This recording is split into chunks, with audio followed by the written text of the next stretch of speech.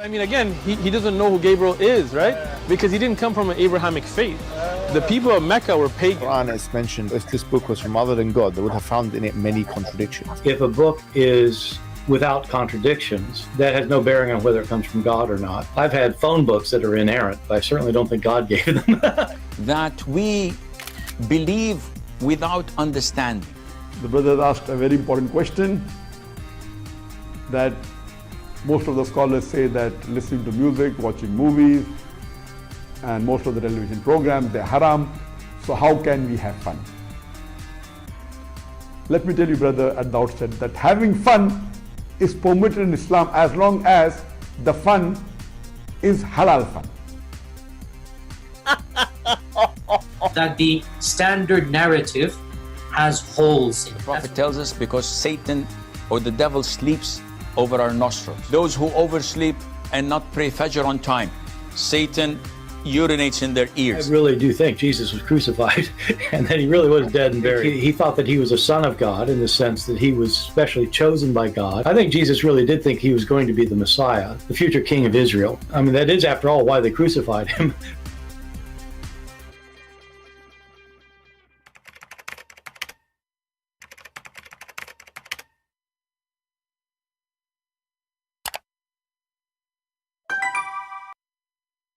All right, peace of Christ to all of you. I hope my voice is coming good and clear. Please invite your friends. Before we start, I saw a comment in the chat, a Muslim saying he is a perverted person. Oh, he's saying he revert. You know, I don't know if you are who you are, but my friend, as you heard just your sheikh, he was saying that Muhammad is not from Abrahamic faith. So how you revert to, you know, to Islam if Islam is the origin? And as you see, Muhammad himself was not even a Muslim. Secondly, you perverted to Islam because you like virgins and you like women with big breasts. I cannot find a reason for anyone have little intelligence to say I converted to Islam unless he like big boobs. So, you know, when you say to me, don't follow, listen to this foolish, are you talking about me or talking about Allah?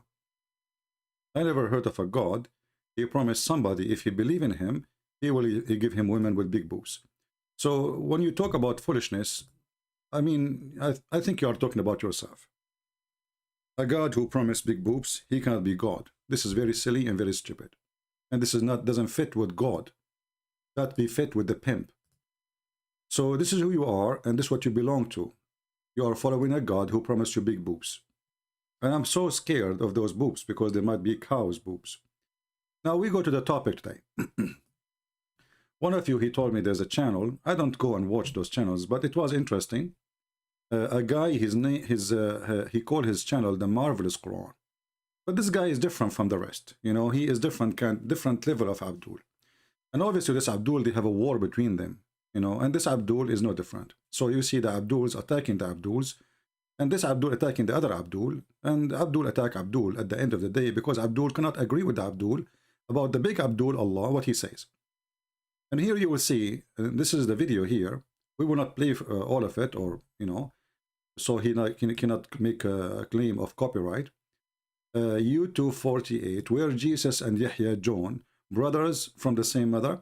So this guy, he have a very, very weird ideas, and this is how we understand the Quran. To the point he go far, to the point he think that Zechariah, you know, Zechariah is the father of Jesus, and he is the father of Yahya, and Yahya and Zechariah are brothers.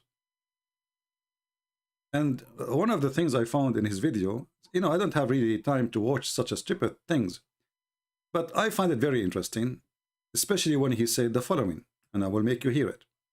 Actually, I put it in the title.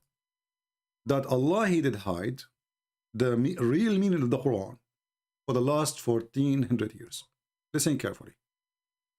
The Quran takes time and patience and diligence and help from Allah subhanahu wa ta'ala. Allah subhanahu wa ta'ala discloses these facts. How many people in the past 1400 years have seen and read this expression right here, and every single one of them was not allowed by Allah to see it as a...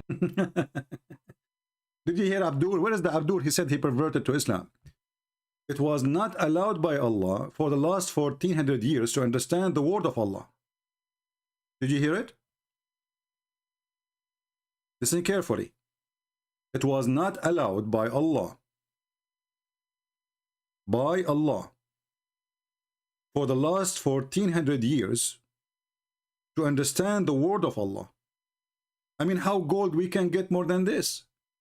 Let me play it again. Actually, we should add this to the maybe to our introduction. You know, maybe later our sheikh here, he can add it.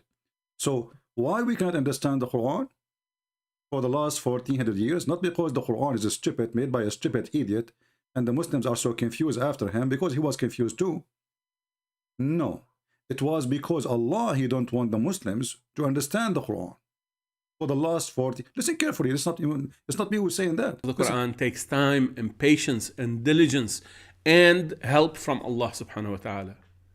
Allah subhanahu wa ta'ala discloses these facts.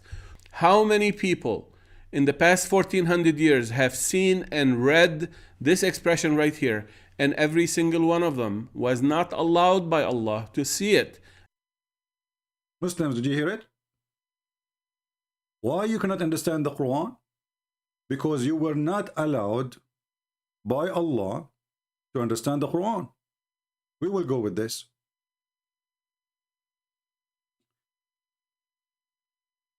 You know, if Allah don't want the Muslims to understand the Quran, the Muhammadan, for the last 1400 years, so why he sent the Quran?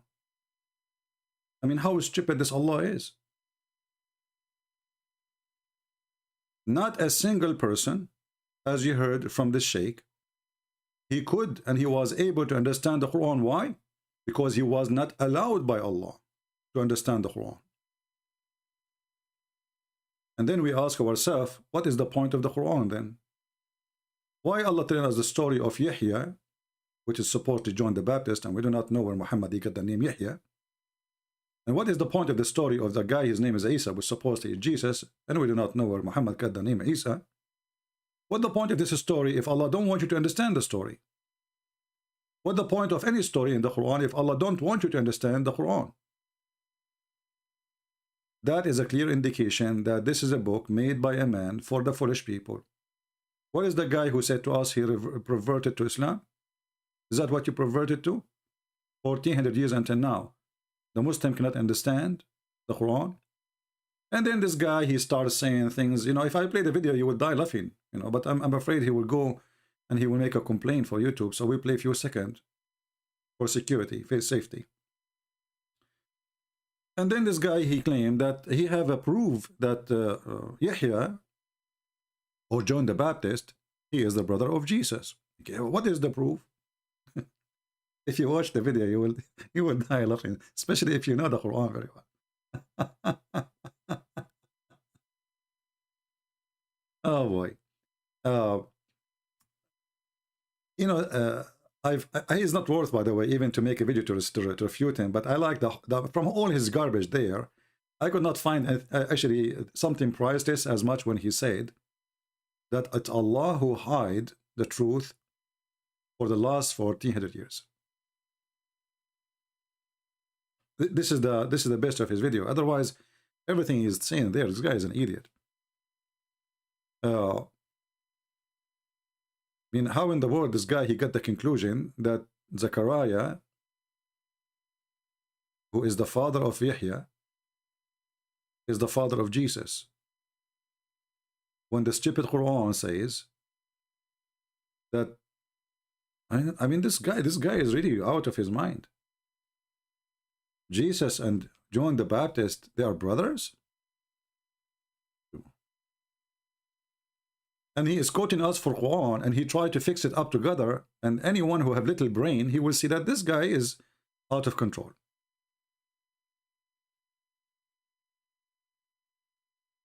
You are a Muslim, big man, and you think this man, he's spewing no sense? Well, it's not his fault. Because if you read any interpretation of the Quran, you will find that all of them, they say nonsense because the Quran does not make sense. As an example, the verses in front of us. The verses here in front of us. When somebody He want to present for you a story. So didn't he tell you who is Zechariah first? Who is Zechariah? Can you tell me, big man? Who is Zechariah? I'm not taking him seriously. I don't take Muhammad seriously. I don't take you seriously. I don't take Islam seriously. Islam is a stupid religion. When somebody want to talk about somebody, before I talk about the person, shouldn't I say who is Zechariah? Who is Zechariah? Here we go. Tell me, you tell me from the Quran. Who is Zechariah? Suddenly the book mentioned a guy, his name is Zechariah. Who is Zechariah? You tell me. Who's Amran? Who's Israel? So when you speak about somebody saying nonsense, Zechariah is a prophet, well, nice to meet you. The guy Zechariah is a prophet. Okay, what is his book? What he said? What he did? Who's Zechariah? Guys, Zechariah is a prophet. Here we go. Okay, show me in the Quran where it says Zechariah is a prophet. Supposedly you are saying that this guy does not make sense when he talk, right? You are making fun of him. And supposedly you are the smart Abdul. And you are saying to me, Zechariah is a prophet. Are you telling me or are you asking me? What is the prophecy of Mr. Zechariah in the Quran? What is the book? What the book he gave him? As long as you made him a prophet. So, as you see, this guy is a big man, but all of them, they have big mouths, but they have nothing to say except gibberish. Zechariah is a prophet. Okay, what is the name of the book of Zechariah? And where you get this from? I'm listening. Search Prophet Google. So you try to attack this poor Abdul, and supposedly you are smarter. But the fact is, both of you are the same level. Right? I bring you this man. Here another Abdul, he is trying to be smarter. Alright, by the way, this man you are talking about, he have tens of thousands of followers. And all of them, they are praising Allah for him. Look what you just said. You are bringing us this man. I do not know. I cannot talk on him. It is not for me to do so, but I can say is keep level head in matters of faith. What faith? Islam believe in destiny. There's no faith, which means your faith doesn't matter. Even your faith is a destiny. You are just an idiot. There's no faith in Islam. Faith is a destiny. When Allah, He create you, either He create you a believer or He create you a disbeliever. When Allah, He create you, either He create you to go to heaven or create you to go to hell. It's not your faith. There's no faith. And here you notice that all the Abdul are the same. They don't know what they are talking about. This guy or different guy doesn't matter. All of them, they have like they are like a copy paste machine.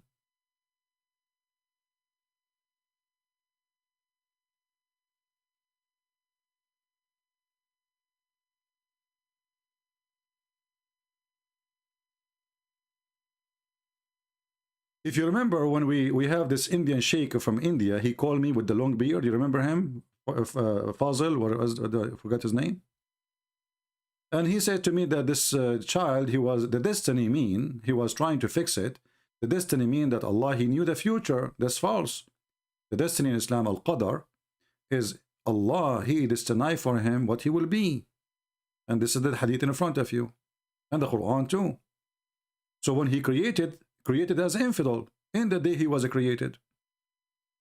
So this person, he have faith, no faith, doesn't matter. Allah created him as an infidel. He will die as an infidel. And this is why Islam is a stupid cult. Because all what you do, it doesn't matter what you do. It is a destiny.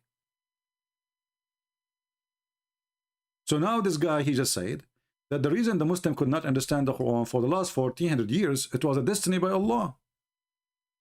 Allah don't want them to understand the Quran. He don't want. Well, if we go by this, If Allah He don't want you to understand the Quran, then Allah is the devil, because He did jump 14 centuries, leaving people astray, and none of them knows what the Quran meant for. I don't know why this YouTube is not functioning, but as you see, the circle of death is going, you know. Maybe my internet is bad. Let me try to re-roll the page. Yeah, okay, here we go.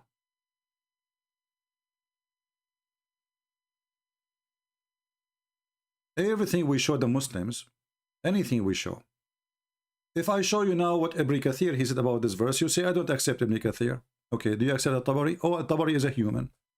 Okay, but if I show you hadith, oh, hadith can be fabricated. But what the heck? This religion is based on what exactly? It's based on who? They don't know. Those Abdul, they do not know what they believe in. So when this guy, he says, well, Islam need the patient to learn, blah, blah, blah, blah, blah, blah, blah, and then Allah, He did not allow you to understand subhanallah, every single person who did read the Quran, he did not see it. Why? Because Allah did not allow you to understand it. The Quran takes time and patience and diligence and help from Allah subhanahu wa ta'ala. Allah subhanahu wa ta'ala discloses these facts.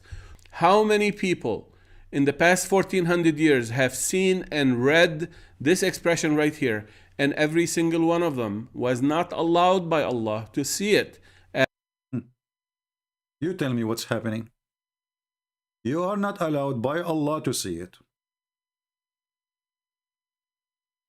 You are not allowed by Allah to see it. Why? Destiny.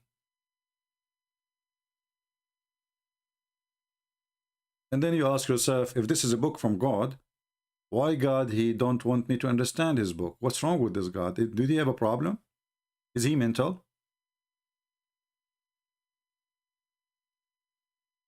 Is He? Muslims, they call themselves Muslims, but every Muslim have different understanding for his religion. Why? Because Islam is the most confusing, stupid cult. Like we asked Big Man, he said to us, isn't Zechariah a prophet? I asked him, okay, where it says he's a prophet? If the Quran says he's a prophet, okay, what is the book of Zechariah? What the name of the book? Obviously, Islam is a theft.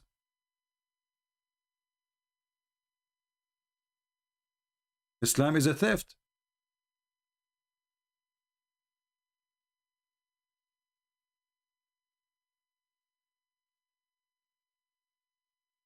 When we spoke in the other day about the guy, his name is Al-Khudr. Do you remember?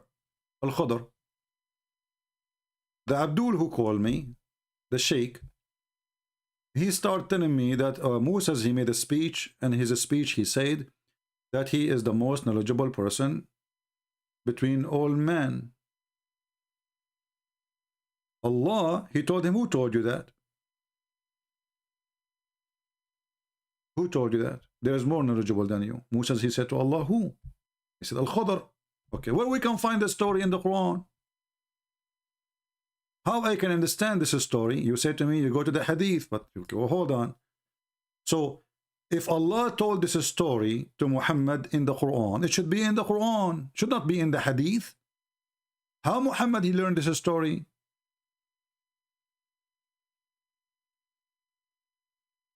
Suddenly, we find in the Quran a guy, his name is Al-Khudr. But who is this Al-Khudr? You know? We don't know.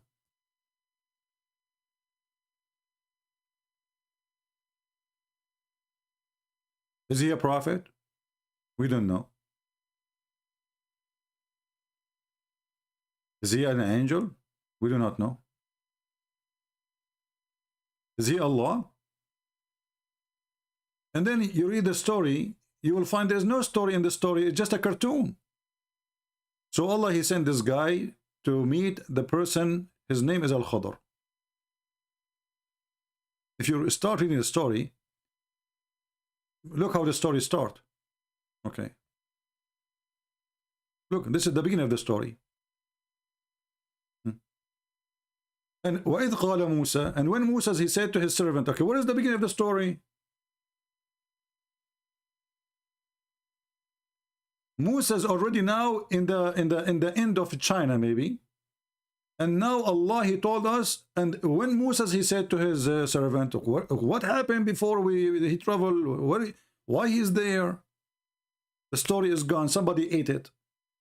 There's no way the story is start from here. And what the verse before it have to do with the verse after it? And what the verse after it have to do with the verse after it? And what the verse after it have to do with the verse before it? Nothing. Stupidity.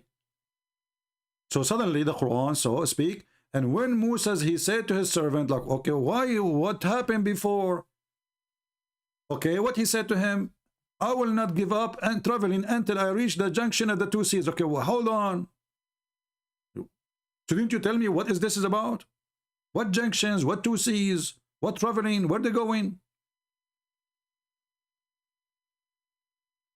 So when this Abdul, he is telling you that the Quran, nobody knows its mean, and Allah, he don't want you to understand, he is expressing the stupidity of the Quran, because the Quran is made by a stupid person. A person who tells the story from the end.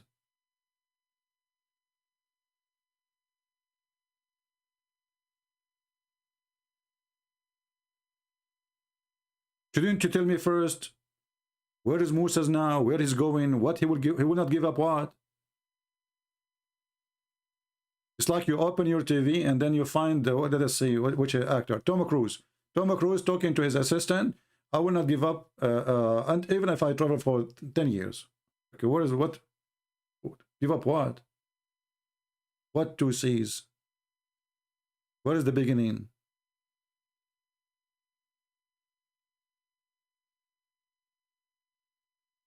Right?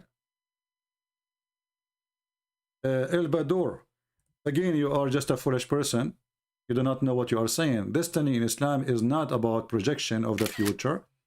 It's about Allah deciding your future, and you are a certified idiot. Don't be upset for saying that to you. I will prove it to you in a second. You are just an ignorant.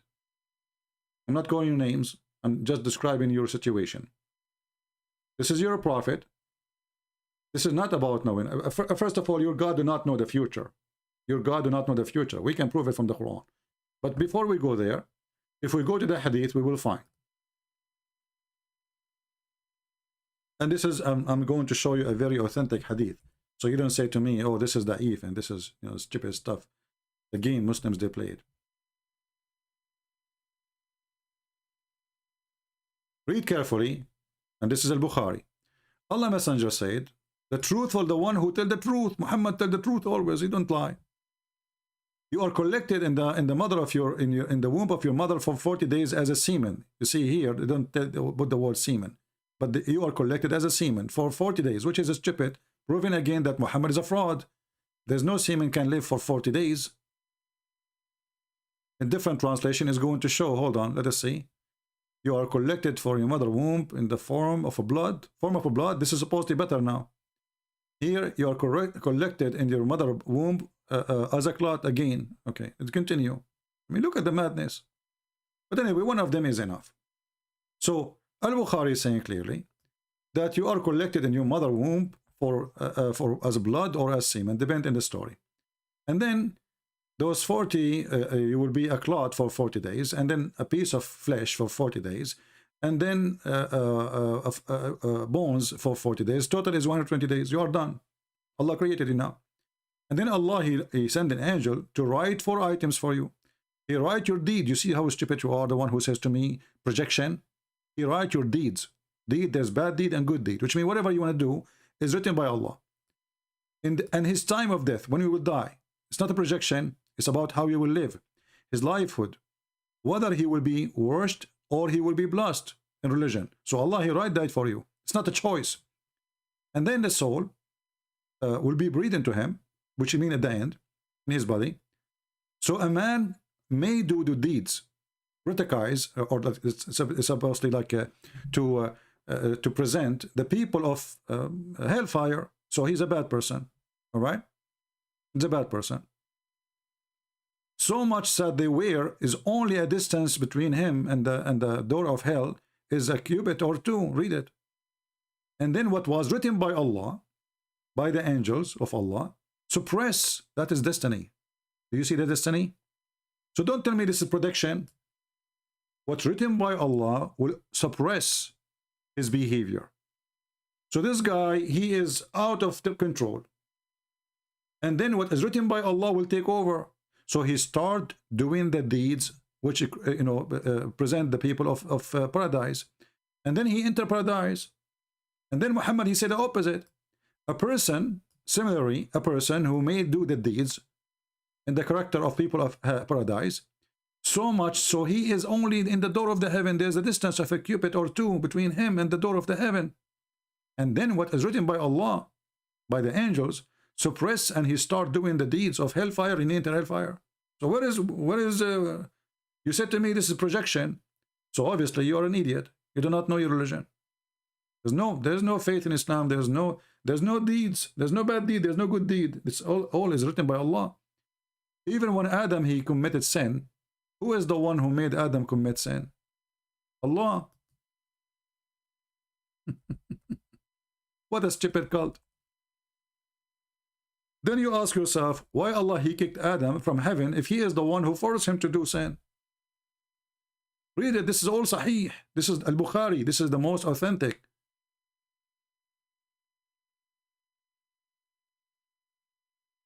When Moses, he argued with Adam, and Muhammad, as usual, he is a time traveler. How Moses met with Adam, don't ask, don't tell. All right? He said to him, as you see, all of this is Sahih. Moses saying to Adam, because of you we are out of heaven. Because of you. Then Adam, he says to him, Moses, you are the one who Allah spoke to him directly. Are you blaming me? Listen carefully. Do you blame me for an action which Allah has written in my fate 40 years before my creation? So what is the mad person who says to me, I converted to Islam? You're just a fool. This is not a projection about the future. This is not about knowing the future. This is about you cannot blame me for my sin because it's written for me to do that. So it was the plan of Allah for Adam and every one of us to do what we do. This is why, once a woman, she called the sheikh, she said, I am over 30. I'm afraid I'm not going to marry a man. I become older in the Middle East. 30, that means you're old. Who's going to marry you now? Hard to marry. So he said to her, my daughter, don't worry. The Prophet says every vagina written on it the name of the one who will if it. It's destiny. It is destiny. Even the one who will have sex with a vagina, it is written as a destiny from Allah. And I am sure that women in the same day, after she finished the phone call, she went to the bathroom and she started taking pictures and she started zooming in, trying to find the names of the guys who will do boom boom with her because she is worried. She's getting old and nobody married her. And then you say to me, this is about Allah knowing the future. You're ignorant.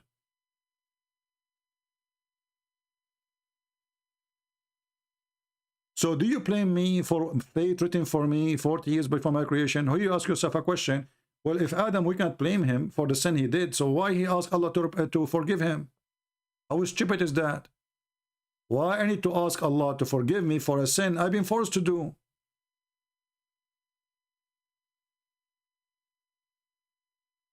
So when this Abdul here in his video, he says that Allah, he don't want the Abduls, he don't want them to know all those years the meaning of the Quran because Allah is Satan. There's no other explanation. Why Allah don't want them to know the truth? You tell me. True God, he wants you to know the truth. That's why Jesus said, read the books. Search for the truth. The truth will set you free. He encouraged us to read. He don't want us to be ignorant. But here we see that Allah don't want you to know. All right, continuing with the story of Yahya, again, refer to part 1 if you want to see the details. Here's the ayah that I was telling you about. فَخَرَجَ عَلَى قَوْمِهِ مِنَ الْمِحْرَابِ. Let's go back a little bit. All right.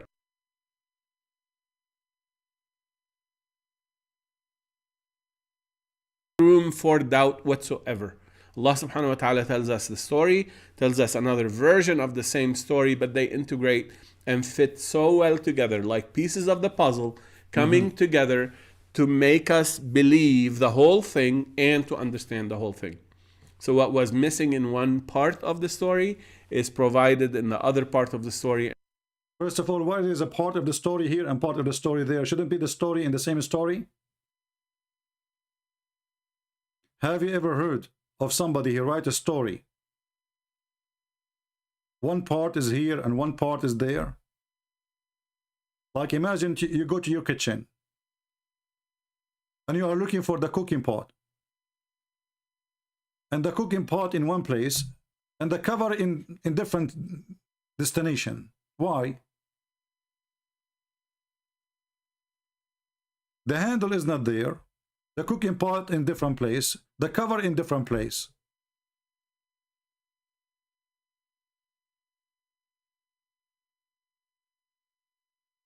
There's no deed if everything you do. What's wrong with you, Al-Badr? Are you mental? What's wrong with you? Don't you see that the deed you do, it is what Allah, He decides. The deed you do doesn't count. The deed which Allah, He wrote for you, it's what will make you go to heaven. I mean, why you are wasting my time with stupidity? And vice versa. Unless you are really engaging the Quran, fully aware, fully awake, making sure you don't underestimate Allah subhanahu wa ta'ala, making sure you don't belie the Quran, making sure you don't take one part and forget about the rest. Right. You don't understand these stories. Exactly. This is why engagement of the Quran takes time and patience and diligence and help from Allah subhanahu wa ta'ala. Allah subhanahu wa ta'ala discloses these facts. How many people in the past 1400 years have seen and read this expression right here, and every single one of them was not allowed by Allah to see it? Look how stupid this statement of this person. He just said, in order to understand the Quran, you have to put the puzzle together. You have to do this and that. You have to be patient. You have. And then he says, Allah did not allow us to understand. So how we can put the puzzle if Allah is not allowing them to understand? If this is the wise man of you speaking like that, what about the stupid one of you? How I can put the puzzles if Allah did not allow us to understand?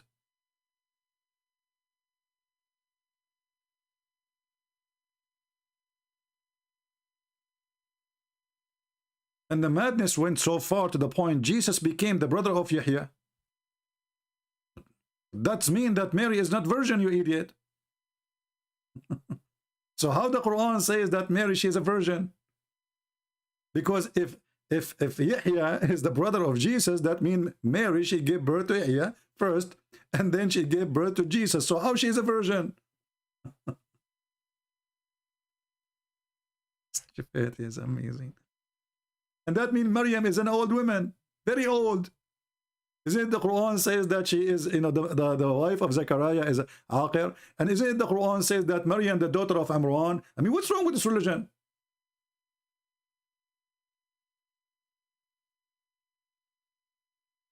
And he made response to Abdul, who is attacking him. And he said to him, I am a poor person. I'm not here trying to make money.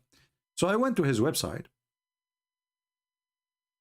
This is his website, The Marvelous Quran, by Dr. Hani Achan. I don't know. Achan? Achan, Achu, who cares? And then you find that you have a membership. Platinum level membership to all benefit. Yeah, here we go. $200 a month, $2,000 a year. To do what exactly?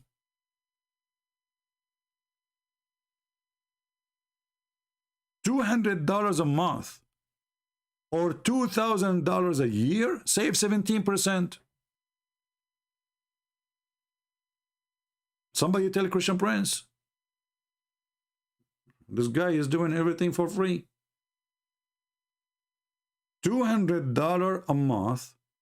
And he said in his video, you don't say about me, I'm about money. If you know, I am, I'm not interested in money, but you want $2,000 from every person who want to subscribe to your website. Well, why exactly? What you will do? Silver level partnership. There's silver, there's gold. This is gold one. Platinum, sorry, this is platinum, higher than gold. True. This is for the, like for sure, people have ranks. There's rich, there's so, there's poor. Who care for the poor? If you are a poor, get lost, right? I will debunk your lies. My Skype is Indian Khan. Are you Indian Khan from Africa? Okay, I will open Skype just for you. Are you in Skype now, Mr. Indian Khan? All right.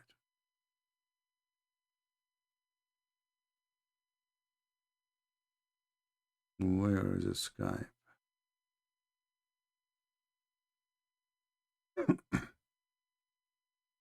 Mr. Indian Khan. Oh, Indian Khan, I'm going to Skype now. Just text me and I will call you. So I find that, whatever he said there is not worth it. Let him have fun with the Abdul. But he is doing a good job, actually, because that will make the Muslims see how much confusion they have in their cult and how much Islam is stupid. Indian Khan, he is, here we go. Let us call him.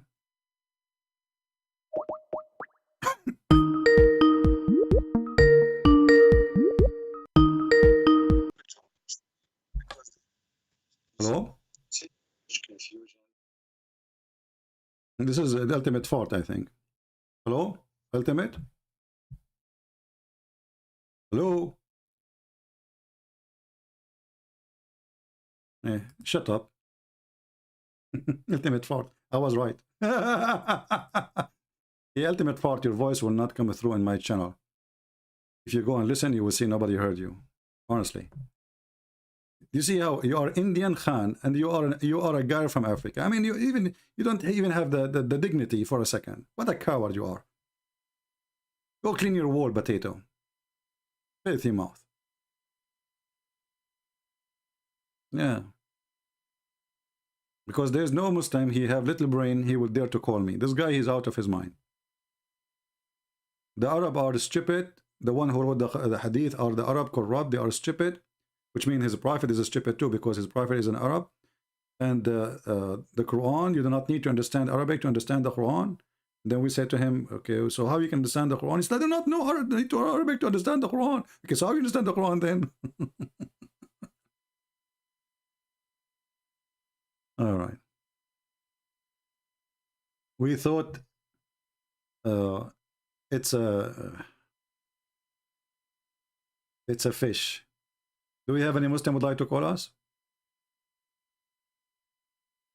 Yeah, but anyway, it's really good to see Muslims coming to the conclusion that Islam is really messed up because their prophet is a messed up person. Any chapter in the Quran, the second you see the chapter, anything, you will see that the Muslims have no answer for anything. Like when the Quran says, and when the wife of Imran said, okay, who is Imran? Didn't you tell your people who is Imran first? Who is this guy? And when Imran wife, she said, who is Imran and who is his wife? Find the solution now.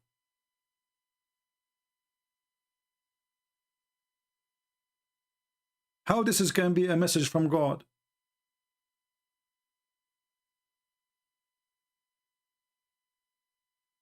A Muslim, can somebody tell me who is this guy Imran? where he's located, where he exists, son of who. And then the wife of Imran, she said to Imran. And the wife of Imran, she said to her God. So the story starts from the wife of Imran. And then you go and you find that the whole chapter is called the chapter of Ali Imran. Why? Because everybody in this chapter is from one father, Imran. But Imran is not really the father of Mary. How stupid is that? So according to the Quran, Mary is the daughter of Imran, but Imran is the father of Moses. And this is why we see the Quran in different verses that Mary, the sister of Aaron. This is a book written by a stupid person. He's very confused.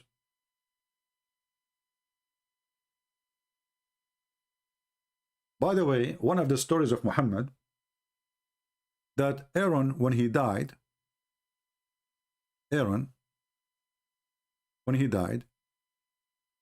was 20,000 men in his funeral, and all of them, their names is Aaron.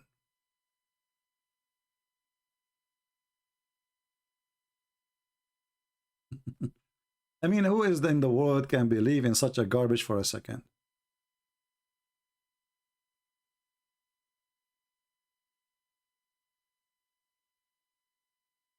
Every single person attend the funeral of Aaron, the brother of Mary or Maryam. His name is Aaron, and they are 20,000. It looked like at that time the only name is known is Aaron.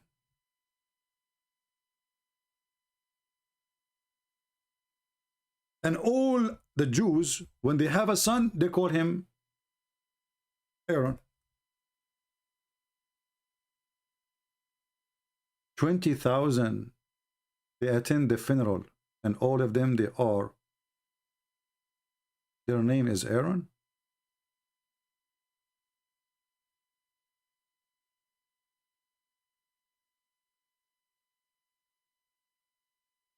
Madness, stupidity, crazy, you know, you name it. And as usual, Muhammad, he don't even keep the numbers. Like one place he says something, different place he says something else.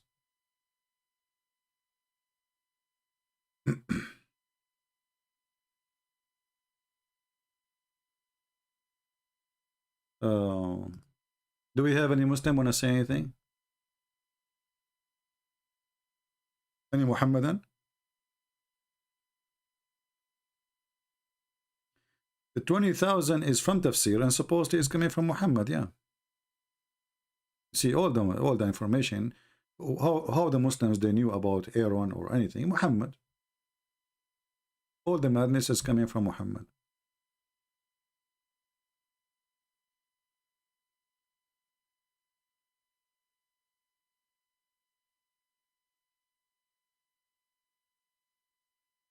Let me see if I can find the reference. Hold on.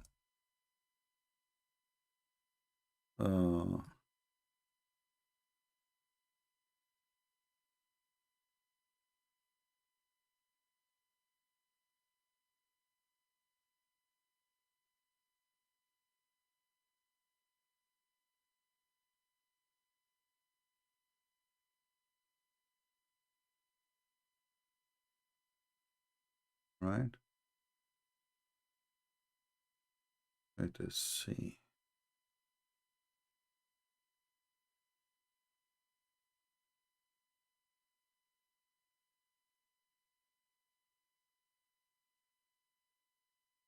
Now, for sure, the numbers can change, depend on the reporter.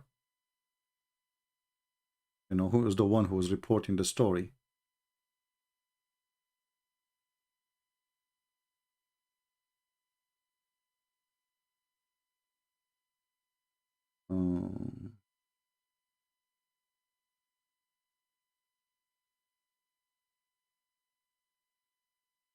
I will try to find it, maybe just, you know. I need to remember exactly what the hadith is saying to get the reference, because you have to search exactly the exact sentence to get exactly the hadith. Let us see.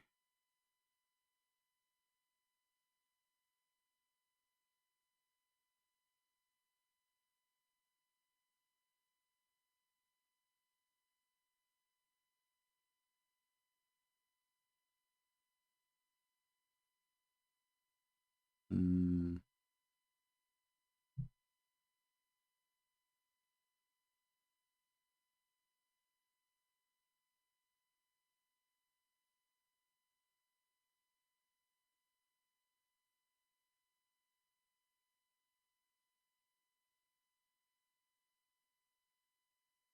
Let us see. Enter now. I don't see the reference. I will find it. But this is for sure, you know, we don't say things without being true.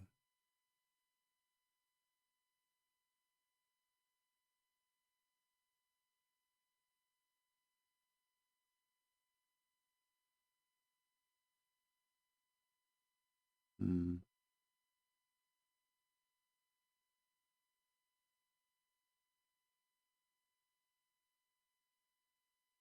Anyway, do we have any Abdul? Actually, I shared the reference before, but right now I don't really remember the exact sentence. I wasn't really going live on air. I was, you know, I told you I just throw up. I'm not sure why even, you know, why I did throw up. Maybe the food was not good.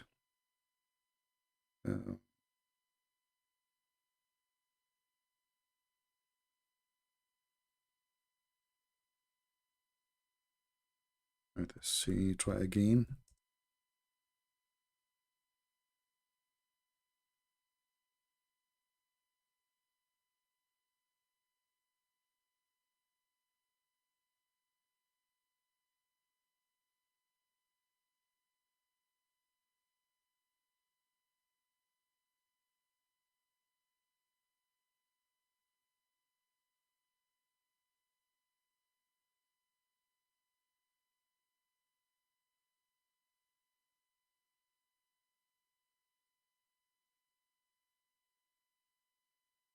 Just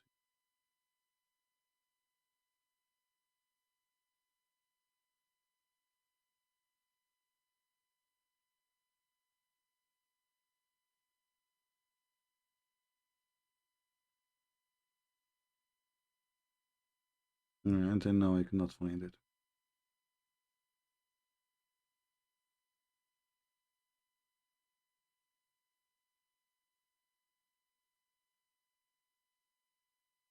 But I made a video about it before,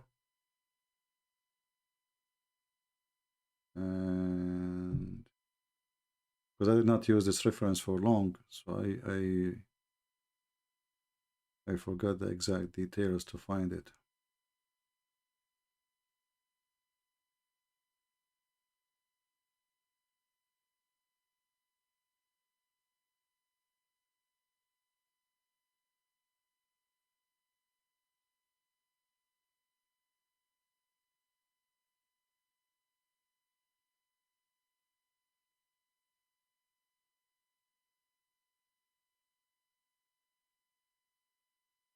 Mm.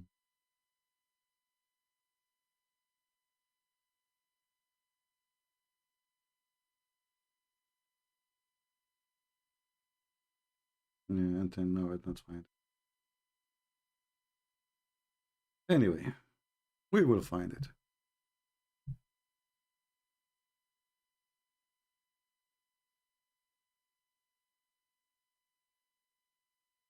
We will. Actually, I found different reference. Hold on. And this reference, it says that there were 40,000, not 20,000.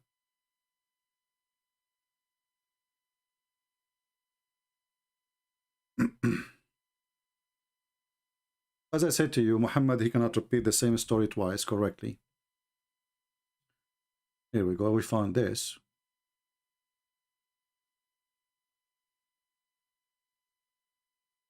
We will use Google Translation.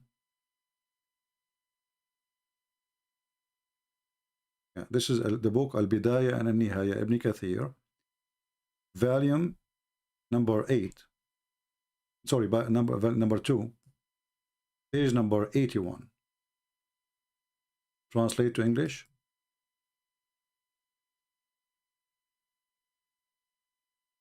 It's not working. Why? Try again. All right.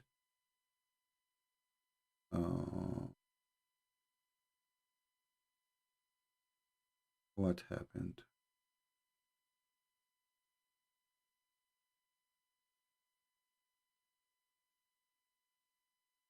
Here we go.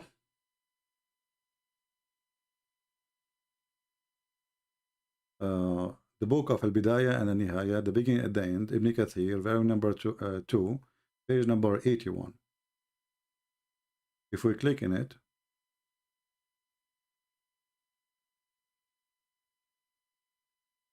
let's see where the story here.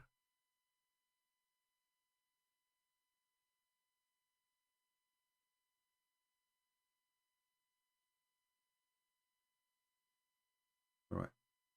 Here it says, and it's mentioned by Qatada and many others, that they used to use the name Harun a lot. Even it says that before, when they attend the funeral of Aaron, many people came, to the point from those who they are called Aaron, there was 40,000. Their name is Aaron. Let me use Google translation.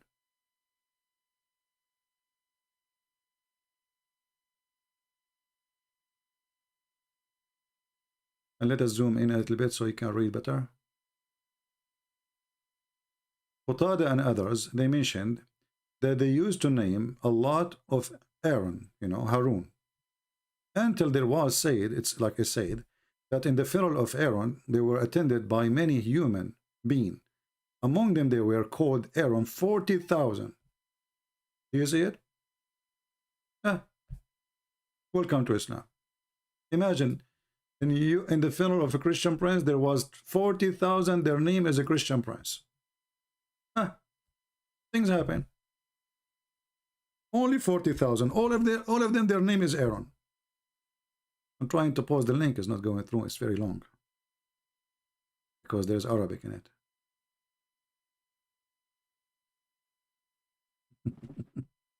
Who dare to question? That's it. Put any stories there, they will accept.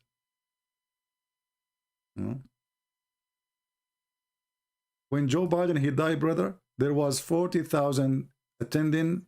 This is some of the people, not all the people, but 40,000 of them, their name is Joe Biden.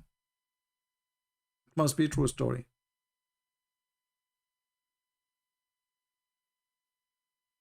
I will change my name if you want, brother. Why, Jeremy? You want to attend my funeral? God will not come as a man.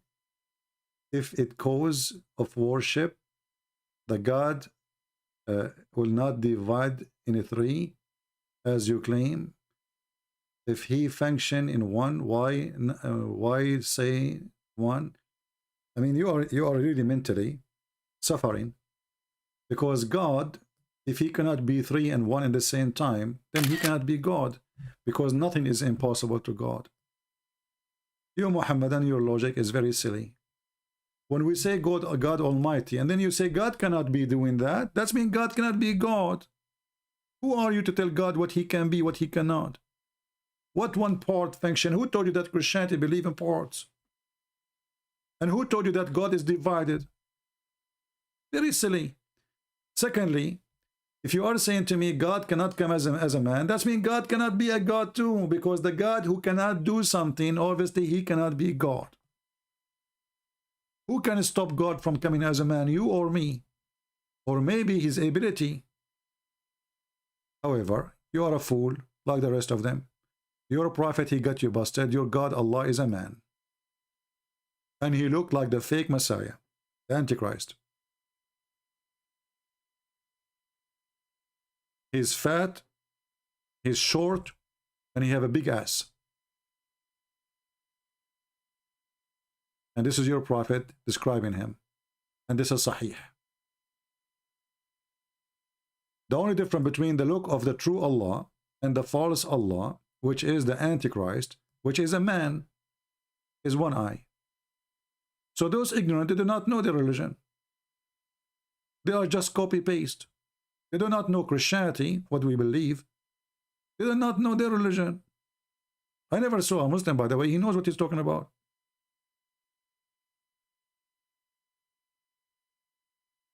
Do you see it? What is the difference between the true Allah and the man who is coming to say, I am the Messiah? This guy is a man. He is a man. And why Muhammad is so afraid that they will be confused? Confused about what? If the guy, he is a man, why they will think he's Allah? Because Allah is a man too.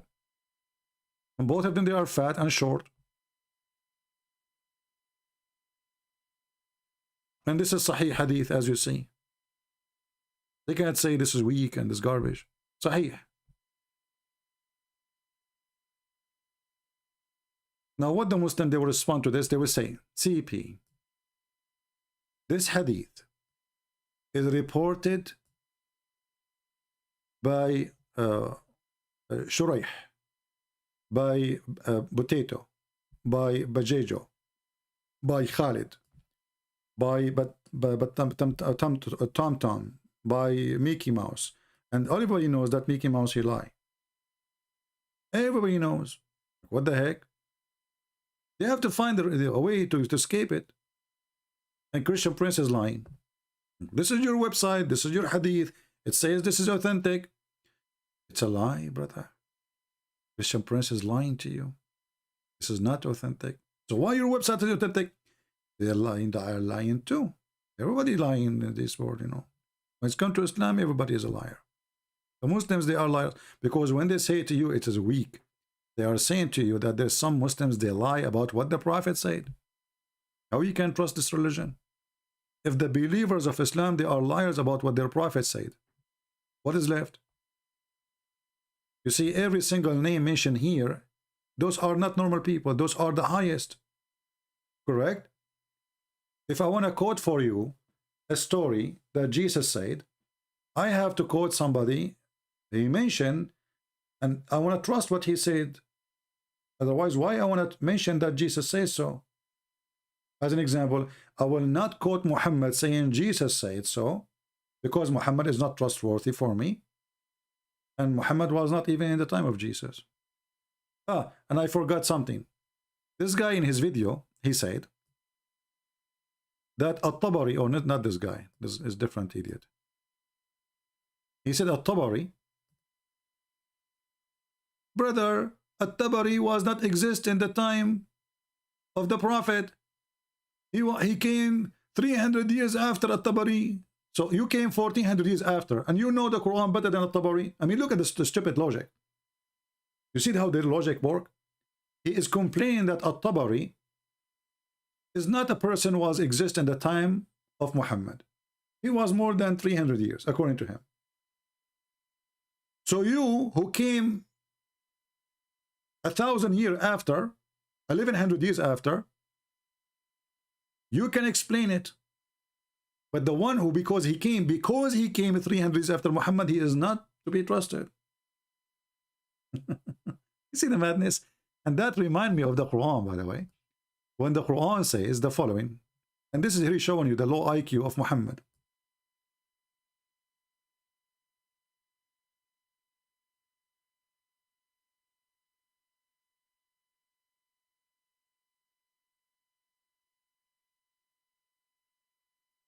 Read with me and try not to laugh. Chapter 3, verse number 65. Chapter 3, verse number 65. Muhammad is trying now to refute the Christians and the Jews. Muhammad gets smarter. He is taking Viagra. So look what he said. O people of the scriptures, why you dispute about Abraham, why the Torah and the Injil were not revealed till after him? Have you no sense? I mean, do you see the stupidity? The one who come after, he can dispute the one who came before him. So how Muhammad disputing the Christians and the Jews? Do you see the stupid logic? The logic is that the one who came after, he cannot dispute the one about the one who came before. Okay, but you are the last one.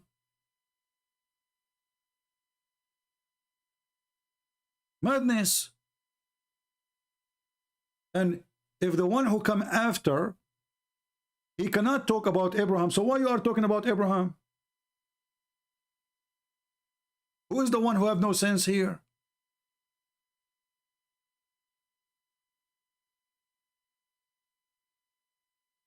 How far stupidity can go?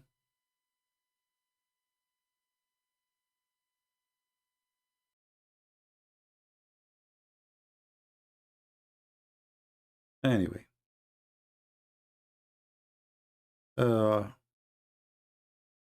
Any other comment? Actually, this verse alone is enough to prove to you that the one who wrote the Quran is not only stupid, not only he cannot be God. I mean, this is stupid. Because this is against you, not against them. The one who came after, he can dispute the one who came before him. And if they cannot talk about Abraham because he came before them, then you cannot talk about Abraham too because Abraham came before you, long before both of you. Mentally ill. There's any Muslim who want to say something to us? By the way, I was going to publish the Persian book, but I found that this book need a lot of work still, because the guy who translate, he made it Word, and he mixed the English with the Persian, and that is not really what I want. So we need to do some cleaning for this book. I will find somebody to do cleaning for the translation before we publish it. Otherwise, I was preparing actually today. When I turn on my computer, it's just to go live and tell you about to download the new book, the Persian book.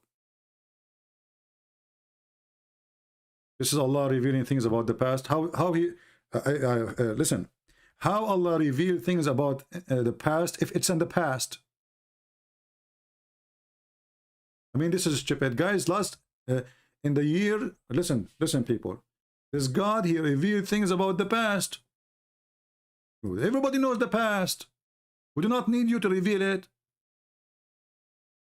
And your God, he revealed nothing about the past to be correct. Mary is the sister of Aaron. Haman is the minister of the Pharaoh. The Pharaoh is the one who built the Babylon Tower. The Pharaoh, his wife, her name is Asiya. When the wife, her name is Nefertari. His name is Pharaoh. Your prophet, your God, he revealed the past. This is amazing. Yeah, I know the past. You do not need to reveal it for me. The God, he revealed the future.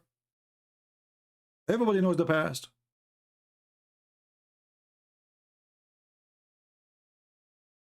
And when the Muslim, they say to you that how the Quran knew that the Pharaoh, his body preserved, Abdul, everybody knows the mummies.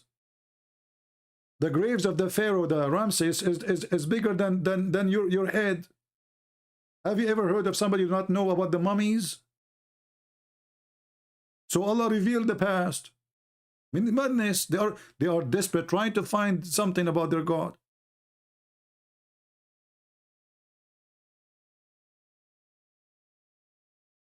Have you ever heard of somebody who never heard of the mummies of the pharaohs? About the tomb of the pharaohs? Your God, he revealed it. What is that? I mean, it's so big.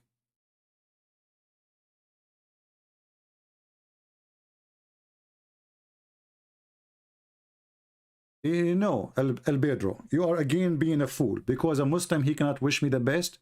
That is against Islam. You are just a fool person. You do not know what your religion teach. I feel sorry for you. A true Muslim, he cannot wish non-Muslims any good.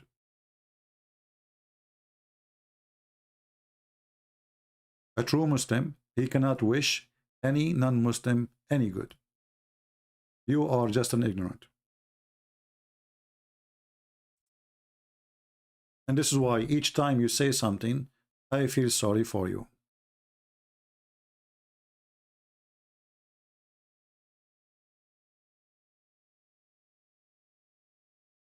According to Islam, we are the enemies of Allah, and we are the enemies of Jibreel. And Allah is our enemy, and He is our, He considers us our enemy too. So how you wish me the best? And not only that,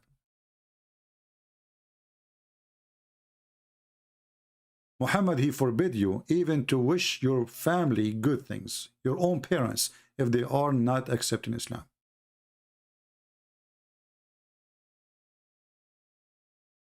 The Quran says, you will not find one good Muslim, one true believer. He love or he is kind with non-believers, even if they are their parents. Chapter 58, verse number 22. You will not find any people who believe in Allah and the last day making friendship with those who oppose Allah and His Messenger, even if they are their fathers, their sons, their brothers, their mothers, etc. So what this guy is talking about?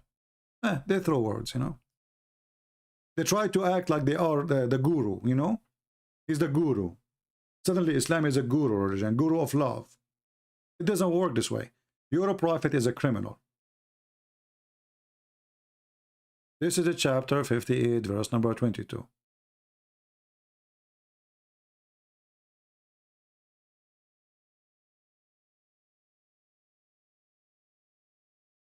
Yeah, guard your children, as Tara, she said. But Tara, the way to guard your children is not by not telling them about Islam, but by doing the opposite.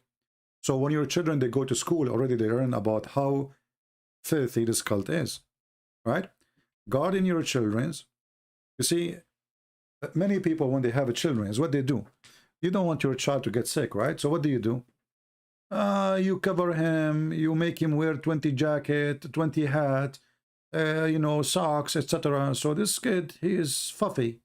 Anything can make him sick because he never makes pose. This is why you see a child who is born in a village is way stronger, healthy, more than a person who is born in a city, where the family, his clothes is dirty, whatever. So your child can be way stronger if you don't treat him as a child. You treat him as a person who needs to survive. And the way to survive is to contact bacteria. Let him walk. Let him get dirty. Let him play with dirt. Otherwise, later, anything he touches will make him sick. Let his body get ready for all the risk in this earth. And Islam is one of it. So you need to teach your children about the cult of Muhammadan. So when they go to school, they will not show them a video says the scientific miracle of the Quran. He's a child, you don't know. He might believe it. Right? Some people, they think by not exposing their children to garbage, they are protecting them. You have to show them the garbage because garbage is there. If you hide them from the garbage, time will come and that will not work. When the Caliphate, Omar, the filthy Omar, he attacked the Christians and he took Jerusalem. He put one of the conditions on the Christians. They should not teach their children the Quran. Why? Because he knew if they teach them the Quran, then the Christian, they will be able to respond and to refute the Muhammadan. Do you understand? They don't want you to know. And the example is me. If I do not know anything about the Quran, how I can refute them? You know what I'm saying? If you're a child, he knew that Jehovah's Witnesses is a cult. Let Jehovah's Witnesses speak to him for a year. He will laugh at them. But he never heard of them. He will think that they are bringing God to him. Don't wait until illness comes to your door. Be ready for it.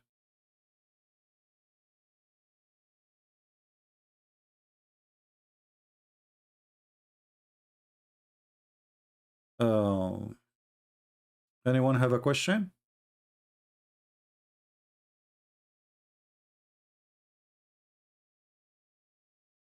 Anyone?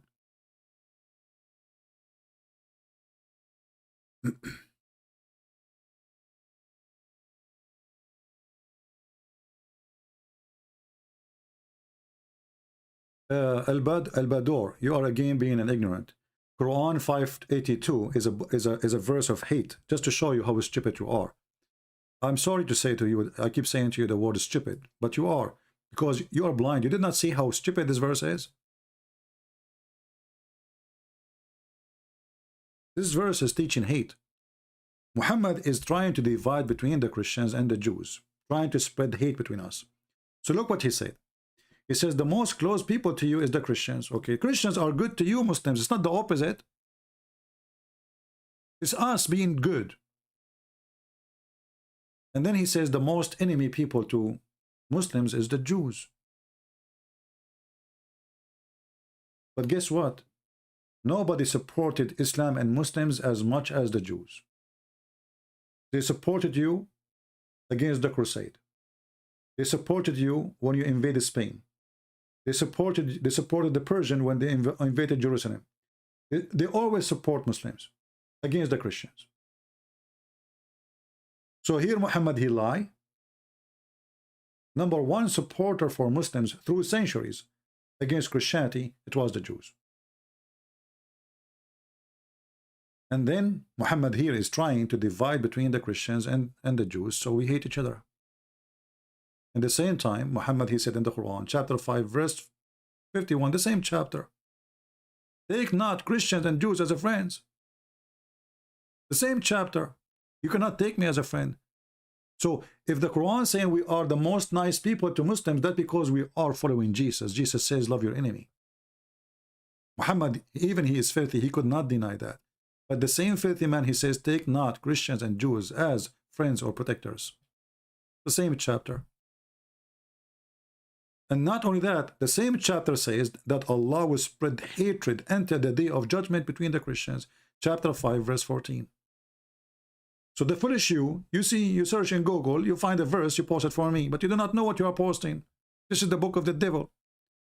If I ask you, who is the one who has spread hatred between people? You say to me, Shaitan. Okay, that's a good answer. But this is Allah. Read it. This is the Quran. Who is the one who has spread hatred between everybody? Satan. Exactly, Satan. I don't hate the Muslims. I don't want the Christian to hate them. We want to love the Muslims. But Muslims are forbidden to love us. And even their God, he is the devil. He announced himself to be the devil, that he will spread hatred between us until the day of judgment. And look, if the Christians, let us say for the sake of argument, they are deceived. Is that what you do when somebody is deceived? You spread hate between them? Or you try to show them the truth? This is the opposite of what Jesus said. Jesus said, I came for the sick. Correct? I came for the sick. Al-Badru, just get out of here. Meaning guardian. You stupid idiot. If we cannot take you as a guardian, that's mean you are our enemy. Just get out of here. Go and do your popo in a different place. You don't mean a friend, you mean guardian. Guardian. Why you cannot take me as a guardian unless you have hatred in your heart? That's mean I am a good person. I want to take you as a guardian. I want to guard you. I want to protect you. So why that is forbidden for you? What's wrong with me protecting you? And if you don't like it, if you are really following the Quran, so why you live in the West? Go to America, go to Saudi Arabia. Based on this verse, if you cannot take us as a guardian, then a Muslim should not live in this country, not in America, not in Europe, not anywhere. They should go to Indonesia, maybe. Hypocrites. Poo-poo, poo-poo, poo-poo. Turkey. Turkey is more useful than you. Being guardian. Supposedly he fixed it now. Being guardian. Not friends. That is even more evil. And the funny, all of those who attack Christianity, the Quran says to them, take not Christian Jews as friends and protectors. All of them, they live in the West. Go check last month how many Muslim countries are buying weapons from China. Taliban, they are asking the Chinese for help. The Quran says, take them not as a friends. Oh, we can play taqiyya, we can play protection, we can play games. We are following the devil, we can lie to them. That's why the Quran says, chapter 3, verse number 28, you cannot take the Christians and the Jews as a friends. However, you can speak to them in a friendly way, but your heart is not like that. Taqiyya. You can speak to them in a friendly way. Listen carefully. But you cannot mean it. Read. If a Muslim, he want to take the disbeliever, the Jews, etc., or the Christians as a friend, and he want to become an mighty and honorable to the believers, which mean with the disbelievers. The one who is sincere with them, which means if you are sincere to be my friend, the friend of Christian Prince, if you do that, seeking honor with someone is a Christian, treating the Christian with honor, by taking the hypocrites and disbelievers as a friends, he has no connection to Allah. You see it? He has no honor, which means Muslims can rape his wife. They can kidnap her. They can kill her. And they can kill him. He have no mercy, have no protection from Allah. Unless, there's exception. It's yet to be guard yourself against them. Save yourself from them. Taking it as we're security. Saving yourself from them by speaking in a friendly way toward them while your heart dislike this. And the verse itself speaking about the hypocrite. But isn't this is the hypocrisy itself?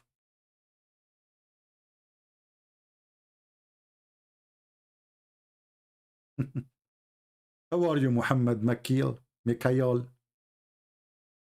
Isn't this is hypocrisy?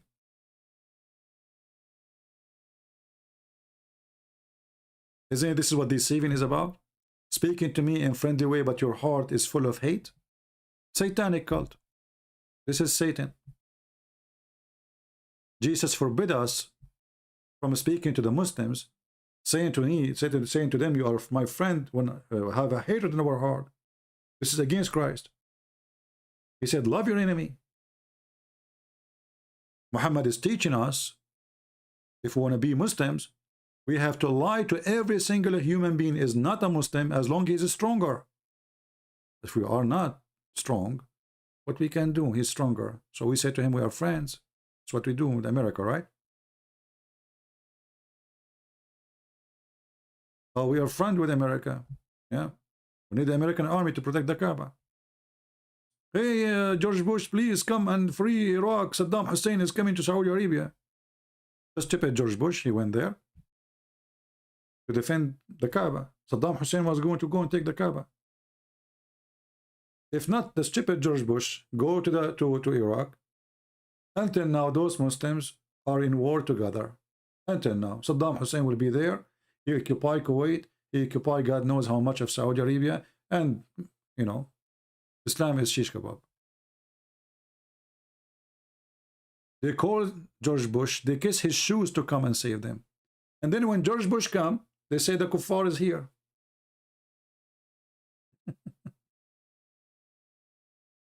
The same happened in Iraq when ISIS came. The Shia, the Sunni, please, America, come help us, please, please, please. And then when the American, they finish with ISIS, we want you to leave right now. Why you are here? Your occupation. Hypocrites. And those stupid Americans, they never learn. They never learn. They are dummy.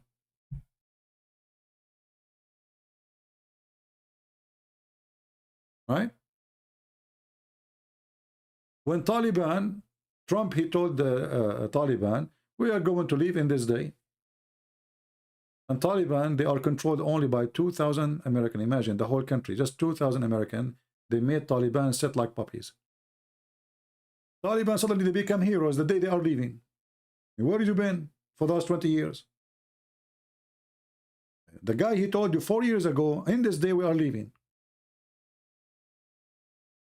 Taliban came to town. The Muslims, please take us to America, please. And people, they hold the feet of the airplane, the tires, someone, he pushed himself in the engine. I mean, they don't want Islam. This is the truth. Afghanistan, half of it already is out of Afghanistan now. And the rest, they will go out soon. What happened? Because Islam is there. But if you ask the Abdul, who is running away from Islam, I said to him, are you Muslim? He says, yes, I'm proud Muslim. This is reality.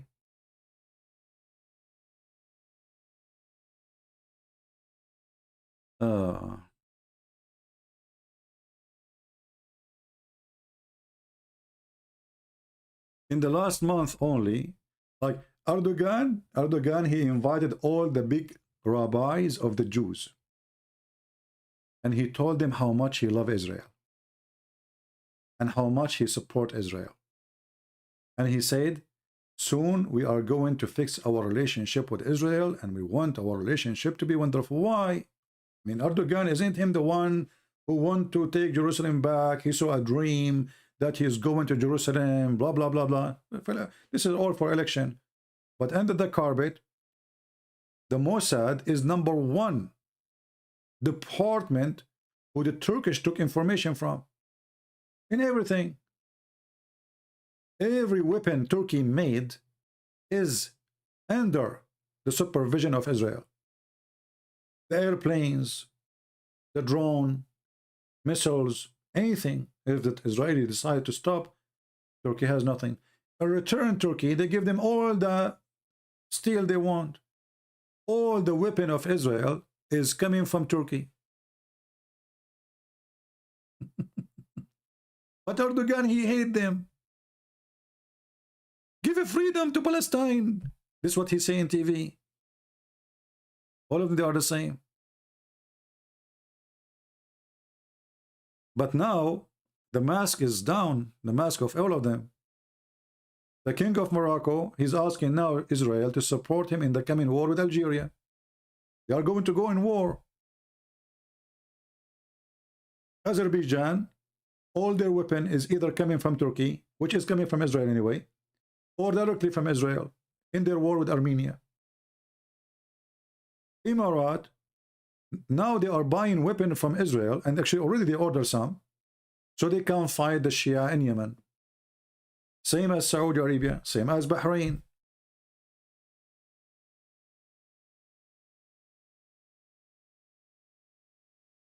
How long Iran and Israel they will fight? They will never fight. Iran and Israel, they will never fight. All of this is just for propaganda. You see, the Muslim countries, they need always an enemy. Islam without enemy, die. This is what holds Islam together, is hate. So, if we, you know, the regime in Iran, if they don't have Israel, they have to find a replacement. America, well, it's not convincing too much. Americans are not occupying Jerusalem, right? Israel, it's a small, it's tiny, it's easy to shout at, and they will not invade us because they are small. Americans are different. So, okay, the enemy is Israel. But here we go, the Khomeini regime is there for the last 30 years. They never shot a bullet at Israel.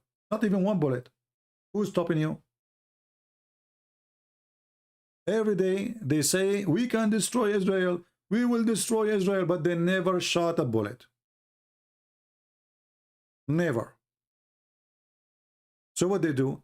They have little, you know, militant. So when Hezbollah attack on Israel, they will say, this is not us, this is Hezbollah. And now Hezbollah is playing the same game, by the way. Hezbollah is arming their enemies. It's the same garbage. But they will never fight. Because both parties, they don't want this fight. The Iranian, they knew they are no match.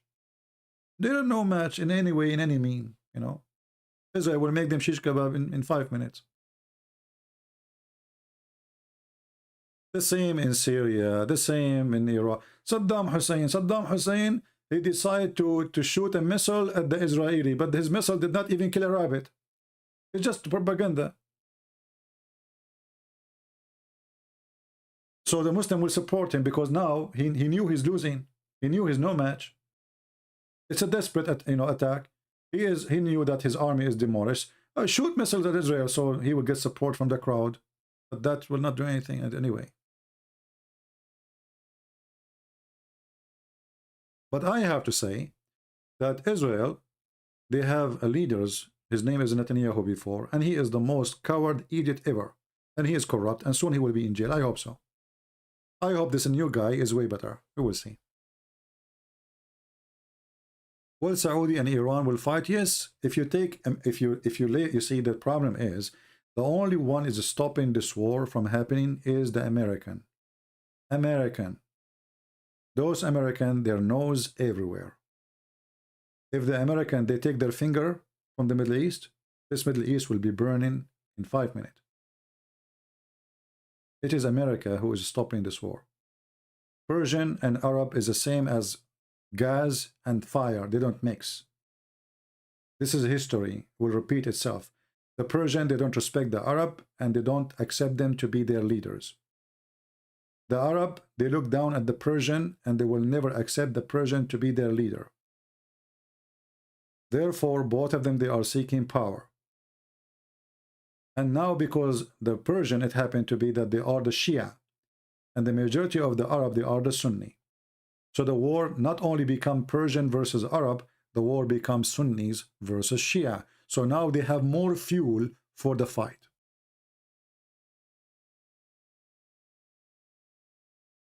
Do you understand? Just today, the Shia militant in Yemen, they attack the airport of Dubai. I don't know if any of you heard the news.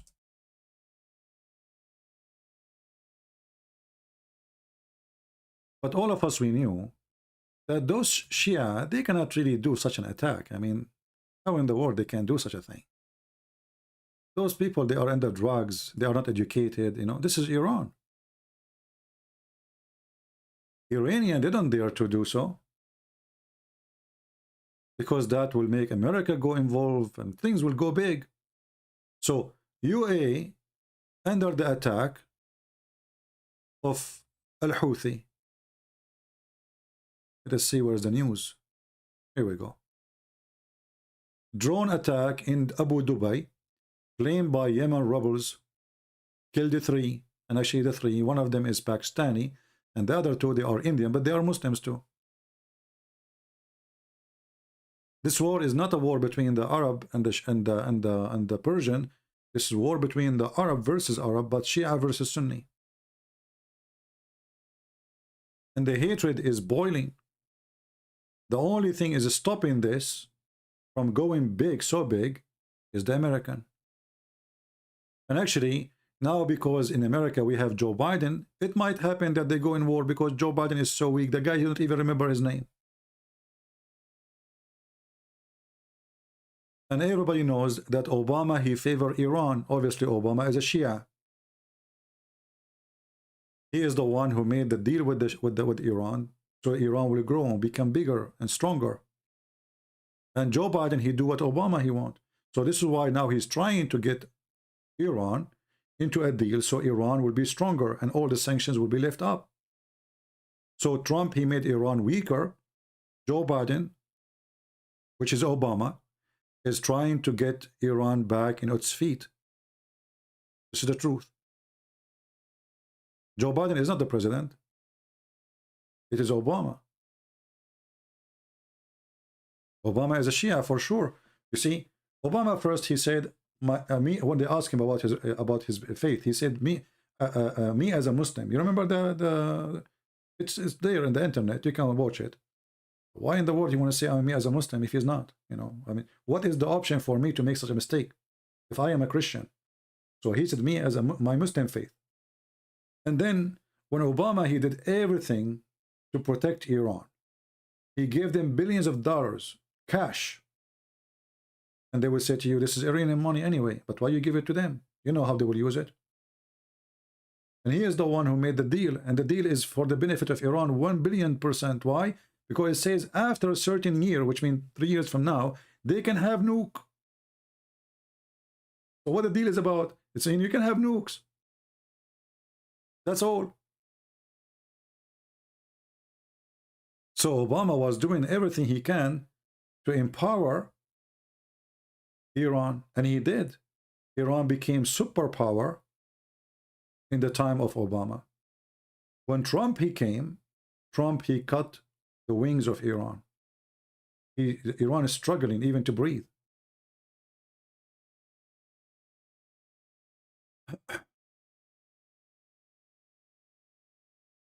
Well, you know, this European, they are just, I don't want to insult the European people, but European Union as a government is liberal, stupid people. Anyway. And now things is getting really out of control. So it might go in war if the Iranian, they got the green light from Joe Biden that America will not involve Iranian, they can attack Saudi Arabia so easy. I mean, Saudi Arabia is no match to Iran. Iran can take Emirat. This is why the Emirati, they are buying weapons like crazy. They are buying American airplanes, the most advanced ones. They are hoping that yes, we are small, but look at Israel, it's small too. If we buy the weapon, if we have the weapon, we can stop a country like Iran, but that is impossible. Why? Because Emirat, if we open the map, see, we're going out of the topic, but what we can do.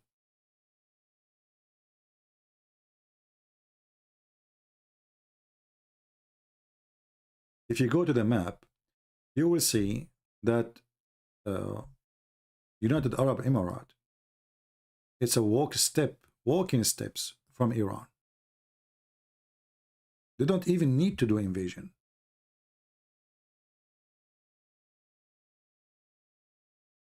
Do you see it?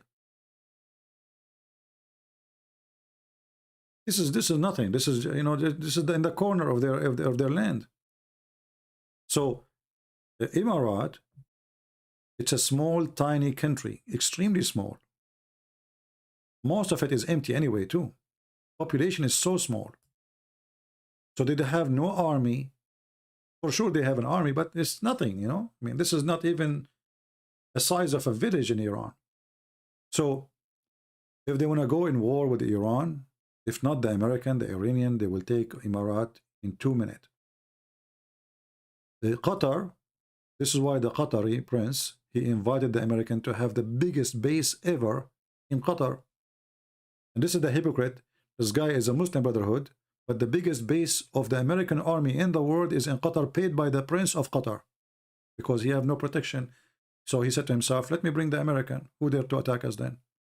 Then we have Bahrain. Bahrain, more than 80% of it is Shia already, and they want Iran. So the Shia do not even need to invade Bahrain. All what they need is just to give some arms to the land, and then the people will take over. This is why the Saudi, they built the bridge, cost them billions of dollars between Saudi Arabia and Bahrain.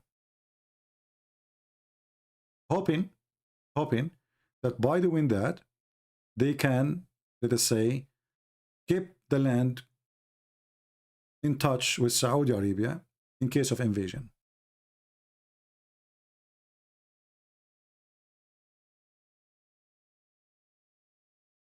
All right?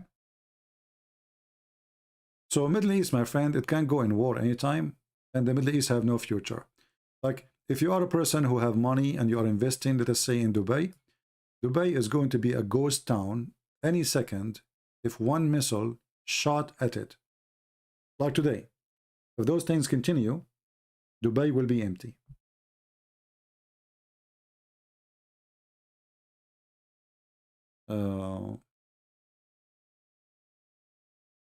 And now the Shia, they are taking control over a huge part of Yemen, you know, here.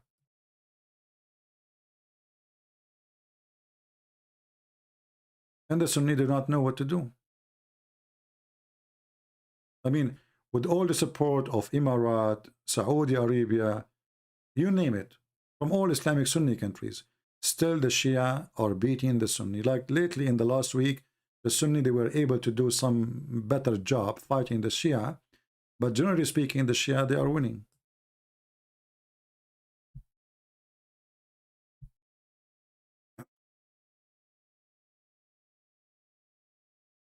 How come most of Bahraini are Shia? Because the most of Bahraini are Shia. You know? Don't you know about Al-Qurmuti? Al-Qurmuti who destroyed the Kaaba? Don't you remember the story? This is where Al-Qaramita is coming from this land.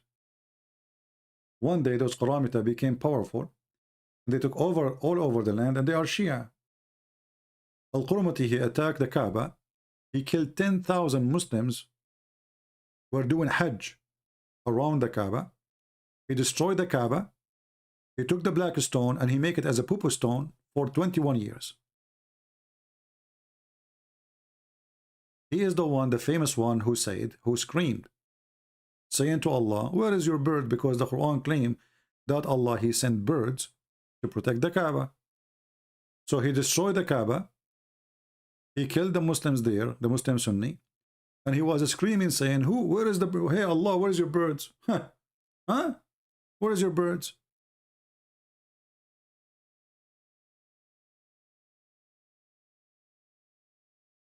No birds show up.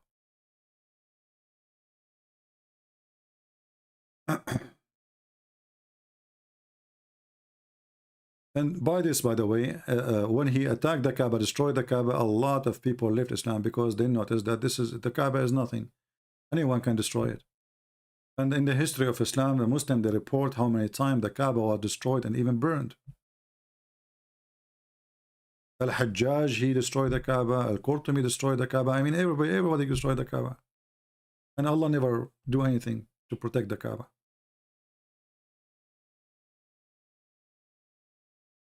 So, you know, for me as a Middle Eastern, I say, thank God I don't live in this land no more, because this is the land of war. Those lands will never have peace. They will never have peace. Look now, I mean, if we try to, even this has become about politics, but it's about religion at the same time. Unlucky. Turkey is collapsing. Bankruptcy. No money. The banks is almost empty. Syria, I'm not going to tell you. The country is too much divided, too many militant, no food, no money, nothing. Kurdish took part, Turkish took part, American took part, Iran took part, the Russian took part, so it became like a shish kebab and everybody's taking a bite. Jordan, I'm not going to explain to you Jordan. Jordan, they don't even have money to fill up the swimming pool with water. They don't even have water. Iraq, there's no country in this country and we'll never have a country. Because now Iran is controlling a huge number of the Shia, and those Shia, they have a huge power. They are even equal to the army. So sooner or later, you will have a civil war again in Iraq between Shia versus Shia or Shia versus the army. We go where? I mean, who's left? You name it. I mean, you tell me. Sudan, go watch the news, click them, you know. Civil war, dictators, army trying to take over, blah, blah, blah, blah. Yemen, the country is burning. Saudi Arabia is in war with Yemen, and they are invading inside Saudi Arabia. Iran is in war with everybody. Pakistan, sooner or later, the country is collapsing. Actually, they are asking the American to put more bond, so their currency will not collapse. They have no money no more. You believe it or not, this is a country support terrorism, big deal. But the one who rescued them is always the American. Afghanistan, I'm not going to explain to you. You know better. What is left? Who is running in Syria? Shia. The one is in control is the president is Alawi, and Alawi is a form of Shia. However, Hezbollah and Iran, they have a major impact in Syria now, and the Russian. We can say that Putin is the king in Syria now. And he will be the king in Syria for the coming maybe, until he die. Right? So if you are a person who used to be in the Middle East and you are out, you are lucky. This is the land of hell. There's no future of it. There's no future. Even for Israel, there's no future.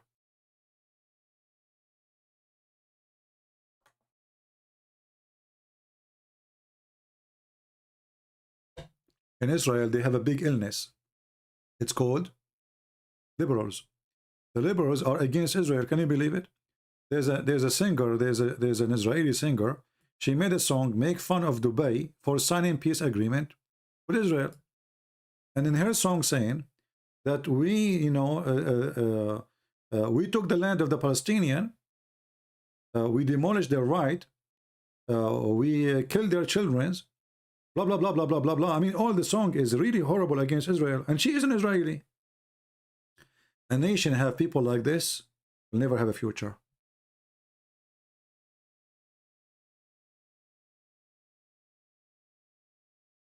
They will never have a future.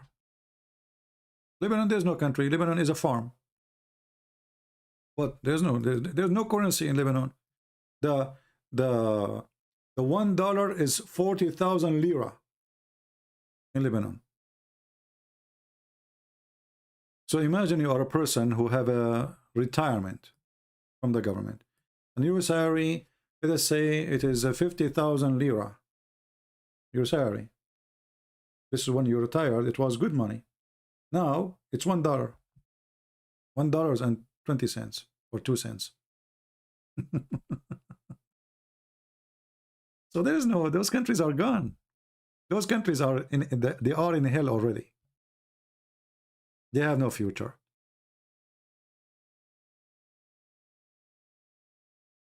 And Lebanon, I can describe Lebanon better than a farm, because every territory is controlled by Lord. And every Lord is a puppy of somebody else.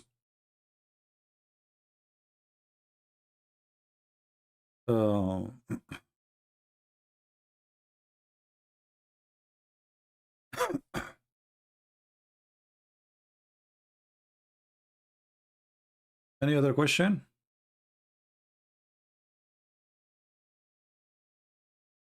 All those countries are held together because of the American. If the American, they put their nose away, all this land will be in hell. The American is the police, is holding Muslim countries, not attacking each other. This is why Islamic population never increased. It increased now because the American, they don't allow them to go in war. Like when Saddam Hussein, he attacked Iran. Why he attacked Iran? Because the American allow it. As simple as that. If the American, they said no, Saddam Hussein would never dare to do so. So the American, they said to themselves, why won't attack Iran at that time? Let the Arab attack Iran. And then the money start coming to Iraq from Saudi Arabia, from Emirates, etc. Like ocean of money. Until Saudi Arabia almost bankrupt. All the oil, all the money of the oil is gone to Iraq. After 8 years of war, the Arab lost. They lost. 8 years.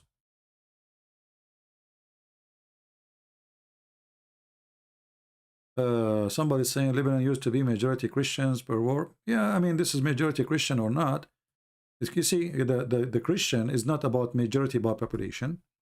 The Christian is about how many people are Christian there. And I say to you, in those countries, there's no Muslim, there's no Christians. There's corrupt people.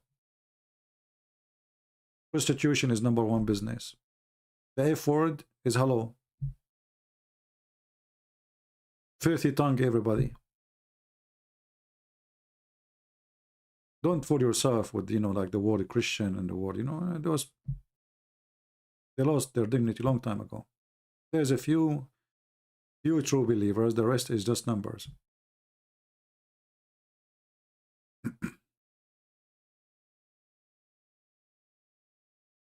There's no future, no religion but Islam. As you see, this is all Islam. Islam is collapsing, you idiot. What's wrong with you? Even your prophet, he says, Islam will shrink and Islam will die. And then the Abdul says to you, the future is Islam.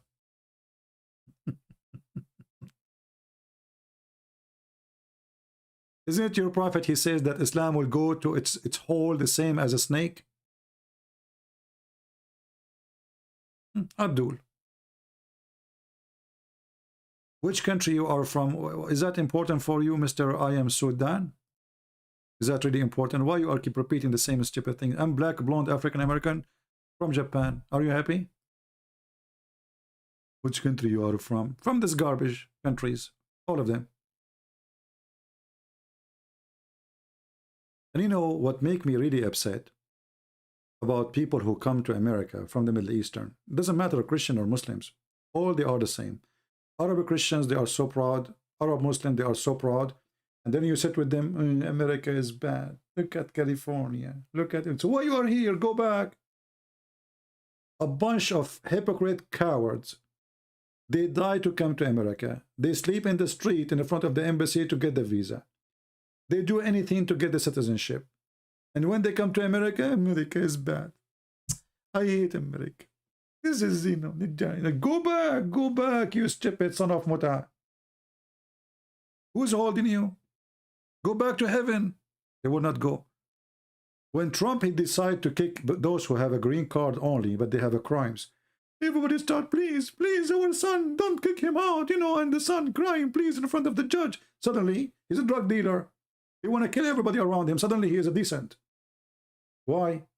Hey, please, I want to be an American, please, you know. This is the reality, my friend. I never saw hypocrite people as much as Middle Eastern. Hypocrisy is their blood. If you test their blood, you will find 99.9, like the election in the Middle East. 99.9 is hypocrisy. The one is not hypocrisy, is lies. They love it.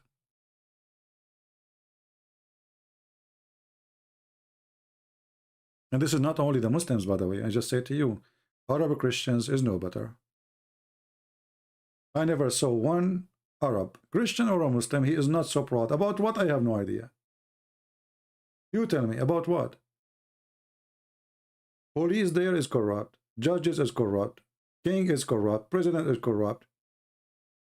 Your sister cannot walk, you know, in the street because if she did, 1,000 men will touch her ass.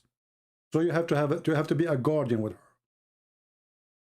If a woman, she go in the bus, she will come out of the bus, she have a baby already. This is the Middle East. But nobody speak about honor, and nobody speak about dignity, and nobody speak about honesty as they do. But you go in their street, garbage everywhere. You put your laundry in the window, it's gone. Like, where's my underwear? It's gone. This is why every house in the Middle East have bars. Do you see how much security we have? How much decent people we have? In America, there's no bars. And they say America is bad, and then they say to you, there is crimes in California. In America, if somebody fart, this is the country have a 300 million. If one of them he fart, he will be in TV. All the people we have there, it will never be in TV. The truth hurts, my friend. There's a guy, he took a picture of himself when he was 6, 7 years old next to a hole in the front of his house. And then he took the same picture when he is 35, 36 years old. Same place, the hole is still there. The same hole in front of his house, still there. Why? You call the company, when you are going to fix it, they will say, Inshallah, we will send our team, Inshallah, to fix it, Inshallah. This is the whole country is run by Allah. That's why the whole country is screwed. The only countries who have a better now because of the money, like Dubai, because the one who run the country is not Inshallah, is the Christians, is the Indian, is the foreigners.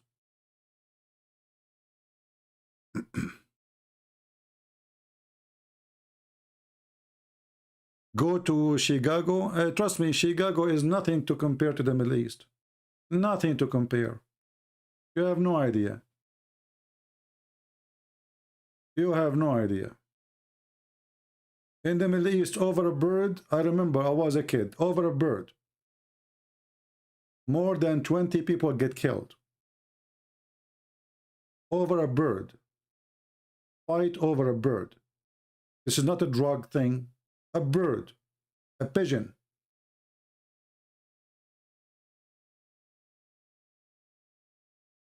Chicago. Oh boy. Just to show you people, you know, just to show you how ignorant people here. They think a gunfight in Chicago, can you compare to the Middle East? Just let me give you just a little bit. I will take you around the trip.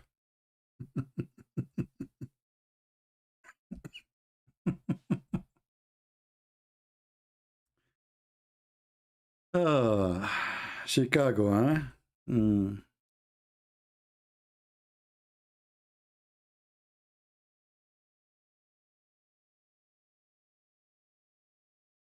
I want to show you what Chicago is about.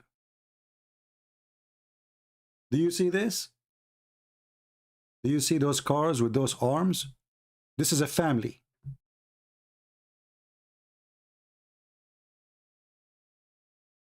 So when two families go in a fight over a pigeon, missiles will be used, RPG, 7-Up, 7-Up, huh? Pepsi, you name it. And you are telling me Chicago? What do you know? Chicago.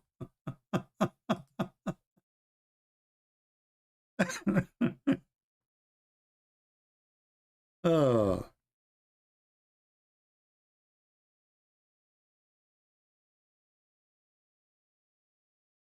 Madness. Madness.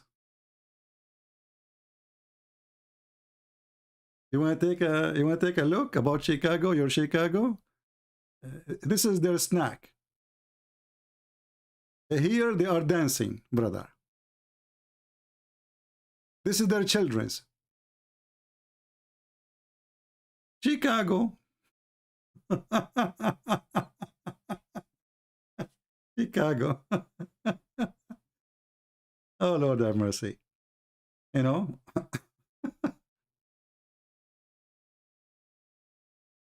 And this is how real people there, this is how they are. If I show you, you will not believe it, you know?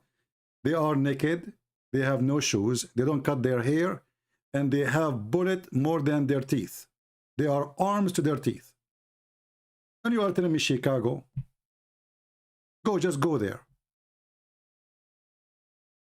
Fight with one of them, and let me know what will happen.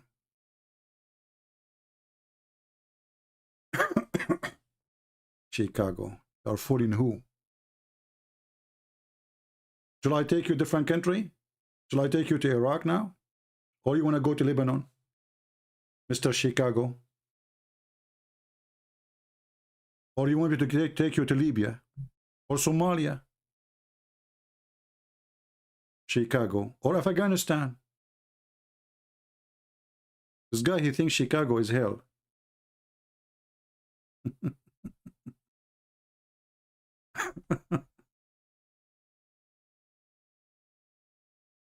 Oh boy. Arab Christians are the same way? No, but still they are armed too. Like if you go to Lebanon, all Christians are so armed. Like just last year, a few months ago, when the Shia, they tried to attack a Christian area, you know, they came a couple of hundreds. The Christian, they killed 7 Shia. Then they lost 0. So the Shia Hezbollah are very armed, very well armed. But the Christians are very well armed too. And they are very aggressive, extremely aggressive. So they attacked the Christian area. And they thought, okay, those Christians, they will not do anything. You know, we can do whatever we want. But then the Christians there, they made them shish kebab. literally. You can watch, you know, and you can go to the news. Like the PP gun there in Lebanon is you know, M16. This is the PP gun. It's like, hello.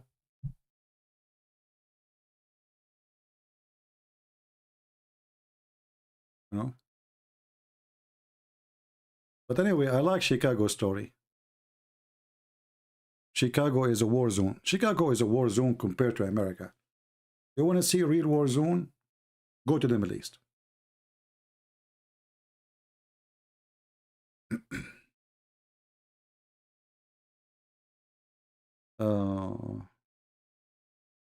And wherever Islam goes, things will go really horrible.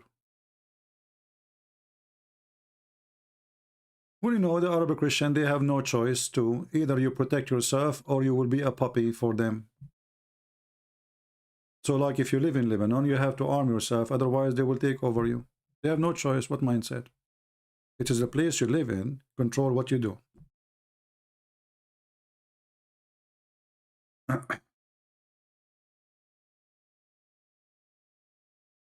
Not a single country in the Middle East is not burning as we speak. Not a single country in the Middle East is in peace as we speak in the Middle East. For a very simple reason. Islam. Islam is the problem. Wherever you go, Islam is the problem.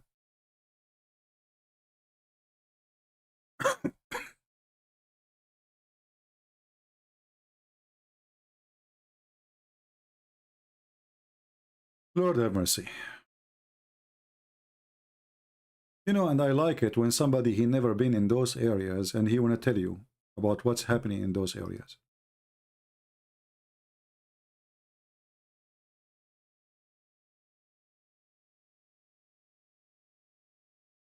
How about Kurdistan? Is the same. What Kurdistan? It's the same.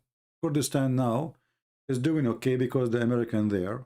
The second the American leave, the Kurdish, they will be shish kebab. Just wait. And you know, the Kurdish, they should not trust the American. Nobody should trust the American.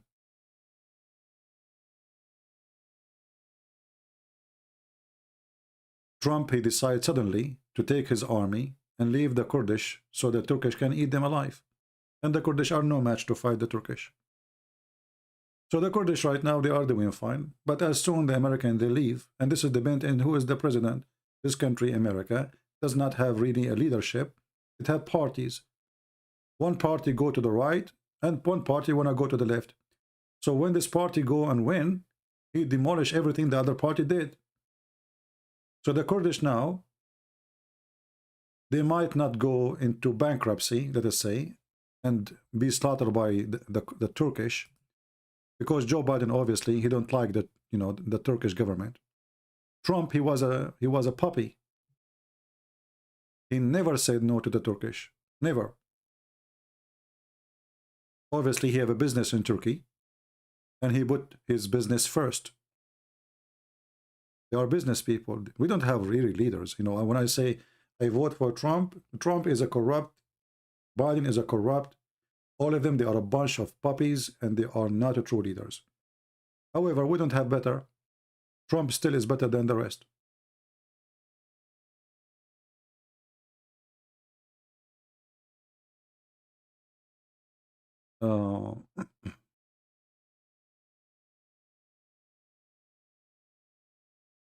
CP, the countries, we cannot carry guns. How we can protect our children? Well, if you cannot carry guns, well, you carry whatever you can to protect yourself. What you can do. What you can do. Right? You do what you can do. But the coward is the one who do nothing to protect his own family. You see, a coward person, he die 1,000 times a day. A brave man, he die once.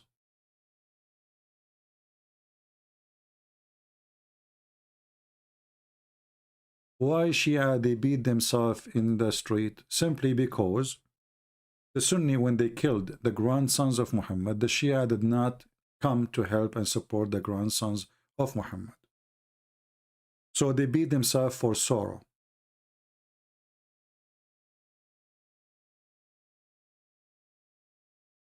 The Sunni, they killed the grandsons of Muhammad.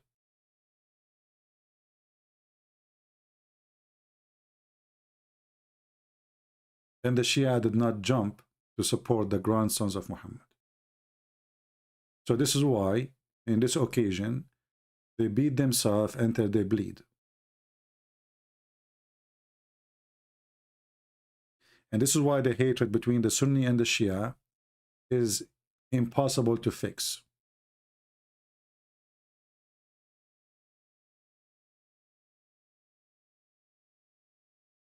Well, it doesn't matter really who is going to come, Democrat, Hillary Clinton, or anything, the same garbage. And if Trump, he came back, he is stupid too. I mean, Trump is not really good, but he is better than Joe Biden. At least he can fix the price of fuel and gas and food. But Trump is not really that genius. The only smart thing he did when it's come to politics abroad, it was putting sanctions on Iran. The rest is stupid. Trump, he was not the president of USA during the 4 years of his presidency. He was a president of Israel. All what he is busy with is how to make the Arab shake hands with the Israeli. That's it. That's why they got him in the election. He was not aware what preparing for him. Zoraida, I just answered. The Shia, they beat themselves because they did not support the grandsons of Muhammad. When the Sunni, they killed them.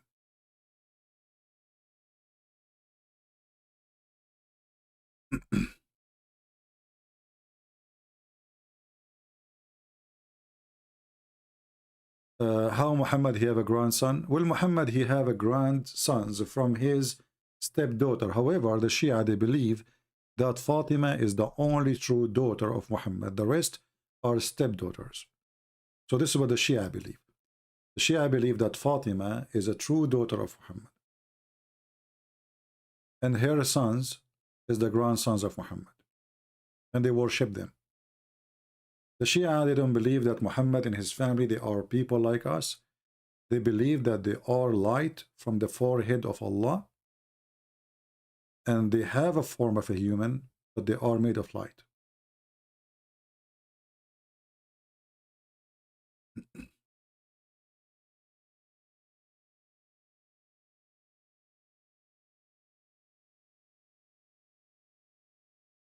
You know, I don't want to talk about Trump, but Trump for me, he was really dumb in many things.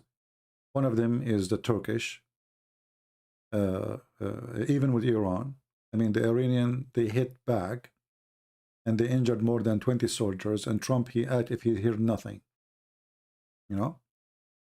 This is not how, like this now, the Republican, they say to you that Joe Biden is not strong. Well, was Trump strong? What he did with Iran, beside the sanction? He killed the one guy. Even that one, it was for the benefit of Israel.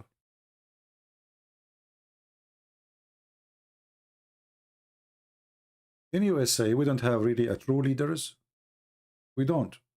Trump is not a true leader. He's a businessman. He's a corrupt too. He started hiring his daughter, his son-in-law, and everyone knows that they are corrupt. His brother-in-law, Trump, he went in the house, White House, says, Qatar have to stop supporting terrorism. 2 weeks after, Qatar rented the building of the son-in-law of Trump for 100 years. Have you ever heard of a deal like this? And they paid him a rent for a 100 year in advance. Isn't it obvious that this is a bribe? $1 billion?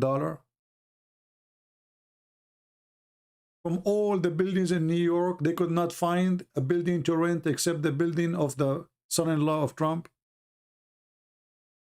So my friend, when they speak about Joe Biden, his son is a corrupt, Trump is no better. Ivanka, she is a girl, she do fashion. Suddenly she became the consultant. What a scam, man. But I know, it's hard to share the truth. A woman, she makes shoes and she sells shoes and bags. She became the consultant of the most powerful man in the world. And her husband is the second consultant. I mean, who's left? What is missing is to hire his son, 10 years old, and make him consultant too.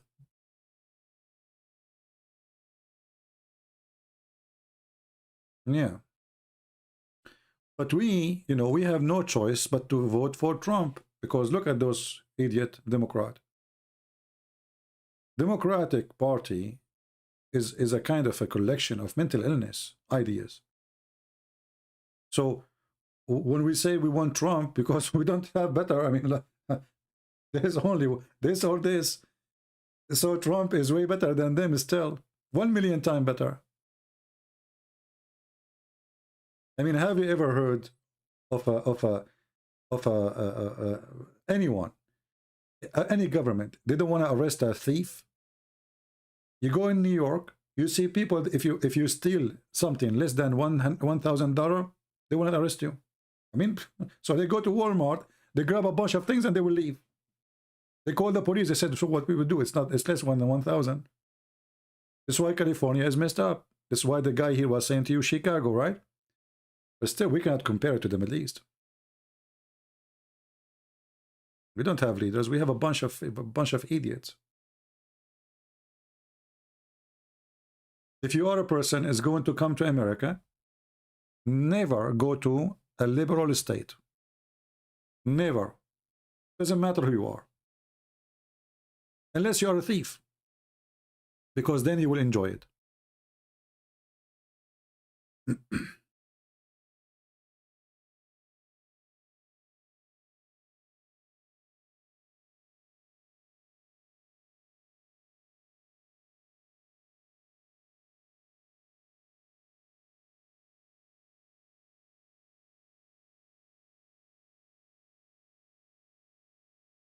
Take a look.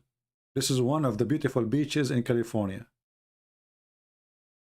Nobody want to work. You know, they say to you homeless, like if you show this, they will say to you American, look, they are poor. This is not true. Why they want to work? They got free money, free food, and nobody can kick them. Smoke, drink, sex. This is not because this country is poor. They are out of, they don't have even, you know, like, they cannot even find workers to work. But they don't want to work. This is why liberal states are the most, and not only drugs. Look at this, look at this, look at this. Zombies. Liberals.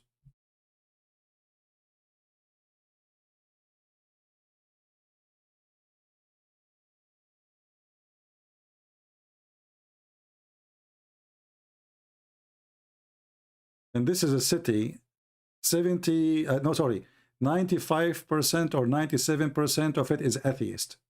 A zombie city is very well known. Philadelphia. This is what happened with you when you leave your children without the Bible. Here we go. All of them, they are atheist. All of them. Look at this person. Look at this. What is this? Drugs. Oh. I better change this. This is disgusting. I mean, this is liberals. They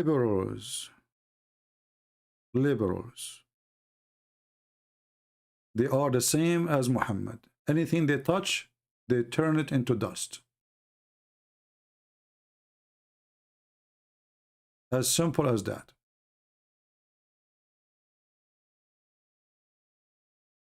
So if you are a person who got a green card, you want to go to America, I advise you, never go to a state controlled by liberals. Never.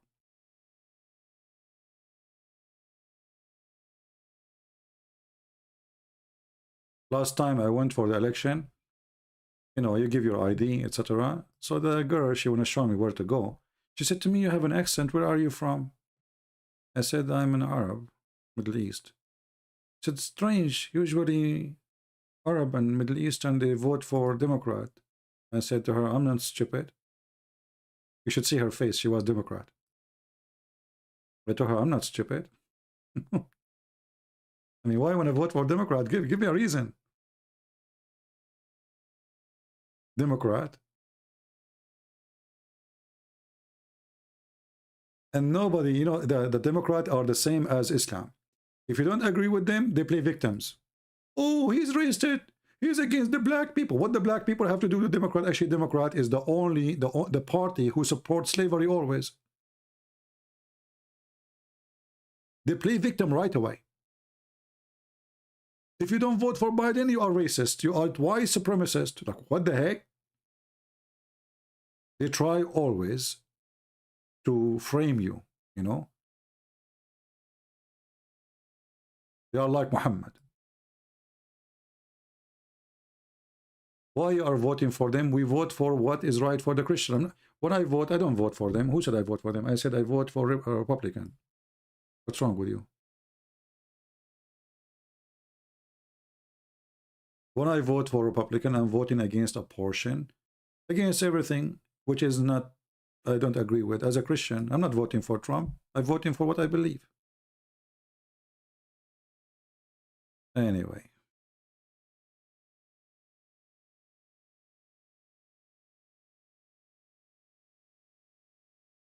Steve saying there's no thing is called Arab Christian. That is not true.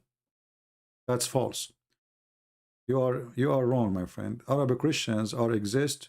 There's a huge tribes and even kingdoms. As an example, Al-Ghassasina and Al-Manadira. Both are Arab Christians and they are huge kingdoms. And they used to have armies of hundreds of thousands. Not only that, all the most important poetry in the history of Arabia is written by Arab Christians specifically. All of it. So when you say there's no, I think it's called Arab Christian, that is because of your ignorance. Again, Arab Christian is not an ethnic. Arab is people who live in the desert. And the word Arab means desert. The word Arab or Arabia, it's a desert. It's a word mean desert. It's not a name of a desert. This is an Aramaic word. Mean desert. So the Arabian is those who live in the desert. So if you say there's no Arab Christians, you are absolutely out of touch.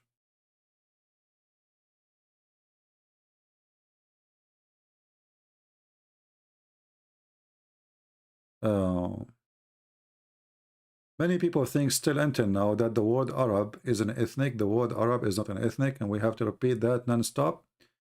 You go to your church, even they say to you more stupid things because your priest is ignorant. They say to you that the Muslims are Ishmaelist, from Ishmael. The priest who said that to you, you better correct him, otherwise he will stay donkey for the rest of his life. The Old Testament says it clearly that Hajar, she took her son and she married him to an Egyptian woman. So how the Ishmaelist is the sons of the Arab? Is Egypt is the land of the Arab? But you know, copy paste.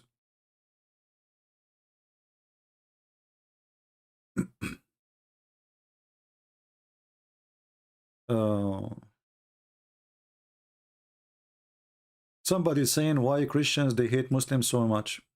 In the middle of the night, you are just a fraud like your prophet. It is the opposite. It is us who love Muslims very much. It is you who hate us very much. To the point your Quran says in chapter 9, verse 29, kill the Christians, kill the Jews. Do you see any Christian says kill the Muslims? No. Do you see any Muslim says kill the Christians? All of them agree. The Quran says so. So you are a hypocrite liar. This is what they do. They are the same as Democrat. They kill you and they go on your funeral. And they play victims. Suddenly we are the one who hate the Muslims. It's not their book says kill the Christians and the Jews and take their women and humiliate them. It's us. You see the hypocrisy? This cult is the satanic cult. You know, when the gang, they kill the guy and they send the flower to his wife, that is Islam. The gang leader, he sent the flower to the wife. And he might attend the funeral.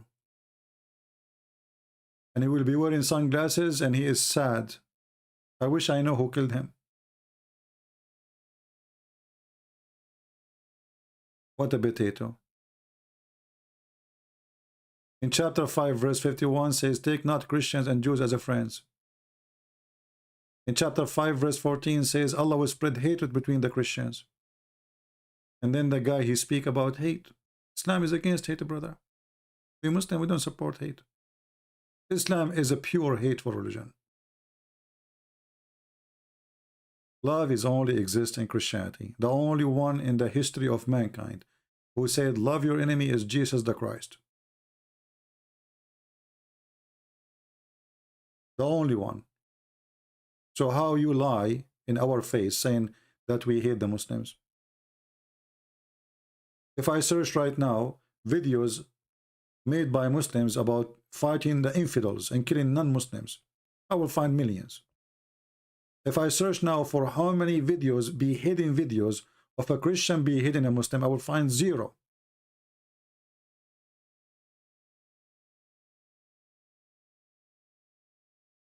But if I search how many videos of a Muslim beheading a Christian, I will find endless number. Your ugliness goes so far to the point you are proud about your crime. You don't even ashamed of it.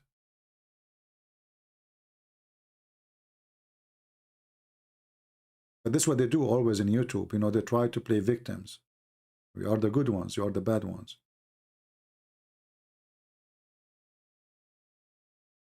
Half of the wives of Muhammad are kidnapped from the Christians and the Jews. He raped them. He forced them into sex.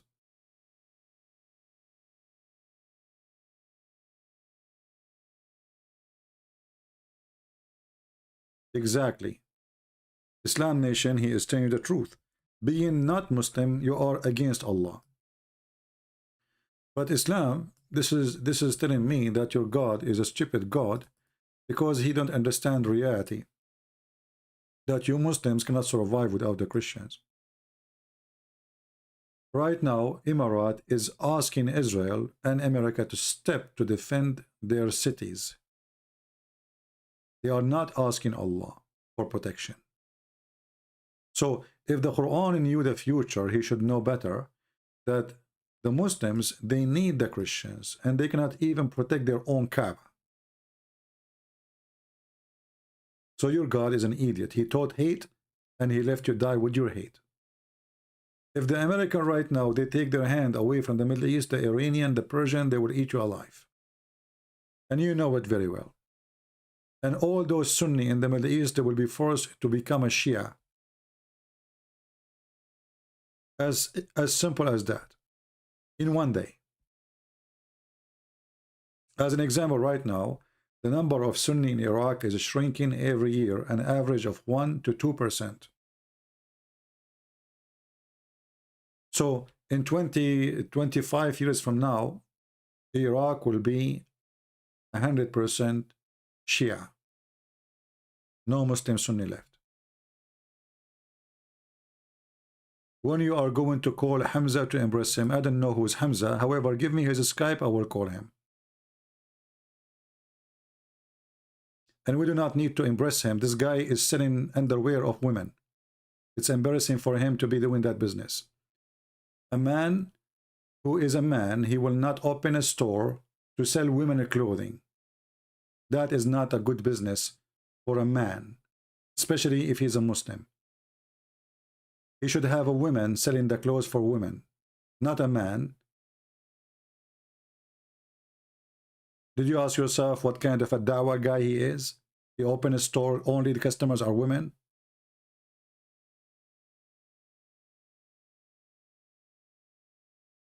Is he embracing you by selling hijab to women?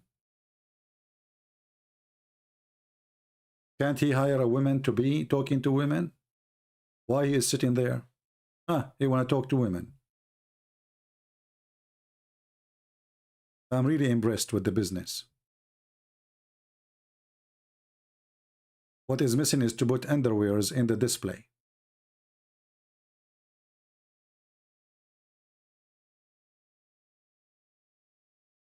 And those who claim that they are people who can refute us, here we go, give us your Skype, I will call you. Stop crying like a puppy.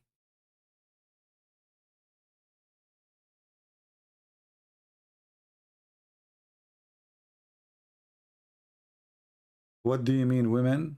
Well, a Muslim guy, he is not allowed to speak to a foreign Muslim woman. So when you open a store, you should have a woman working in the store so she can talk to women.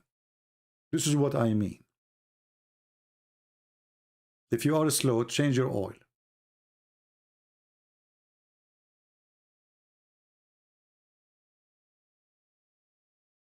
Anything else?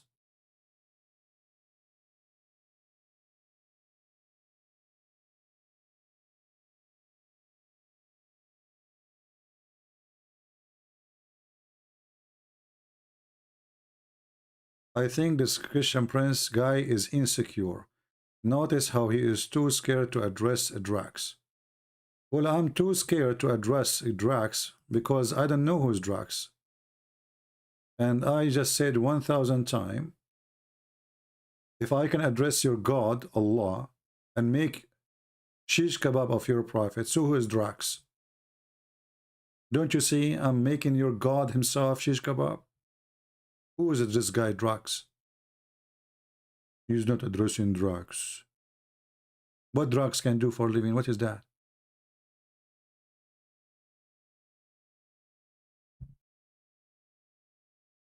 Bully religion.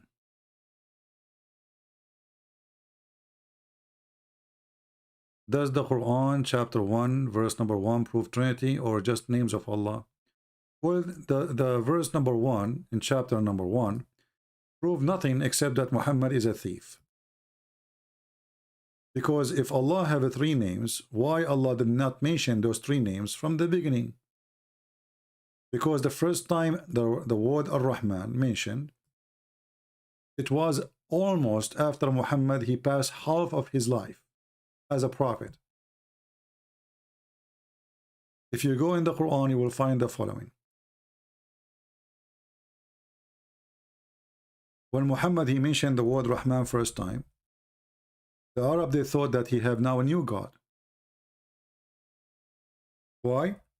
Because he never ever mentioned the name of Ar-Rahman. Ever. So they asked him, who is Ar-Rahman? You have 2 gods now? Look what he said. Say, O Muhammad, I invoke Allah or I invoke Ar-Rahman. Whatever name I invoke him, all the best names belong to Allah. So here you need to ask yourself, did Allah forget for the first 10, 12, 13 years of Muhammad's life to mention that his name is Ar-Rahman? Are you getting my point?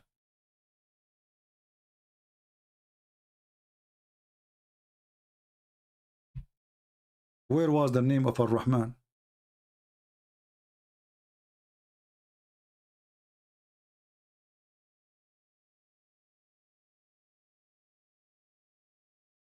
Shouldn't Allah Ar-Rahman, he mentioned Bismillah Ar-Rahman Ar-Rahim from the first verse in the Quran?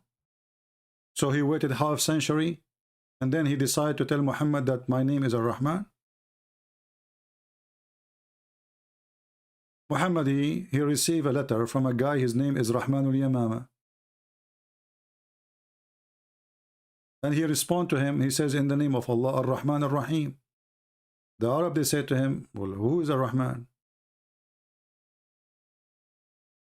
The Rax, you are just a girl, and Islam does not allow you to mix with men. Just get out.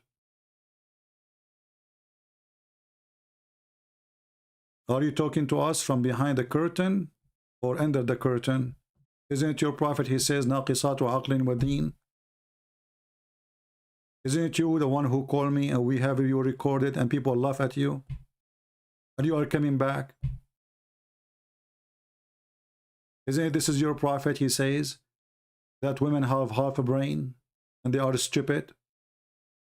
So if you are defending Islam, you are defending that you are stupid, you won. I agree, you are. But doesn't mean all women are stupid. Those who believe in Islam are stupid. According to your prophet, women are stupid because they have their period. And you agree, don't you? I dare you to say I don't. A woman, she tried to argue with Muhammad. He said to him, what is the lack of our wisdom? What's the problem? Why we have the deficiency in our wisdom? He said to her, okay, hold on. Isn't it true that, isn't it the evidence in the Quran that one man is equal to two? He said, yes. Isn't it true that you don't fast the same as we fast? He said, yes. He said, this is your deficiency. Because you have your menstruation. Can you believe it? So he forbid them from fasting when they have their menstruation, and now they will go to hell because he forbid them from fasting when they have menstruation. Can you believe the stupidity?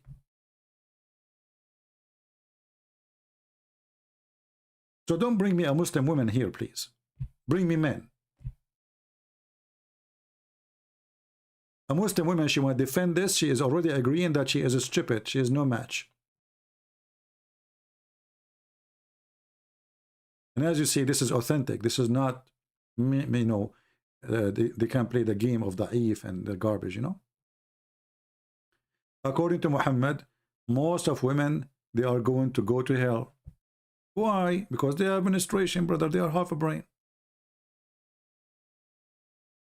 And the funny Muhammad, he said to them, pay alms, you will go to hell. The women, they start giving him their rings. This is the whole idea. He might take their bracelet, their rings. Look, all of this repeated. Sahih Bukhari, Sahih Muslim, all the garbage. You have a deficiency in your brain. You have deficiency in your religion. And look how brave they are. I mean, how a human being, he will say such a thing to his mother. I want you Muslims to make a print of this hadith and put it in the top of the bed of your mother. I challenge you. And you print this. This is the deficiency in your intelligence.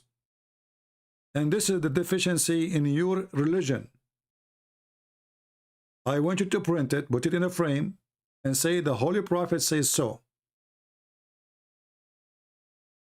Are you ashamed of it?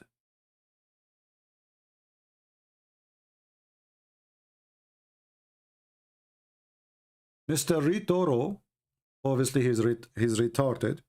He says, yes, most of women, they will go to hell. Well, Mr. Ritoro, obviously your prophet is stupid. Isn't it your prophet? He promised you each man he will have 72 women in heaven at least. So how the most of women, they will go to hell if the majority of people of hell, they will have to be women then? Because the ratio of men to women is 72 to 1 at least. Your prophet is mental. Yes, brother, the majority of women, they will go to hell. I'm so glad. So you think because you have little penis, hardly we can see it. This is why you spend 2 hours to find it when you go in the bathroom. You will go to heaven because you have a penis? This is a man-made religion, made for the man. You do not need to be genius. In this religion, according to this religion, if you have a penis, you are good for God. If you don't have a penis, you go to hell. Well, the Israeli made you lose your penis long time ago. Prove me wrong. Penis God. I mean, what kind of a stupid religion? If a woman she have deficiency in her religion because she have menstruation, isn't it you who make her have menstruation? I mean, who's the donkey is talking? If menstruation is bad and you are the one who caused it, and now she is guilty because of what you caused, isn't you who created her?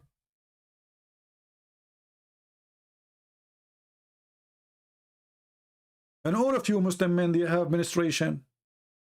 This is why you say you want to call me face, you want to debate me face to face. This is your menstruation.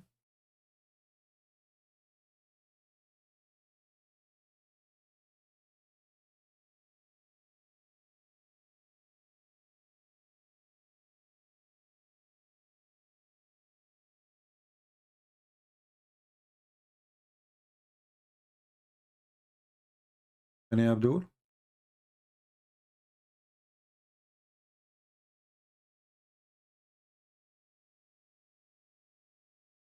This is a God who favored the penis. What Jesus said, he said, she and he.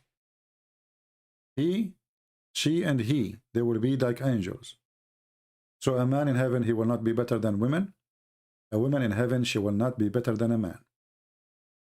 All of us, we are children of God.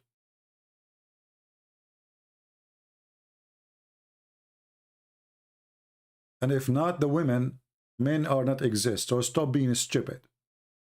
If you are so proud about yourself, well, you are born of a woman. You are coming from her private part. So if her private part is a problem, you are one of the menstruation of the woman. You came from there. This is how silly this cult is. Where you Muhammad he came from? He came from her, his mother's ears. Did she give birth to him with the blood too? Did that make Muhammad dirty and have deficiency?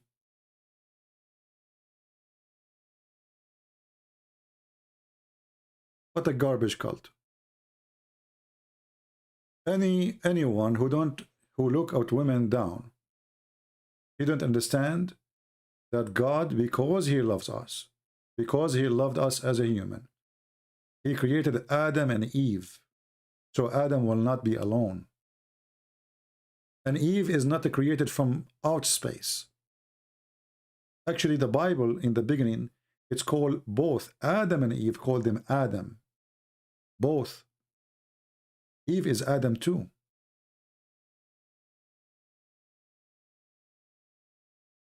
For Adam mean a human.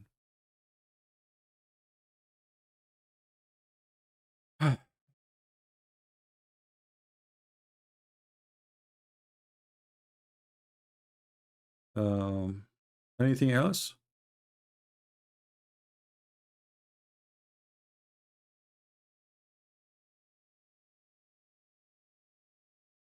Anyway, I challenge any Muslim. This is an honest challenge.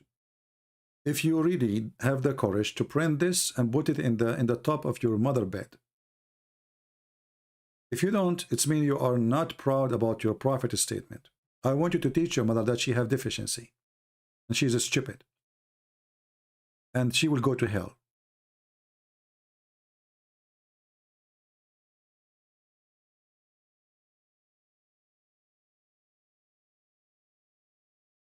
Christian, this is Lydia. You know, she came back. She's an idiot. Obviously, you do not know the Bible. No, there is a Christian. There's women who they prophesy in the Bible. And the Bible, even Paul, he mentioned that. So you are ignorant in the Bible. The Bible we have, it's called the Book of Judges, speaking about women, who they are judges. We have women who they are prophets. You can go right now, search in Google. You are just as stupid, Lydia. Don't come here again. You are very rude and very stupid.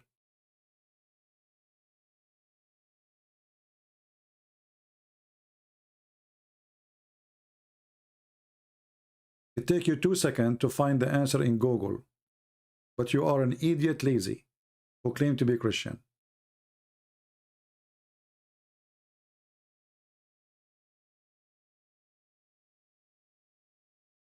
No, block her. Anytime this woman, she come here, block her. I don't want her. She's a fake Christian.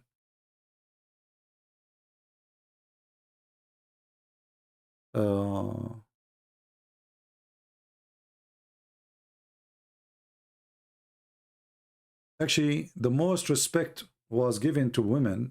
It was Mary. For God himself, he chose to come through a woman.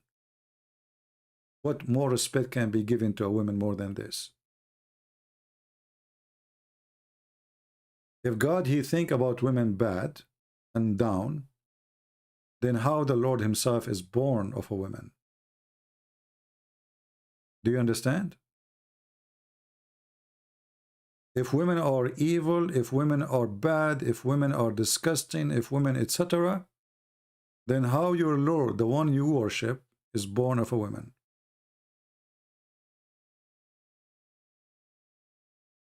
So nobody gave respect to women as much as Jesus did, by act and by doing.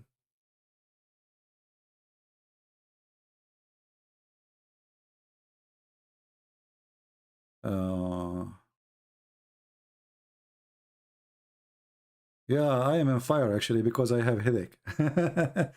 Actually, I throw up before I go live, but I said, you know what? Doing what I need to do is better than, okay, so I don't feel good, but I feel better now. The Lord is, is good. But I throw up all the food I eat. I don't know what happened.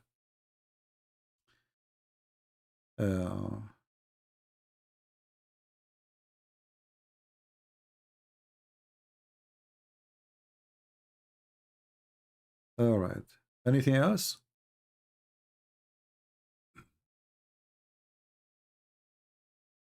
Exactly, Amelia. The Lord, he said, he taught the men to love the women the same as Christ, he loved the church. So Christ, he made the women equal to the church. The church is holy for us.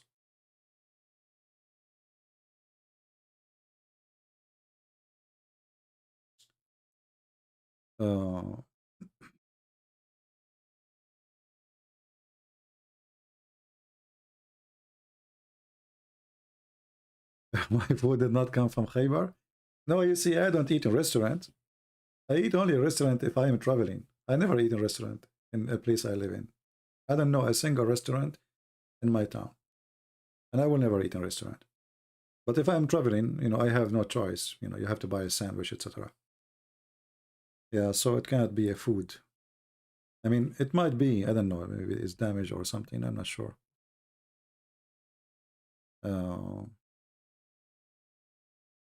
But it's not, we cannot blame the Jews, right?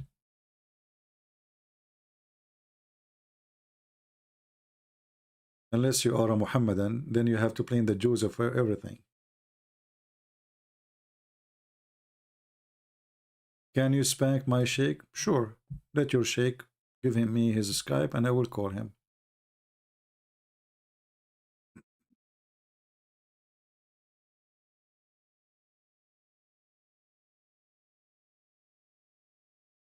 What is my favorite food? Ah, you want me to tell you, so you will put the poison for me as a Jewish woman did.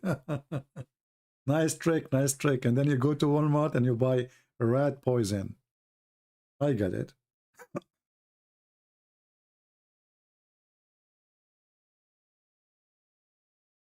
Do you eat salad? A salad is my favorite food, actually. I love tomato and whatever come with it. So yes, I eat salad a lot.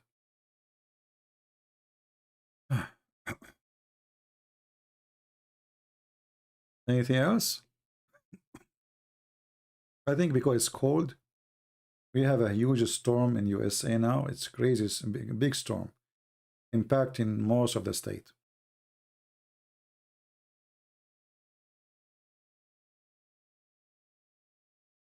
We will go to the Bible study soon. I will see which day we will start. But maybe in a few days from now.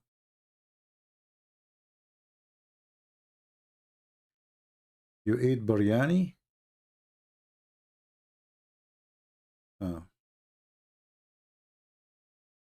Well, you see, the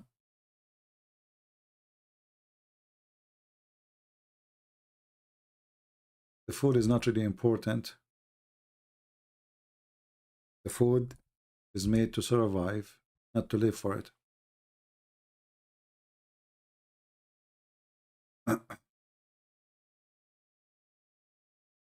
But some people, they live for food.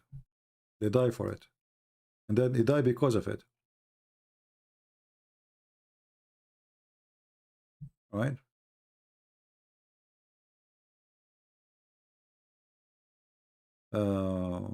Thank you, Dragon. But maybe I'm going to have some kind of flu or something because I'm a little bit coughing. Actually, I'm wearing a jacket now, which I'm not used to do.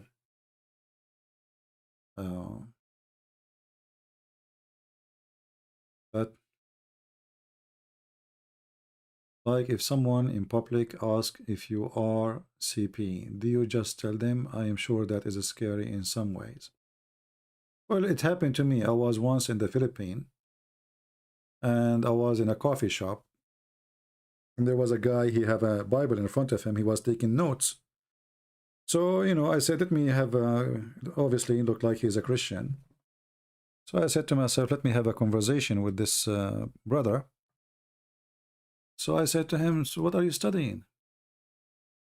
And, you know, he told me the Bible and, you know, we start talking. And then he said, I know your voice. He said, you do? I heard this voice before. So really? He said, and then he and then he says to me, are you Christian, Prince? You should see when he said it, you know, like he was. I said, maybe. What? You know? And then he called his wife and he said, guess who is here? She said to him, what?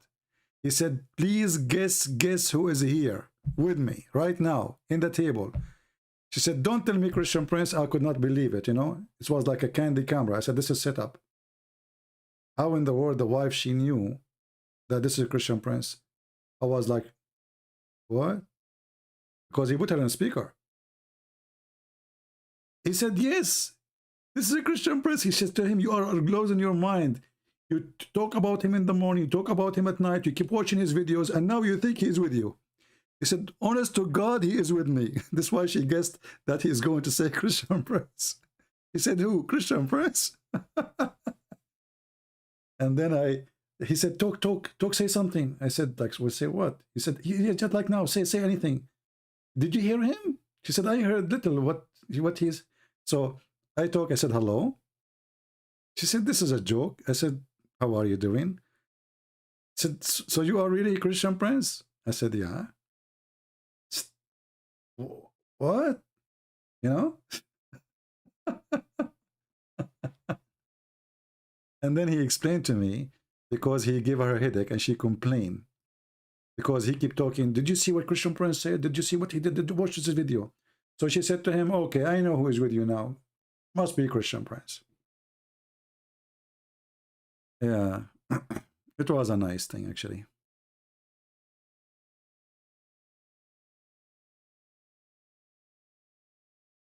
Once I did a seminar in the Philippines too. We have like a break from the seminar, or I think the break or the end. Anyway, like we are not talking in the stage no more. And two girls, they came, and I was shaking hands with people, you know, introducing themselves. And there's two girls that are waiting for people to slow down, coming to me. And then I said, yes, how I can help you, you know? She said, I have a question. I said, what? I said, are you Christian Prince? Because they don't introduce me as a Christian Prince, you know? Yeah. I said, maybe. She said, see, I told you, this is his voice. So her and the other girl, they were saying, she told her, this is a Christian Prince. She said, no. You know? She said, no, this is him. So after, you know, I finished talking, they come to me and they were like, they want to check. And she said, see, I told you. Yeah, I'm drinking actually.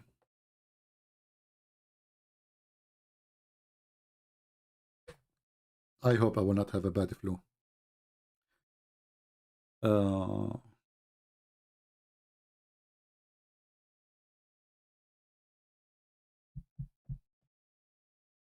Yeah, you can, you know, I mean, you can deny who you are, but your voice is a fingerprint.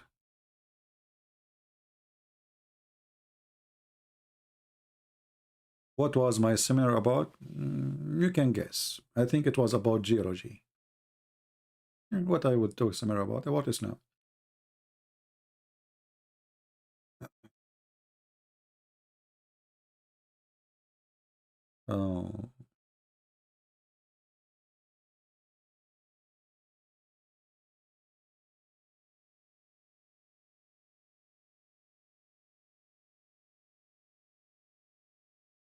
Any question?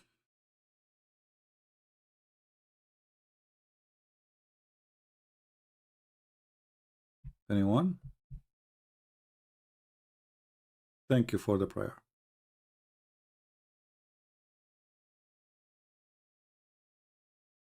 But you know, I'm not doing more seminars because, you know, to prepare for a seminar, it takes them a few months. It takes a lot of money.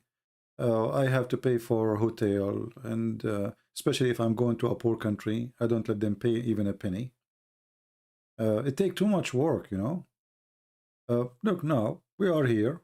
We have 1,030 people. There's no need to prepare for a seminar. We have a seminar, right?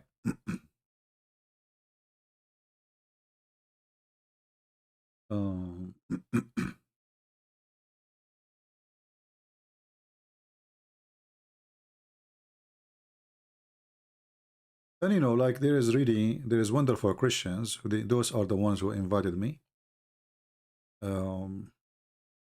But I notice always it's hard to present somebody to speak about Islam in a church because the topic is filthy. So, and because I don't sugarcoat things, you know, so when they present me to talk about the topic, the priest, or let's say the minister of the church, he will stand on the stage, he will say, today our guest is kind of a different kind of teacher. You know, he's trying like to explain to them the disaster is going to happen. You know what I mean? Like preparing them for the, you know, like he is kind of a different, and like, now I'm saying to myself, by the time he present what I will say, the people will leave because it's scaring the hell of them. He kind of like, he is not like the ones we used to hear, like he don't sugarcoat things. So you might hear from him some things maybe you don't like or don't used to hear before, like blah, blah, blah, you know. And I was saying to myself, give me the microphone before they leave, man. Like they will go out. If you continue talking like this, people will leave, you know. So like what this guy will talk about? Like people looking at each other. What will happen now? What is this? You know? Yeah, so like, you know, prepare yourself. He is not like the average normal you know, he is a straightforward, you know, and then I could not take it, this guy, because he make it too much. So I went to the stage. I said, I think it's time for me to talk now, I guess, right? It's time for... He said, this is exactly what I'm telling you, see? Let me introduce for you our brother here. Yeah. And then, you know, after we start talking, always, most of those churches, they were afraid that people will not really have a good reception for the topic. But what happened always is the opposite. Each time I go to a church, I get invited by 10 more churches. Because what they do in the seminar, they invite ministers from other churches. So the second I go down from the stage, I'm done, I got right away invitation. When we can have you to come to our church? What date? Can we preserve you for this Sunday or this, etc.? Yeah. So in the beginning, people, they will be like worry, you know, not sure, you know, because they don't know me much really. But then after, people love it. First, it's a comedy. You will see people dying from laughing, you know. Nobody is yawning, nobody is sleeping, not like in normal seminars, because this is a real comedy. Especially I'm like in person there, you know. In Australia, going to be your coming seminar? Well, if you invite me to your church, I will go. Right? I have no problem. Actually, once we went to a seminar, and then they did not let me go. They don't want to let me go, so I have to stay the second day. I lost my airplane ticket. They said, we will pay for the ticket for you. Because supposedly we have to leave. Like they told me you can talk for, I don't know, like in 45 minutes, something like that. Then the 45 minutes became 2 hours. The 2 hours became 3 hours. I mean, you know, that's endless. So, and I said to me, don't worry about the ticket. We will buy you one. Yeah.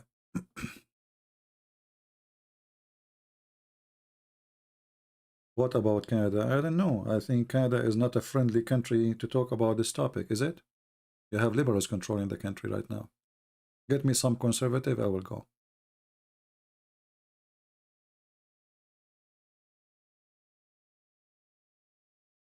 No, you know, for me, I'm not worried about anyone. You see, I went to a city. I don't know how many Filipinos here. There's any Filipinos? I went to a city. It's called Cagayan de Oro in the Philippines. You enter the airport, you are with ISIS.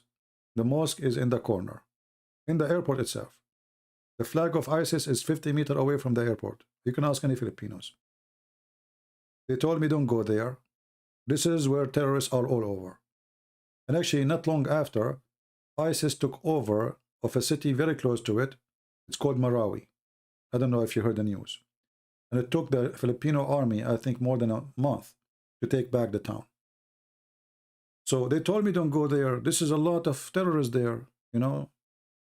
And when I arrived at the airport, I found a bunch of Christians, brothers, and they are heavily armed, you know, to protect me. It's like a, you know, bodyguard. They were nervous. I was not. You know, I trust my Lord. I go. I don't, you know, I'm not really worried. But for them, they were very worried. And it was a very nice seminar, actually. I have some pictures, actually, of the seminar. You know?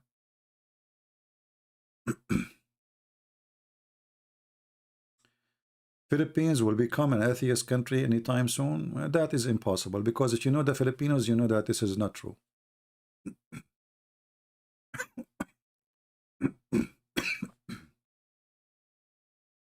Filipinos, you know, Filipinos are religious people, and for sure there's good things about every nation, but Filipinos are very nice people, very kind. They are good-hearted people, and they are religious. So when you say they will become atheist, I believe this is maybe one of the last countries in the world to become an atheist.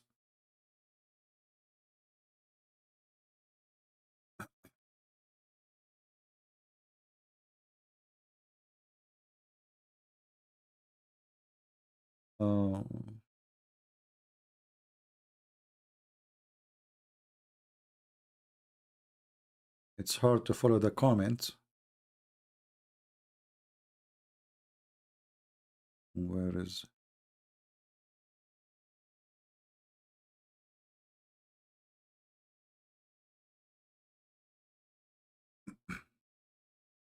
Actually, in the Philippines, I have many nice friends, and they are, some of them, they are famous. Maybe some of you know them. I don't know if Filipinos here, they knew Mary Quijamo. How many of you know Brother Mary? Mary Quijamo. He's an actor, and he is a TV host.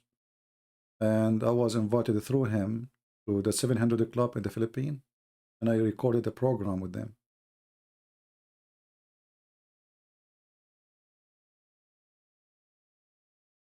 I'm sure the Filipinos here, they knew who I'm talking about. Very nice people.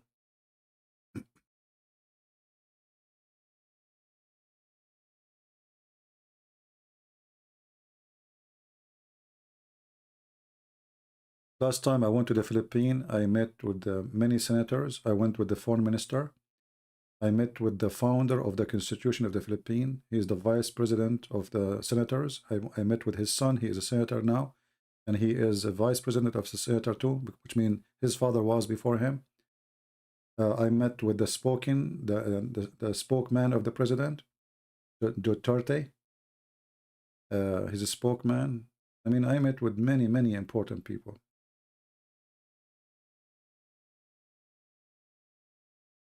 Because at that time they were discussing the peace agreement with the Muslims in the south of Philippines, and I went there for consulting.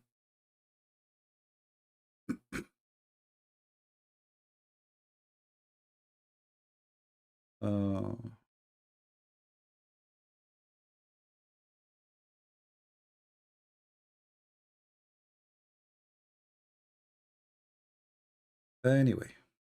Can you talk about evil Prime Minister of Canada?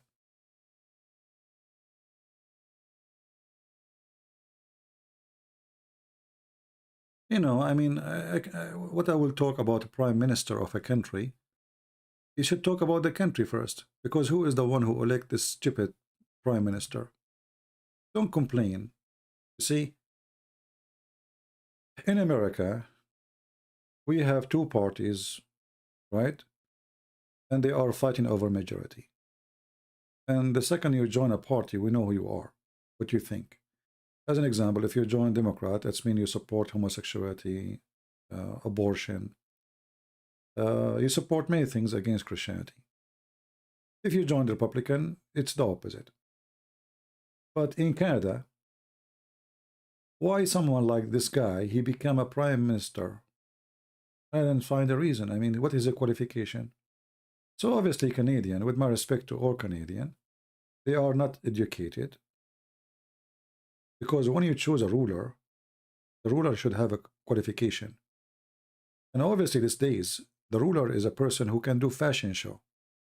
Not a smart, intelligent, strong. If you are good looking, they will vote for you. If you are not, they will not. And this is telling you how bad the education of the nation. What is the qualification of the person? How in the world this guy became a prime minister? So don't blame him, blame yourself. Where have you been in the election?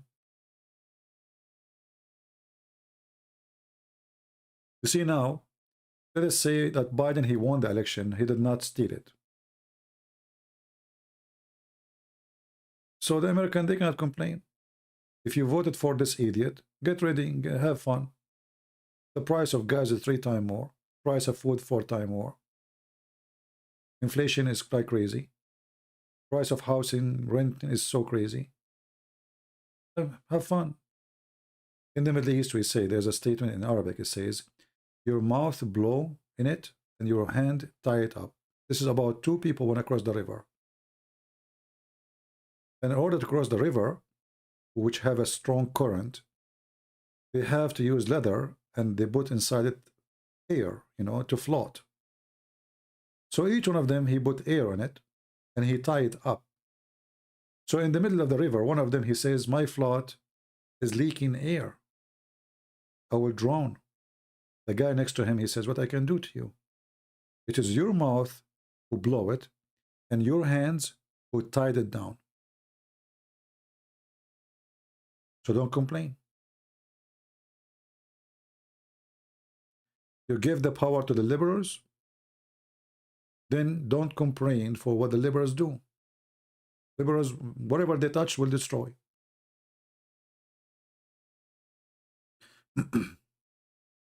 The guy who attacked the synagogue yesterday, the liberals start defending him. This guy, he's under stress. He's suffering from mental illness. You know? Each time a Muslim, he do a terrorist attack, the first one who stand to defend him is the liberals.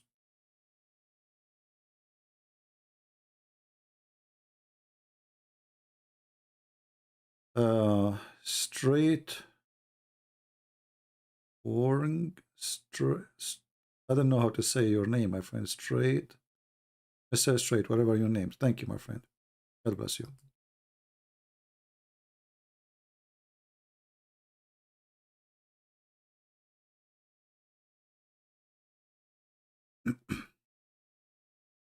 You know, when Biden, he quote what Muhammad said. Can't you tell that mean that Biden is an evil man? All what he cares is to win the election? He needed the little vote of Muslims in Michigan. They are not really too many. But he wanted them. He quote what Muhammad said. But what Muhammad said is a terrorist quote. They are the same, my friend.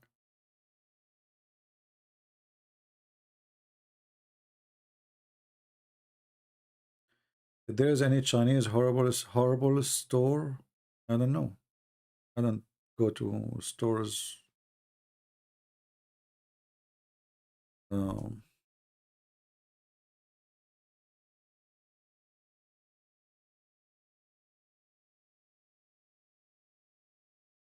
Anyway, my friend, we as a Christian, we should not complain and don't do action. If you see something not right, then fix it. So when there's an election, this is why I don't like those Christian priests who say we don't involve with politics. And then they cry. for what's happening. So your duty as a Christian to stand against evil. Doesn't matter who is the one who you are standing against. If somebody want to support abortion, you go vote against it. So the first thing you do, you don't vote for a person, you vote for what he is supporting. So if he support abortion, you vote against him. His name is Trump, his name is Joe Biden, who cares? You know what I mean? So always stand with what is right, not with a person.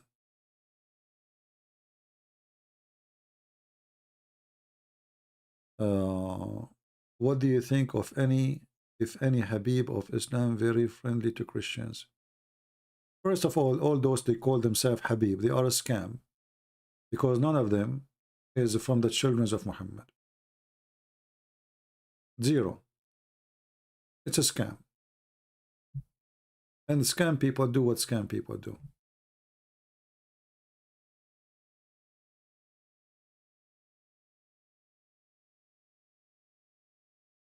Don't worry, guys, about me. I will be fine.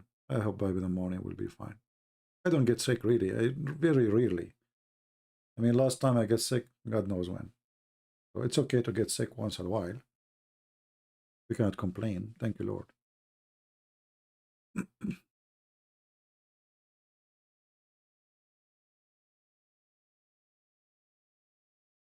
You know, you see those liberals, they defend animal rights, right?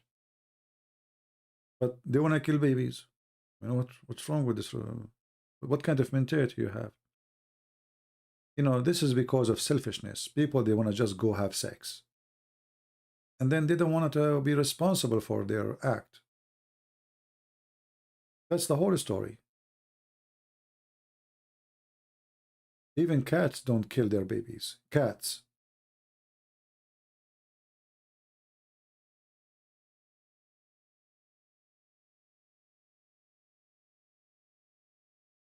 And you know, if a woman, she get rid of her child, trust me, she will live in pain for the rest of her life. You might think it's just, okay, so what will happen? He's not even born. But you will see the consequence. You will be in pain. You cannot forgive yourself, even if you are an atheist. Why Jesus says, why you call me good? He was asking the person, how you know I am good? Because Jesus later he says, I am the good shepherd. So Jesus, when he said, why you call me good when only God is good? But Jesus said, I am the good shepherd. So he is the good God. Always when you want to understand what Jesus said, you don't take a sentence and you forget about the rest. Unless you are just trying to play games. Like if I say to you, why you call me smart? Only God is smart. And then after 2 minutes, I say to you, I'm the smart one.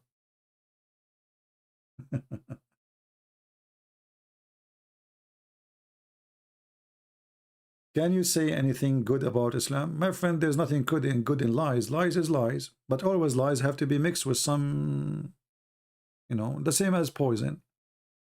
If somebody want to kill somebody, do he put the poison in the toilet seat? No. He put it in a dish. And usually in a dish, you favor. Like the Jewish woman, when she put the poison for Muhammad, she put it in the shoulder of the goat, which Muhammad liked. So if somebody want to poison you, he will put his poison in the best food you like. This is why Muhammad, he says, I believe in Mary, that she was virgin. Here we go, this is good. That's very good. I believe in Moses. That's very good. The rest is garbage.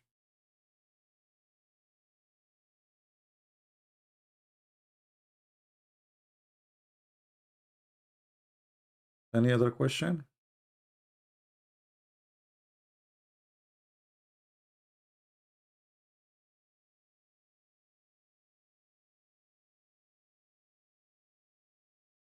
Anyone, he can take any phrase Jesus said and he tried to make it something mean the opposite.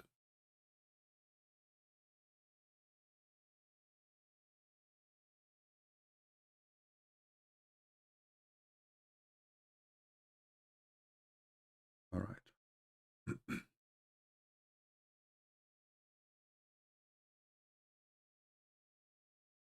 What the Christianity perspective of animal right?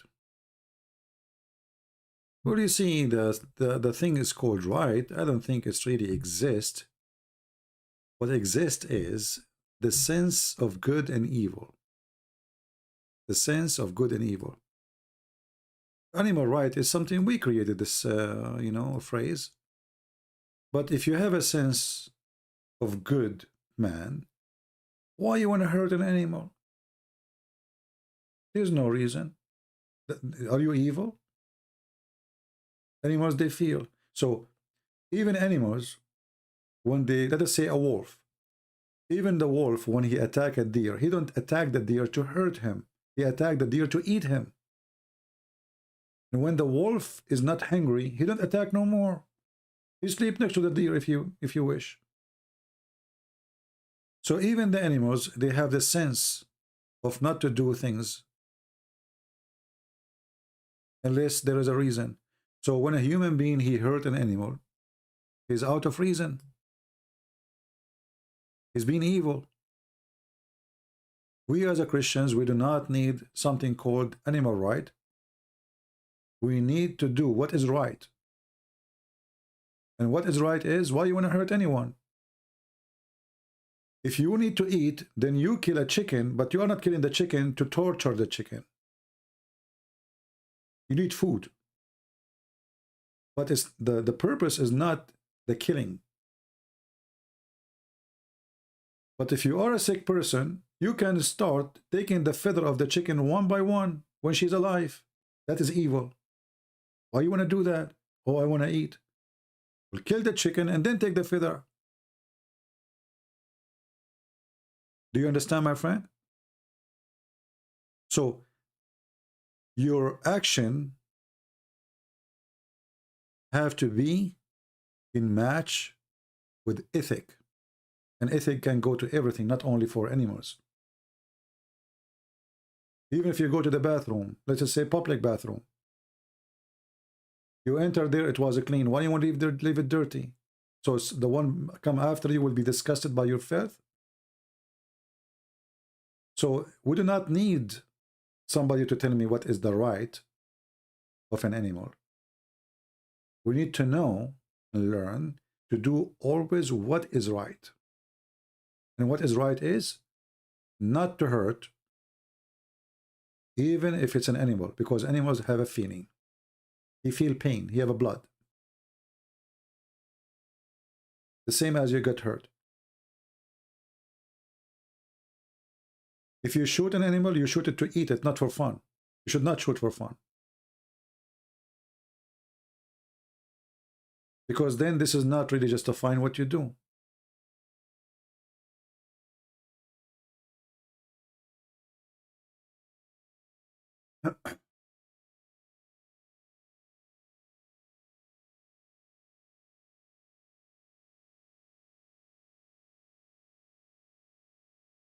My friend, this is a fiction. What you are saying, that in certain religion, God, he came as a man. You know, always people, they try to mix things up, and even they lie about what they say.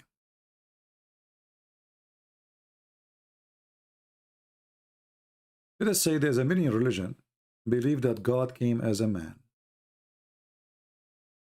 What does this have to do with us?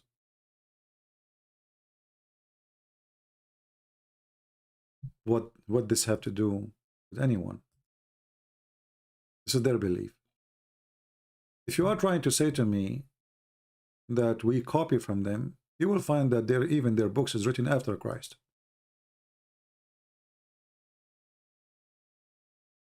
And same time, what you are saying is not really accurate. I find it very embarrassing that people, they say things. I mean, did you check what you are saying in the screen, or you are just making things up?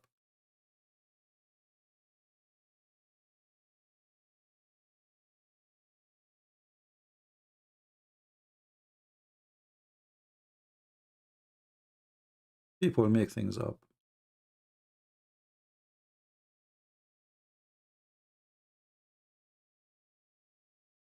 They love to make things up.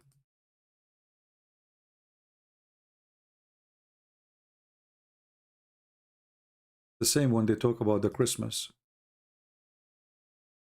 that people celebrate the Christmas before, and they start quoting for you names of other gods. But this is false.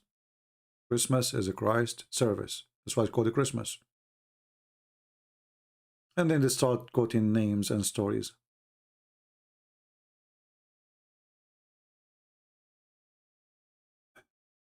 Would you say the Mahdi is Antichrist, my friend? There's nothing is called Mahdi. This is one of the fiction stories of Muhammad. Muslims' religion have tons of fiction stories. Mahdi is a person supposedly is born from a woman. Some they say her name is Maryam. Some they say her name is Narjis. And she gave birth to him from her thigh. And this guy, if he fell down in his ass, he say Allahu Akbar. And he never farted. He never do shit. It's just stupid stories. So don't put your nose there. There's nothing but fart.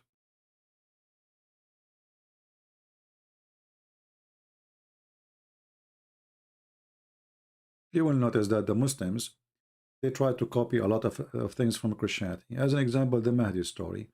Muhammad, he says there will be 12 imams after me. He's trying to copy the 12 disciples of Jesus. Isn't it obvious? Obvious. Right? And then the Muslim, they try to squeeze those imams to make them fit with the number. If Muhammad, he said 11, they will make them 11. If he said 20, they will make them 20.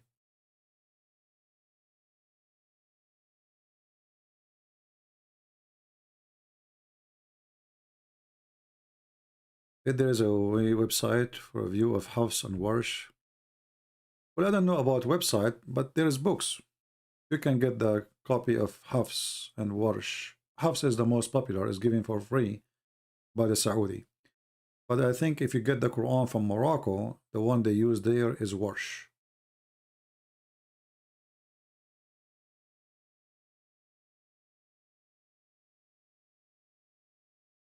Okay.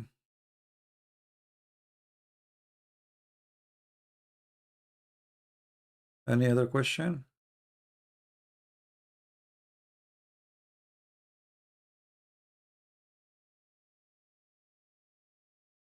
You know, once I saw a video by a Christian minister, he speaks Chinese, and he was explaining the Chinese alphabet.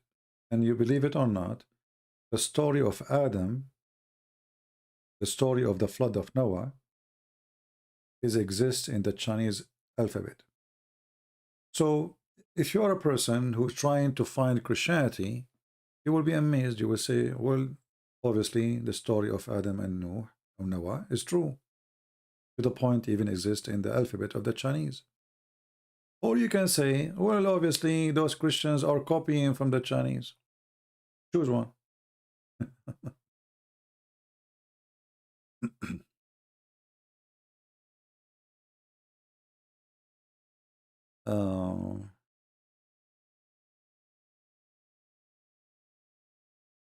Anything else? It's always, you know, human being, always he try to find what he is looking for. As an example, I am a person is against Islam, right? So what I do, I try to find the stupidity of Muhammad. But at the same time, if Muhammad is not a stupid, I cannot find the stupidity. You know what I mean? So let's say I'm driven by my agenda. And if I cannot find something convincing that it's stupid, that means my agenda is silly. But the same can be for you.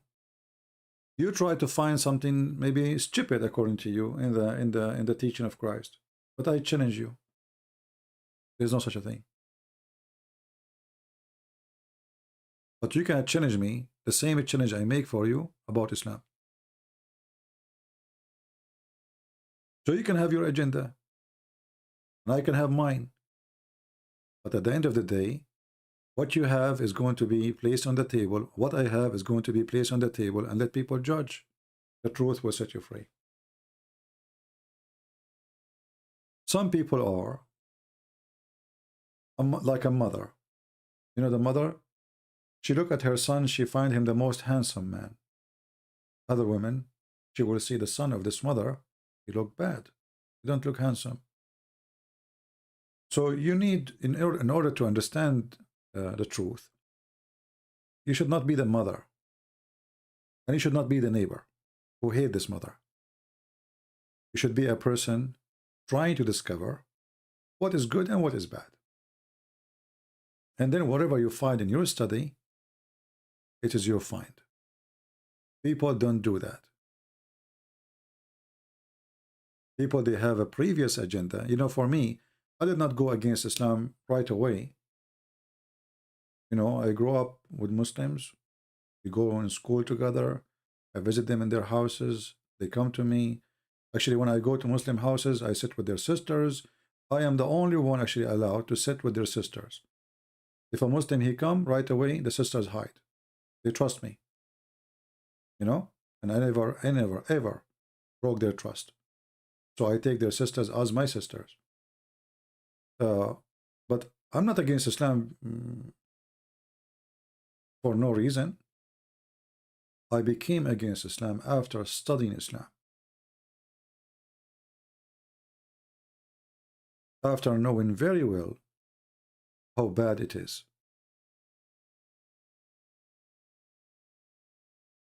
Do you still communicate with Sam Shamoun? No, my friend, I don't communicate with anyone. But he's my brother.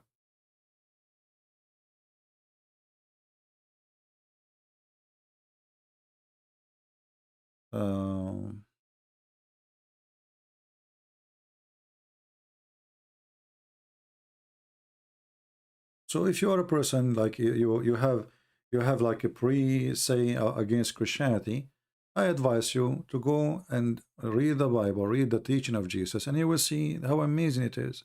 I mean, love your enemy.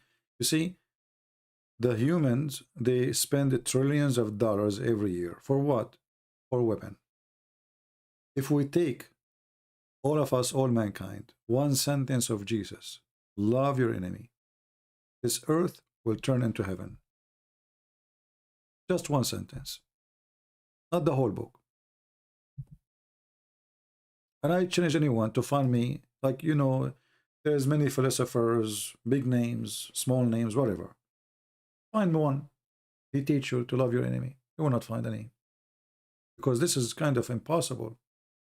This is very noble, too high, to be taught to a human being.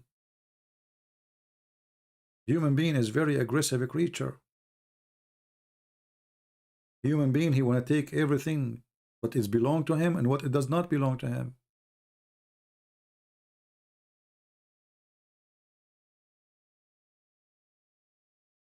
Human being is very jealous person. A mother can be jealous from her daughter. Can you believe it? A sister can be jealous from her sister. A man, he can be jealous of his brother. This is how corrupt a human is. And then you come in a time where slavery, war, killing, and then you say to those people in front of you, love your enemy, plus those who curse you. That is a revolutionary teaching.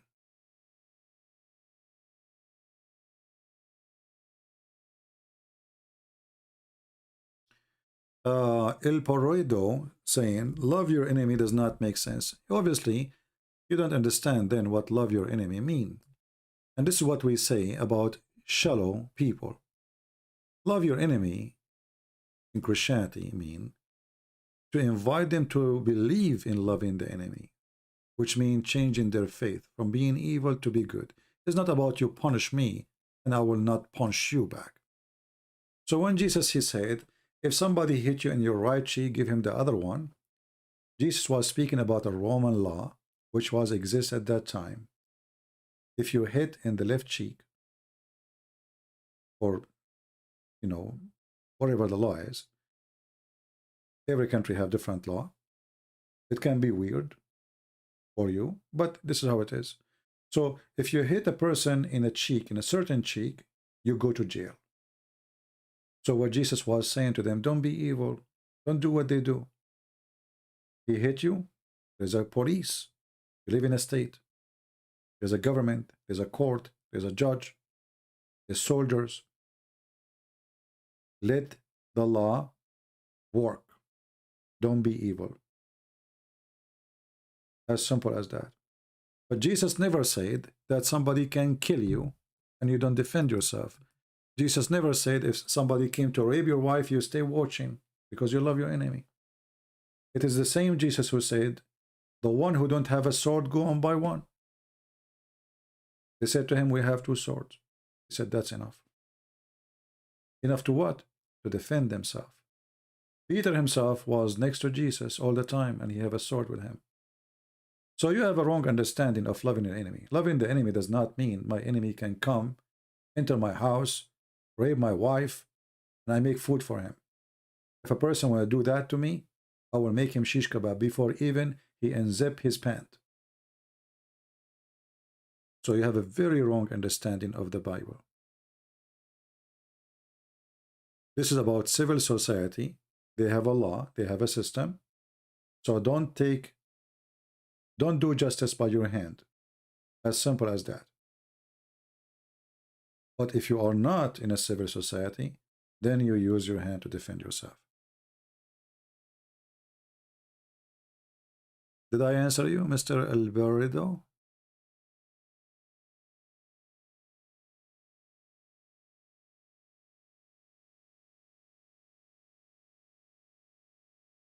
People, they come with their own understanding as they wish, you know.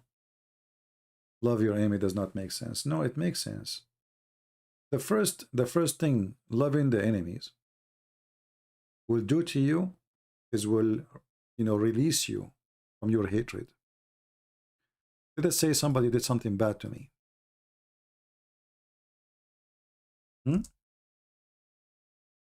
If I am a person who love,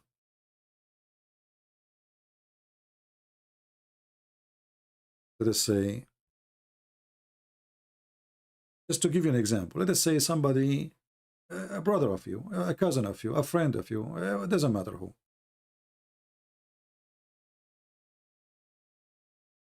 He shot your son. I mean, how bad it can be. He shot your son. He killed your son. Literally. Then you cannot forget about it. Even if the person, he died, even he went to jail, or even he been executed. But you cannot forget it. That will be the most painful life for you. Because you could not forget about it. So love your enemy is a medicine for the person who suffer from hatred. For hatred is the same as a poison. Kill the one who carry it. You see, if you hate me, you will suffer from your hatred, not me. I don't feel your hatred. You're just a crazy guy. There's many people, they hate me to death here. But I go sleep, I'm fine. They hate me. I don't hate them. So they dream about killing me. They are not enjoying life. They are in pain. So the one who cannot forgive and he cannot forget is the one who will suffer. So loving your enemy is done for you first, not for the enemy. So you can live better. You can enjoy life. So when Jesus, like in Matthew, he says, you heard that I said to you, love your enemy, love your neighbor, and hate your enemy. This is what they say. He said, I tell you, love your enemy. Jesus, he changed the direction. This is why Jesus said, Sabbath was made for the man, not the man made for Sabbath. So when the Lord, he says something to us, the aim is you before your enemy. A person who loves his enemy is a happy person, for he have nothing inside him to destroy his spirit.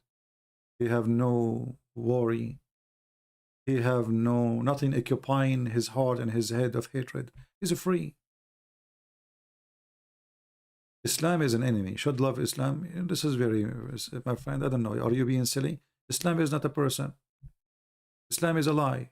So we are not allowed to love lies. But we love Muslims. Don't mix things. Do we love lies? If you love lies, then you don't love your enemy. Because only true person can practice such a thing, love your enemy.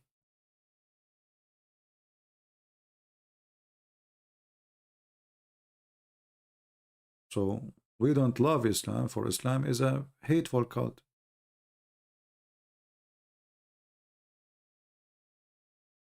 Introverted. I don't know what the word mean, my friend, my tribal chief. Let me see what this word mean.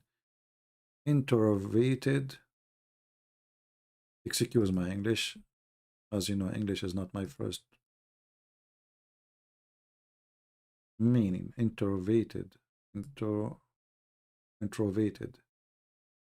A person with the qualities of a personality type known introversion, which means that they feel more comfortable focusing in their inner thought and ideas rather than happy externally. Okay, sound like a philosophy thing.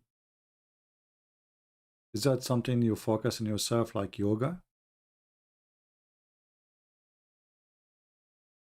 Is that what you are trying to say to me? I'm just trying to find out what this word means, really. Why you carry a gun? Why not? I have guns, not only gun. It's my hobby. I believe every man should have a gun.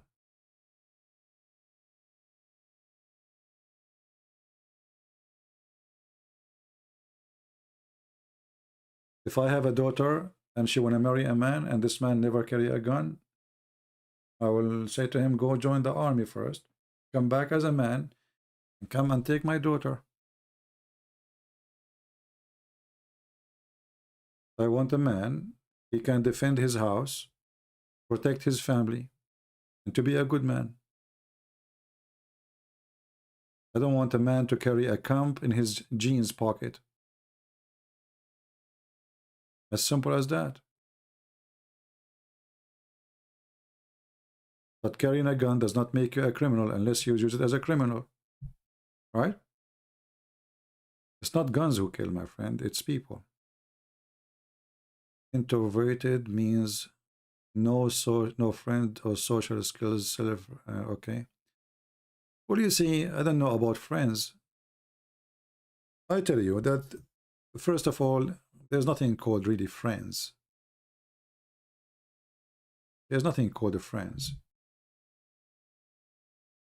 Friends are people who you take them after you try them. And most of us, we have a friends who we never tried.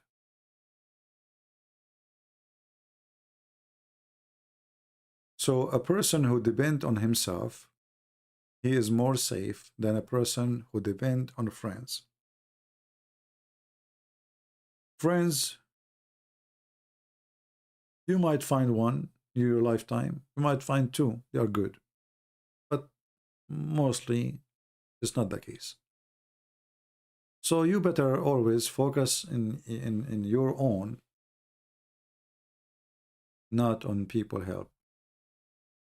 Always expectation bring pain. Expectation bring pain. So I believe your friends can be something painful, especially if they betray you. You know, like we have here now, we have people here, they love me. I don't know them. I don't know what I call them. I call them friends. I don't know what to call them. I know that there's people I can go and I can sleep in their houses. I'm not worried about my life. I don't know what to call them. But I say that there is people here reading, they open their heart for you. They are not your friends. They are your family. So I believe that you can find people who they can be your family, yet they are not your friends. They've never been your friends. They can be better than you, more than your friends and your cousins and your mother and your father, who you are born from their blood.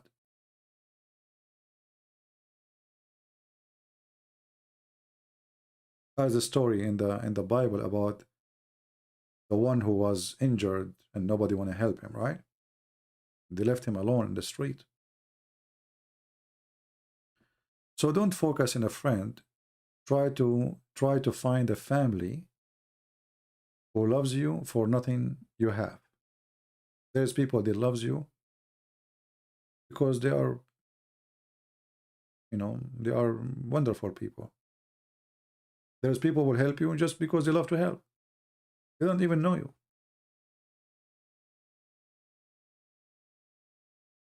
In the other day, when my microphone was not working, I received an email in Patreon from one of you. I don't know if he's here.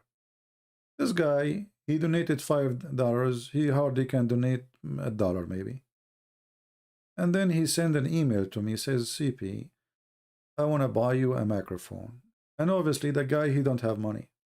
I told him, my friend, I will fix it. Cancel your donation. I don't know if he's here, he can tell you. If you think about it, a person who hardly can donate $5, and then he made a donation of $130, not $30. I think this is the number he decided to donate, as he told me in the email. Why you want to do that? Do you give your money for nothing? You don't know who's this guy. Why a person will jump to take from his pocket, and obviously he's poor. I don't think he's that rich. So when somebody, he do such an act, you can tell that there is family you belong to, and they care for you, even though you never met them, you never know them. So I don't have a friends, but I have a big family. Which one is better? So I say to you, my friend, try to find family, not friends. And those can be found through life you do, church, charity you do. You will find loving people. But I don't encourage you to be alone or to be a lonely person. You will finish your Quran translation this year? Well, I should take some time not to come in YouTube at all so I can finish it.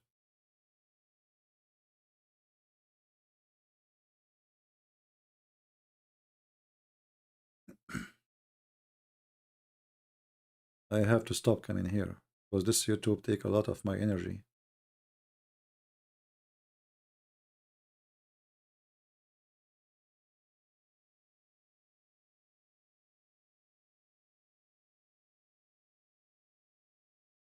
Actually, like I wish I can go and visit all those people who invite me, and I receive many invitations from people. But what you can do, what we do is very dangerous.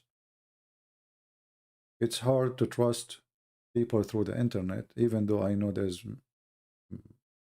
tens of thousands of people. They love to meet with me, to have a coffee with me. But what we do, the nature of what I do, is very ugly. Shalom, true stranger. What is 666?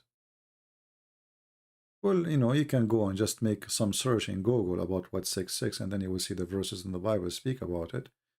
But I believe that the number 666, it might be misunderstood as a number. It might be.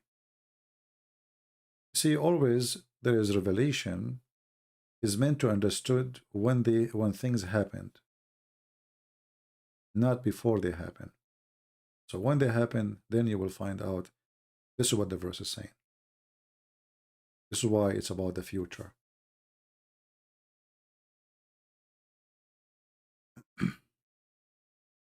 I'm helping so many people.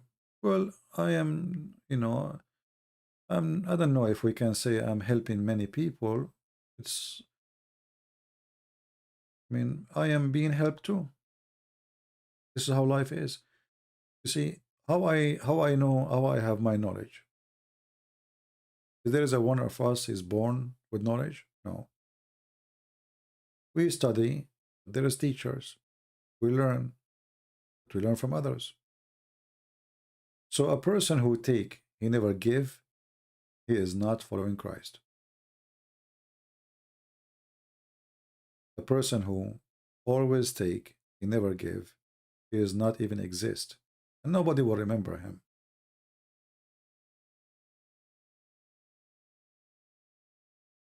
So time will go, and you and me, we will die. The Bible says, let the dead bury the dead. That's what Jesus said. People don't understand until now because everybody is dead. It's just a matter of time. So when you go, people either they will remember you for ugly things you do or you did, or they will remember you for wonderful things you did. If you did nothing of them, nobody will remember you. You know what I mean? So if you did nothing special, nothing so good, so special, maybe your son will remember you for a few years. Your daughter will put some flowers on your grave. Your grandson will forget about you. Bye-bye. But if you are a person who did something unique during your lifetime, your name will be written in heaven, not only in earth. For the Lord will recognize people from their fruits. This is why he said, from their fruits you shall know them.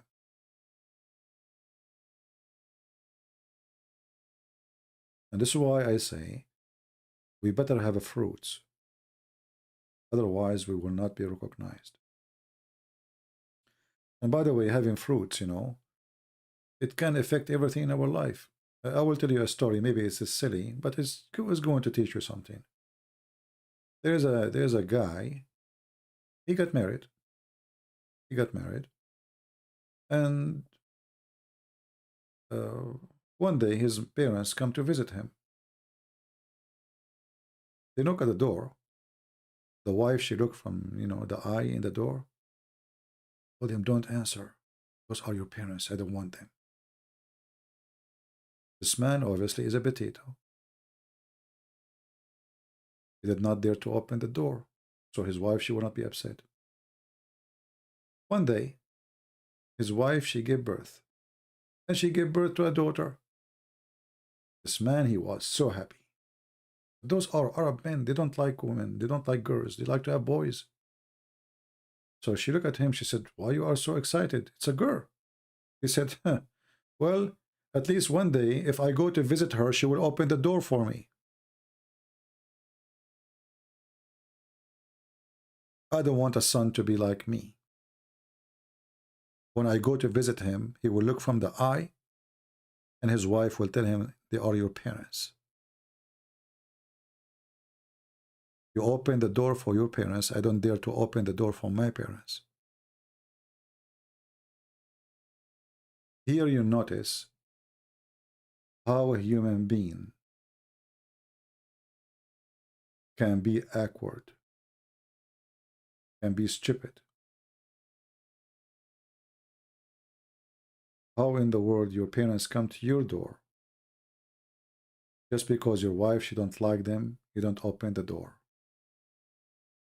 So how many of us, the Lord, he come to our door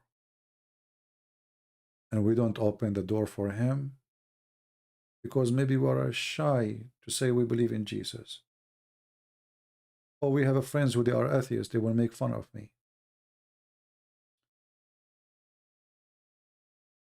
What you do is going to be done to you. If you don't open the door will not be open to you.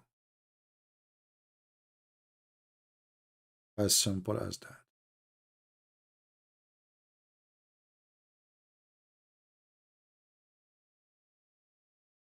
So I hope this little story can teach you something.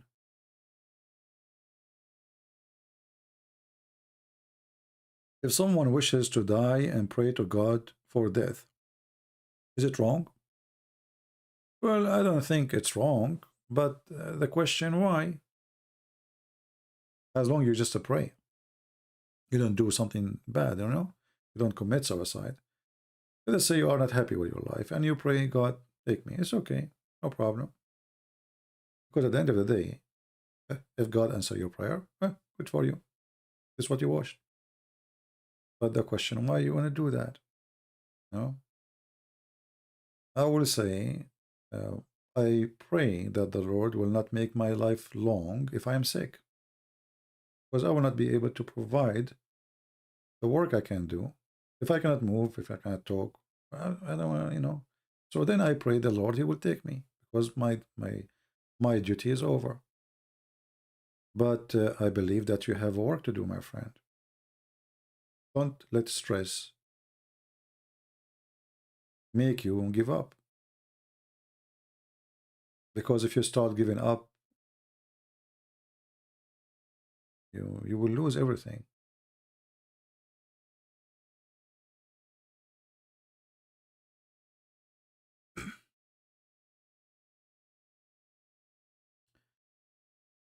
If ex-Muslim boy hide and deny Jesus from his Muslim family because of them to do something bad to him, is that sin?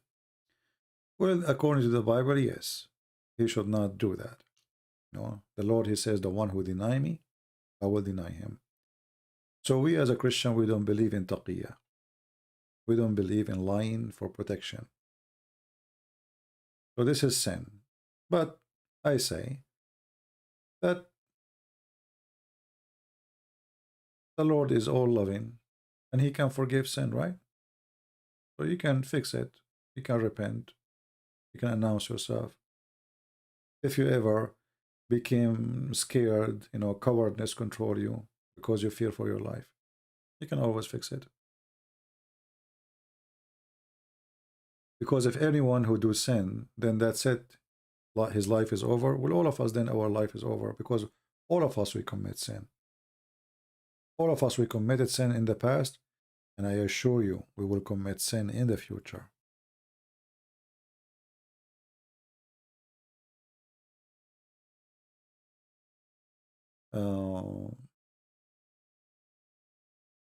Yeah, I will finish the translation of the Quran for sure. God is, you know, my helper to finish it.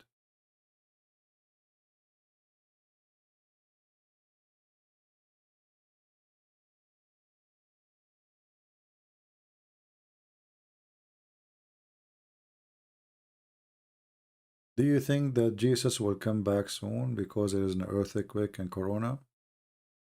You see, if you read the Bible carefully, you will find that the Lord, He will come like a thief, but doesn't mean He's a thief. How does a thief come? He comes when people are asleep, which means people are unaware. So if people are expecting Him, I don't think He is coming in the time you expect. You know what I mean? And having earthquake, well, always there's earthquake. Having corona is nothing. We have the yellow, whatever they call it, before, killed half of the population of England. Right now, what? How many died? Nothing. Nothing really compared to the population of the world. Really, really nothing. Actually, most of the people who die, even they put them as corona, but they are not even die from corona. So I don't see really, I mean, I know that some people, they love to talk about the day of judgment because this is a point of attraction and people, they love it. I know a Christian guy, he keep going, prophecy, attack on Israel, you know, and this is how people come and etc. We are not like this, you know. The first thing you need to remember that if the Lord is with me, who could be against me? Which means, if it's judgment day, if it's not judgment day, that is the last of my worry. If I am ready, then why I want to worry about judgment day? Let judgment day come when the Lord He wants. Whenever it is. Don't wait for it.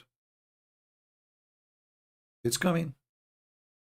Now, a century, 1,000, a million year, no problem. Right? What do you think about Amish people? I think they are nice people. I saw nothing wrong from them. I know many Amish. Can you debate with Indonesian in Arabic? Sure. Yeah, bring me Indonesian to debate with me in Arabic. He will be sorry. That will be even funny. Indonesian speaking Arabic.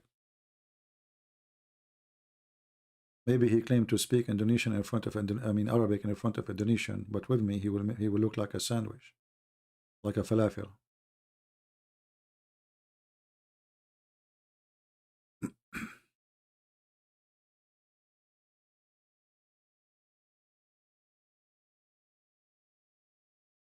Orthodox Muslim dependent women are at young age become a Christian at heart. My friend, I don't know what to say to you. I mean, every human being, he have different living situation, right? So giving advice through the internet is so easy. It's like somebody is suffering from hunger. I tell him, brother, have patience. But that's not really what he need.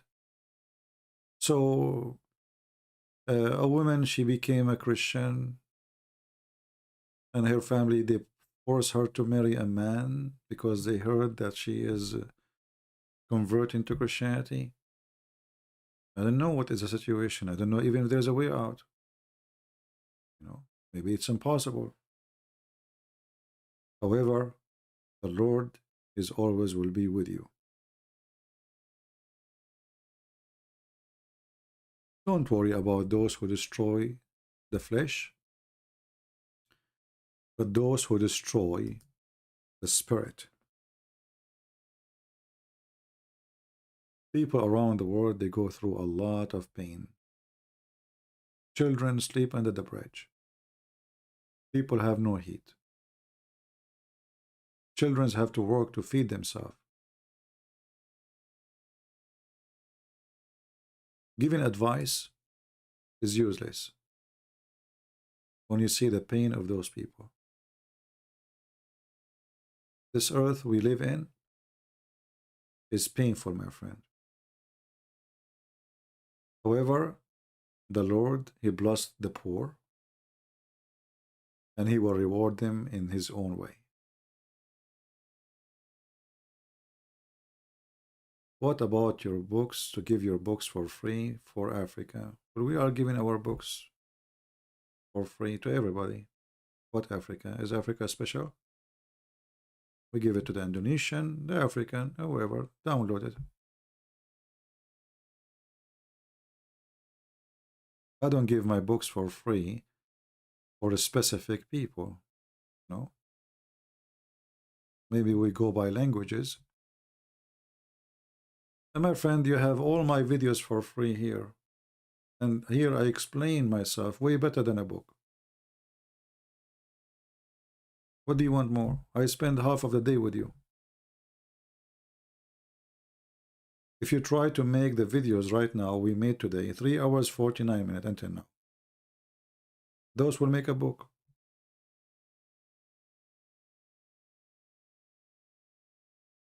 Stop lying or my government, they will block you. Well, my friend, if your government blocked me, and this is what Pakistan did and Saudi Arabia, that is a clear sign that I'm not lying. Because if I am lying, why you want to block me? People will laugh at my lie.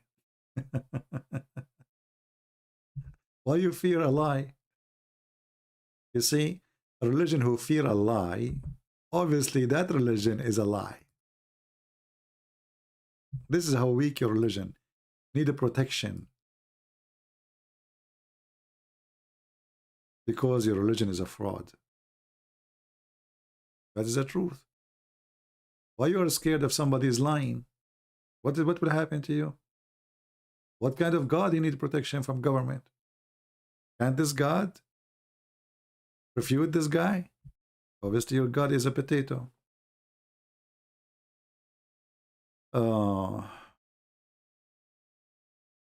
Have you ever gone teaching Filipinos about Islam during your visit to Philippines? Yes, I did many seminars, and thousands of people attended.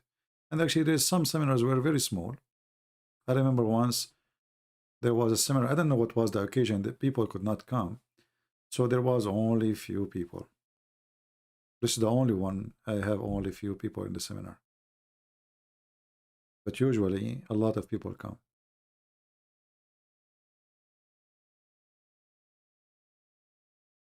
And actually, when I do seminars, they don't advertise it. Only one seminar, they put Christian Prince. Only one seminar. The rest, they did not say. Actually, I have a picture of it. They put a big sign, you know, like those long signs, you know, they put it in front of the church. I don't know what the topic it was. I can find the picture. I have a picture for it.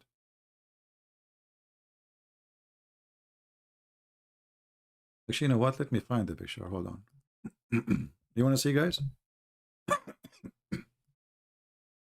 I'm sorry, my voice.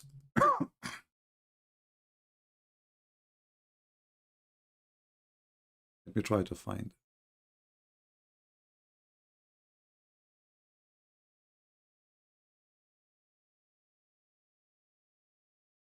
I hope my internet will help.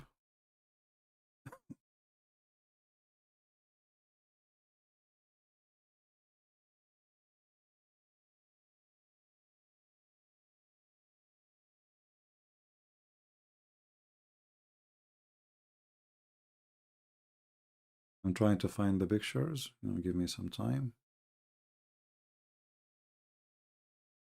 Okay.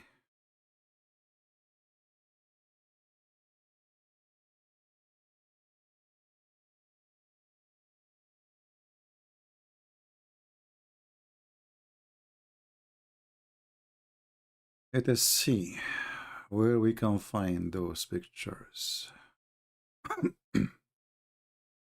You know, and I am a person who don't take pictures of himself. So you will not find really pictures of me. You will find pictures of what I do. Let us see, where.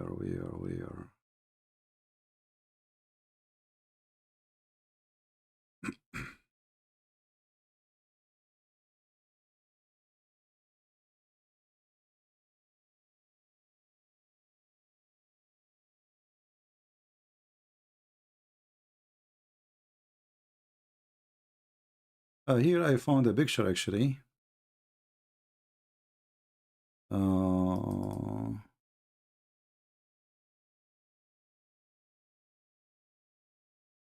Let us see this one.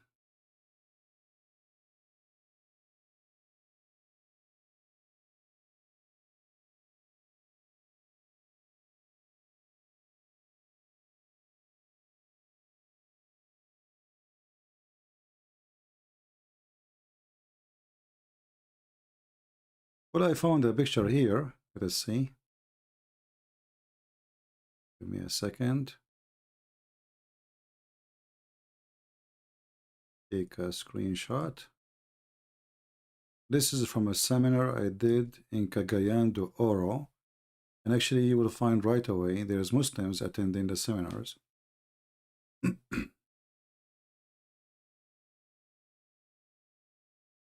me a second.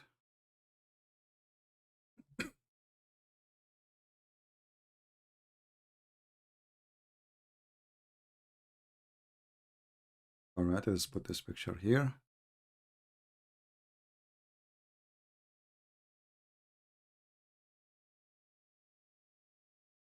There was many Muslims actually attending the seminar. Anyone here from Cagayan de Oro? For sure, if you are from that area, you will know the church I went to. And as you see here, there's a Muslim. She is wearing hijab. Muslim women. don't know if you can see her. You know, they attend the seminar, and there was hundreds and hundreds of people. Let us try something else.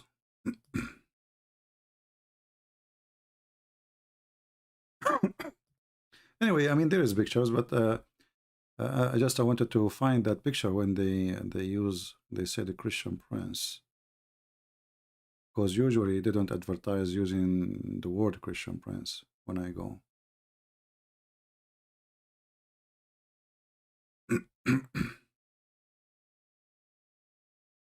I'm trying to find it.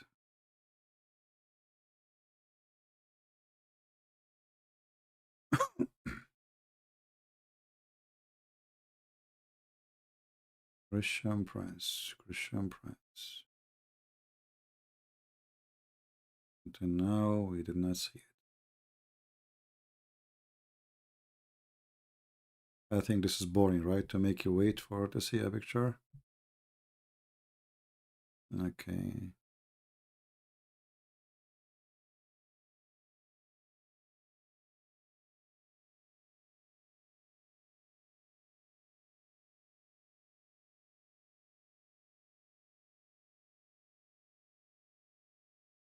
Until now, I did not find it, but it should be there somewhere. I don't take, you know, really pictures, but that one I took because it was kind of unique.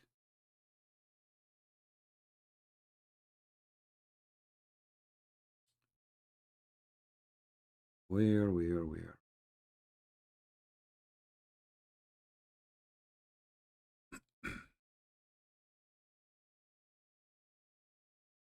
Well, looked like I could not find it. I know.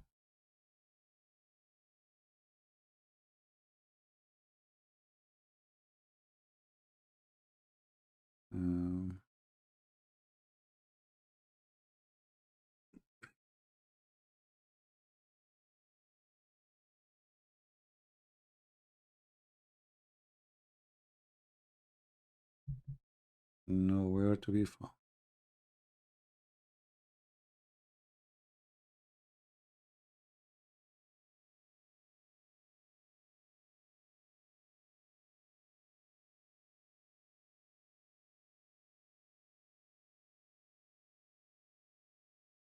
Interesting.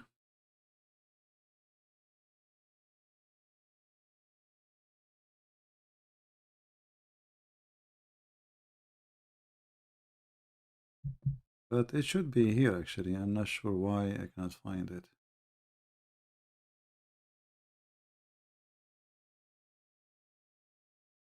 I hope I did not delete it by mistake.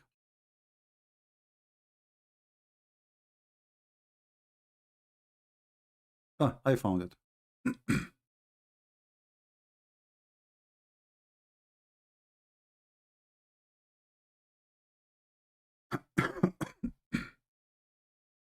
It's a long, so I will try to show it in the screen, but it's a very long print. It's like 3 meters high. Let us do this now. I took a screenshot of it.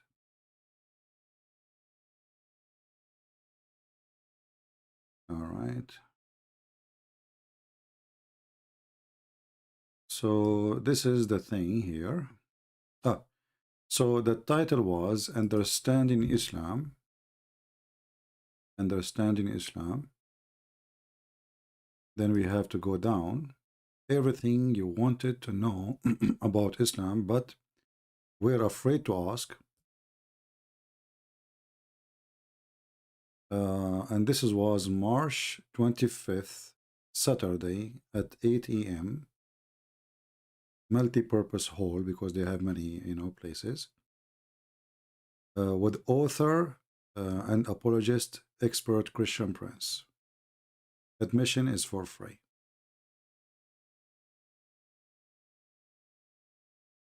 Sorry, it took us some time to find it, but we found it. It was a very long, I mean, that's why I took a picture of it. You know, I found it like it was ridiculous long, big, you know, so people can see from far away. And, you know, because usually people who attend seminars, there's fees. So I insisted to make it clear that nobody should pay anything when they join us.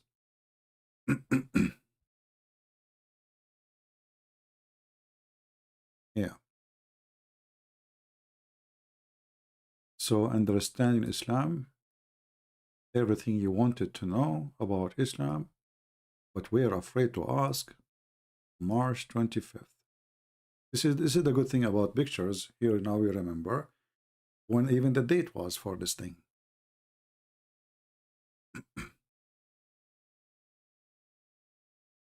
Yeah, I have Muslims, as I showed you. Actually, once a Muslim, he stood, he says, what do you think? I heard that you, you know, support Israel. What do you think about Israel taking the land of the Muslims? So I said to him, Abdul, do you have the Quran? He said, yes, I have the Quran. I said, okay, open Quran chapter 5, verse 21, and read it for us. He said, what? He said, open Quran chapter 5, verse 21, and read it for us. He opened the Quran. He did read it. I said, see, it was Allah who gave the land to the Jews. This is not your land. You should see his face. He was so excited, you know, like supposedly like he will play victim now, you know, like you know the Jews, they took our land. I said, this is not your land. It's Allah who gave it to the Jews. This is your Quran. Are you against the Quran? You should see how he said. He was so disappointed.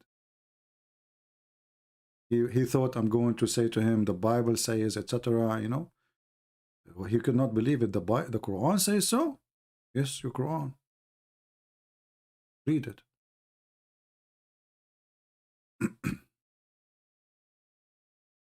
All right. Yeah. He was very disappointed. I feel sorry for him.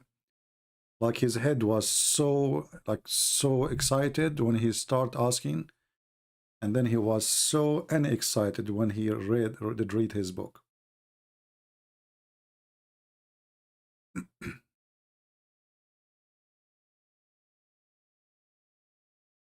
Yeah, but you know, those seminars are really costly, and I prefer not to do them. You know, a country like the Philippines is a poor country, with my love to all the poor people, which means I have to pay for my ticket, for my hotels, for my travel, for everything, you know.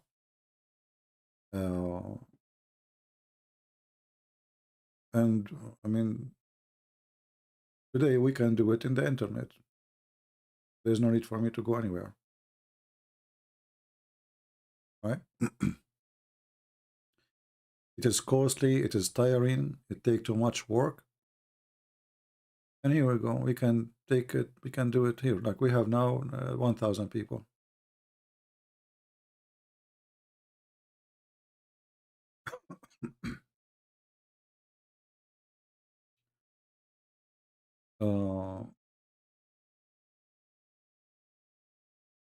Yeah, but for me, it's not a vacation time, really, because it's not a fun vacation time. Vacation is vacation. Have your relationship with the KKK? Well, if I was a Muslim, I would have a relationship with the KKK because Islam is a KKK. Islam is the religion of the KKK. Allah, he said, he created the white people to go to heaven, and he created the black people to go to hell. You don't believe me, Mr. KKK? Supposed to you are being smart? I can show you. It's your God who is a KKK. And not only that, the Quran says that Allah, he will make all the believers white and all disbelievers black. KKK God. Actually, your God is Kaka, not only KKK. Kaka in the Middle East means poo-poo. I find it very funny that they follow a white supremacist God and then they speak about the KKK.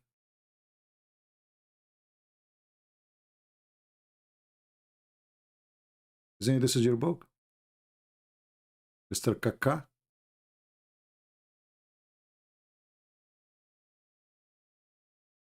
Is that your book? Chapter 3, verse 106.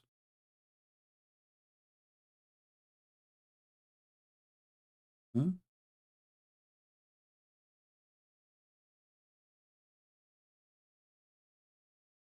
I go silence now.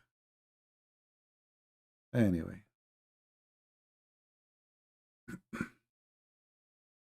Islam and the KKK is no better. Both they believe in white supremacists. Both are racist, filthy. Both are unjust. And not only that, the Quran says that the Muslims are the best and the rest are animals.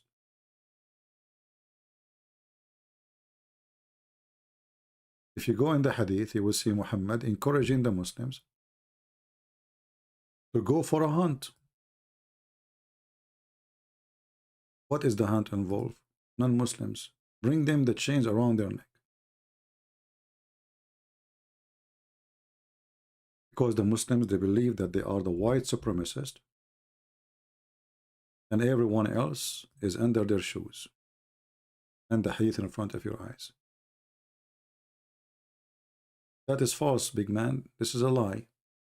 Islam is the most ethnic diversity. Well, show me when the last time you have an African imam of the Kaaba. The first time ever they have a black guy is an imam for the Kaaba, it was when Obama became a president. The King Fahd, he put an imam as a black man for 2 weeks and then they throw him out.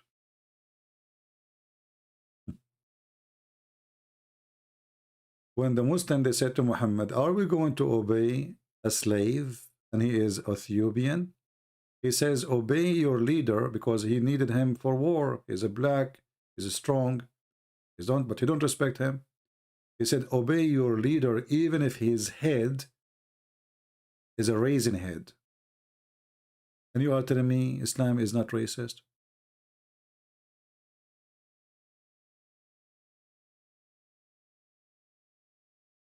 Muhammad was given the Torah. Did he say, I believed, or he said, I believe? My friend, the Torah is in the front of his hand, is under his hand. So I believed. He's talking oath in the book, in his hand. What I believed.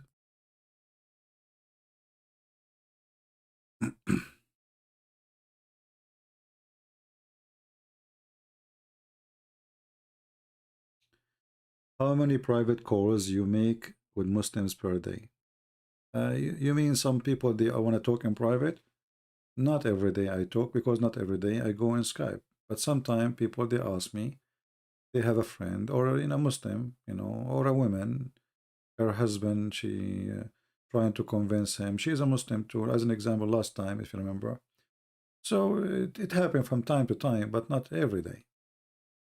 Otherwise, I don't really go every day in Skype. I go in Skype usually when I am live on air.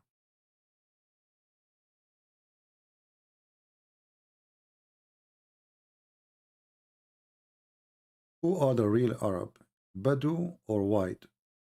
First of all, I don't know how many times we need to repeat. Arab is a word mean people who live in the desert. Doesn't matter who they are. Arab is not an ethnic.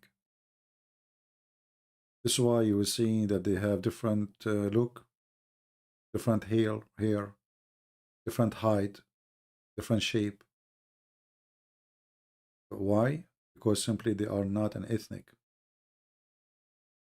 But all of them, they are white.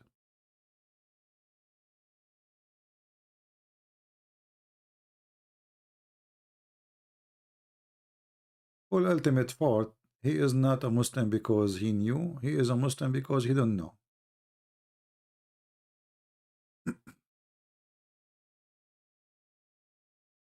Okay, here. Melchizedek, he have no father, he have no mother.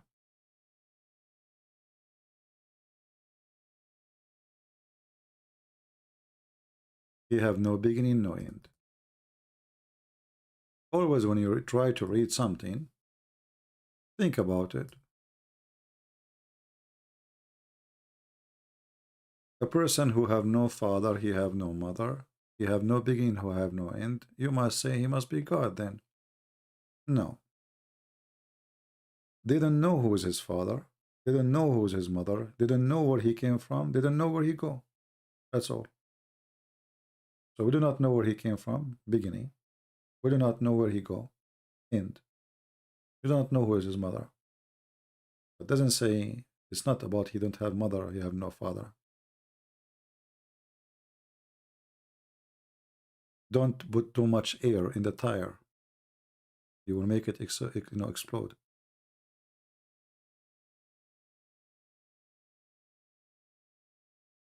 All right.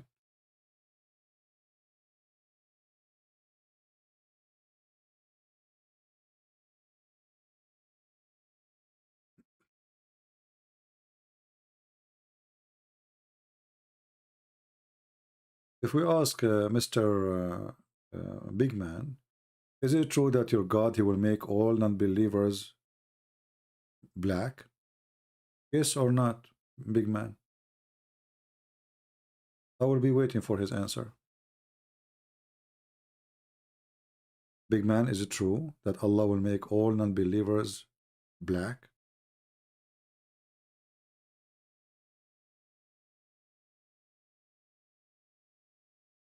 I'm not going to wait for your answer. We have it in the Quran. The answer, yes. So if your God is not racist, why don't make all the believers black people then? What about Allah make all the disbelievers white and all the believers black? Correct, guys? Why Allah he chose the color of the white for the believers and the color of the black for the bad one in the Quran? Because he's racist. And we have a hadith where Muhammad he said that when Allah he created the white people, he hid the right shoulder of Adam, and right always present the good ones. He hid the right shoulder of Adam, and from there the offspring of the white people came like white ants. And he said, you go to heaven and I don't care. And he hit the left shoulder of Adam, and black people came like white, like black circle ants. And he said, and you go to hell and I don't care. Is that me statement or your prophet? It's your prophet. So Muslims, they try to fabricate duct tape, try to make Islam as a multi-ethnic. The fact it's not. Muhammad, he made fun of the Asian people too. According to Muhammad, the people of Gog and Magog, they are Asian, and they are specifically the Turkish, the Mongolian. And the reason the Turkish, they are not behind the wall, which Allah, he ordered his messenger, Alexander the Great, to build, because at that time, the Turkish, they were not doing the mischievement. But they are from Gog and Magog. If you don't believe me, big man, call me. I will show you the reference. I will make you read it yourself. And obviously, by making such a statement, Muhammad is a false prophet. He do not know that the Turkish later will become Muslims. And he made fun of their face, he made fun of their eyes, he made fun of their shoes, he made fun of their clothes. He described them. They are people as if you hit them with the hammer.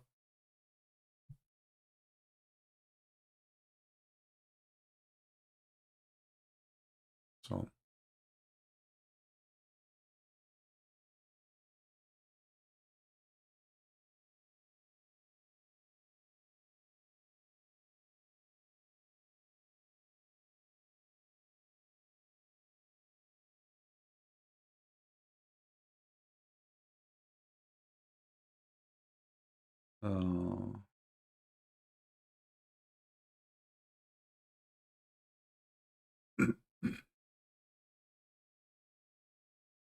we can find you tons of hadith.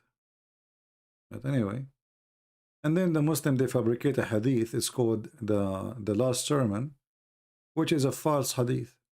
And this is the irony about the Muhammadan. When they want the false hadith, rejected hadith, they say it is accepted. When they want the correct hadith, the authentic, they say it's not authentic. Right? Anyway, I think we have enough for today. And as you see, supposedly I don't feel good and I should not really stay long. But you guys, you make me stay long. The one who will download the video, you do not need to download the whole video. Maybe you can take the part in the beginning where we played the video of this guy when he said, Allah, he hide the meaning of this Quran. He hide it all this time. For this is really important. For if Allah is the one who hide this, that telling us that Allah again is the devil.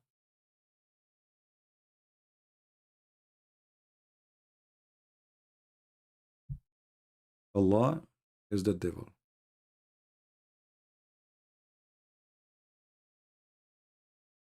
Muhammad, he warned to stay away from the Turkish and to stay away from the African Ethiopian. Why? Because both of them, for him, they are evil.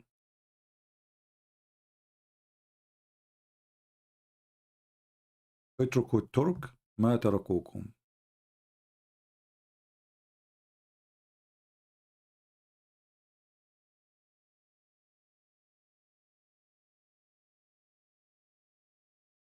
And he described their faces as Asian in a very, very, racist way.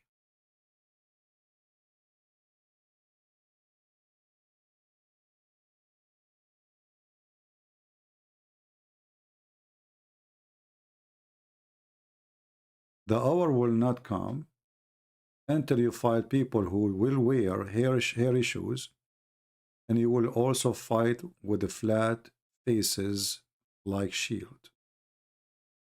He was talking about who? The Mongolian, sorry. The Asian. The hour will not come or begun until you fight with people with small eyes and wide faces, as if their eyes are the pupils of lotus, and their faces are hammered shield.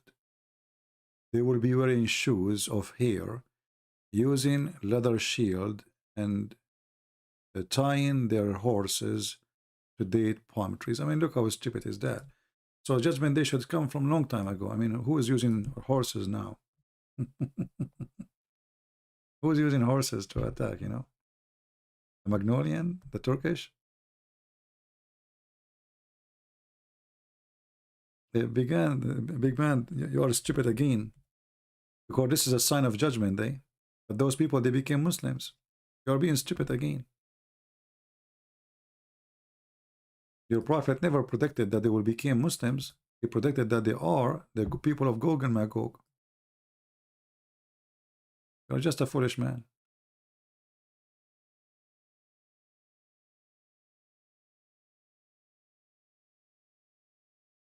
According to your prophet, those are the enemies of Islam. And you will win against them. What happened? You lost.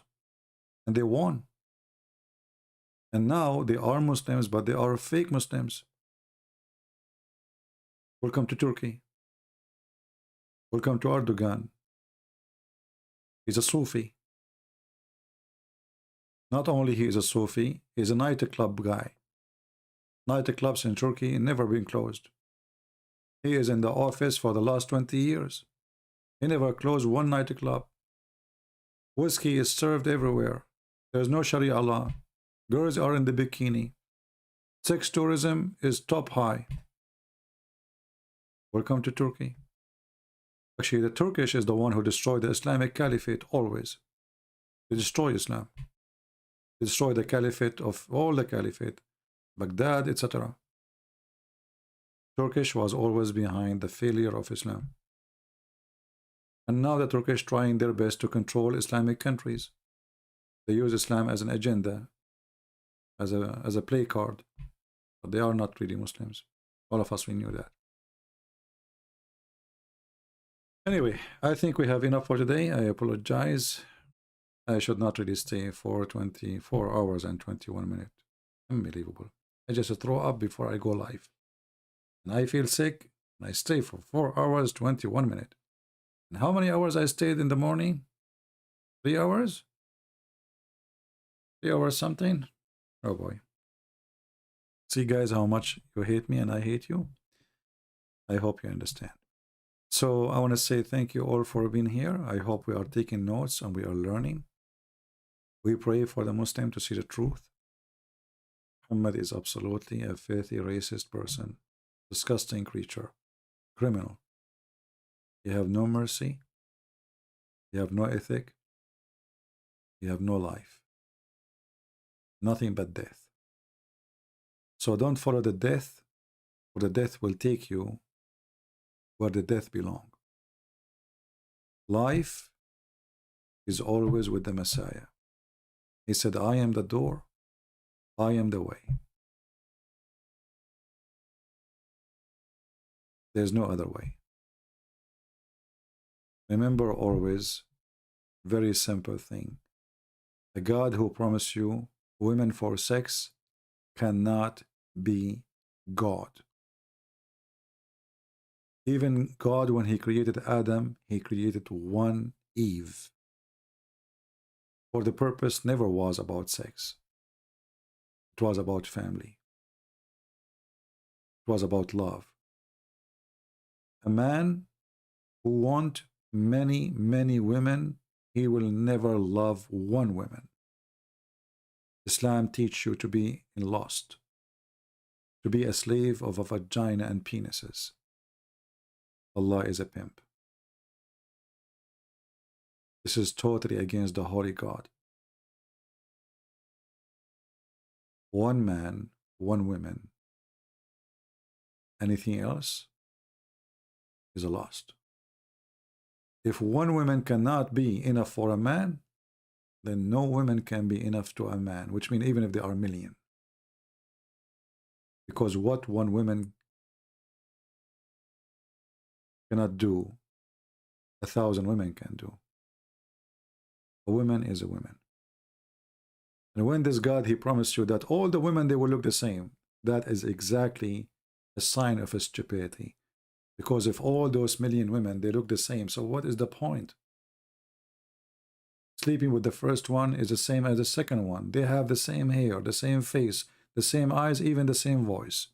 And even they have the same name. Can you go more in stupidity more than this? Imagine you go to a dating website and then all the women there, they have the same age, the same face, the same name, the same height, the same weight.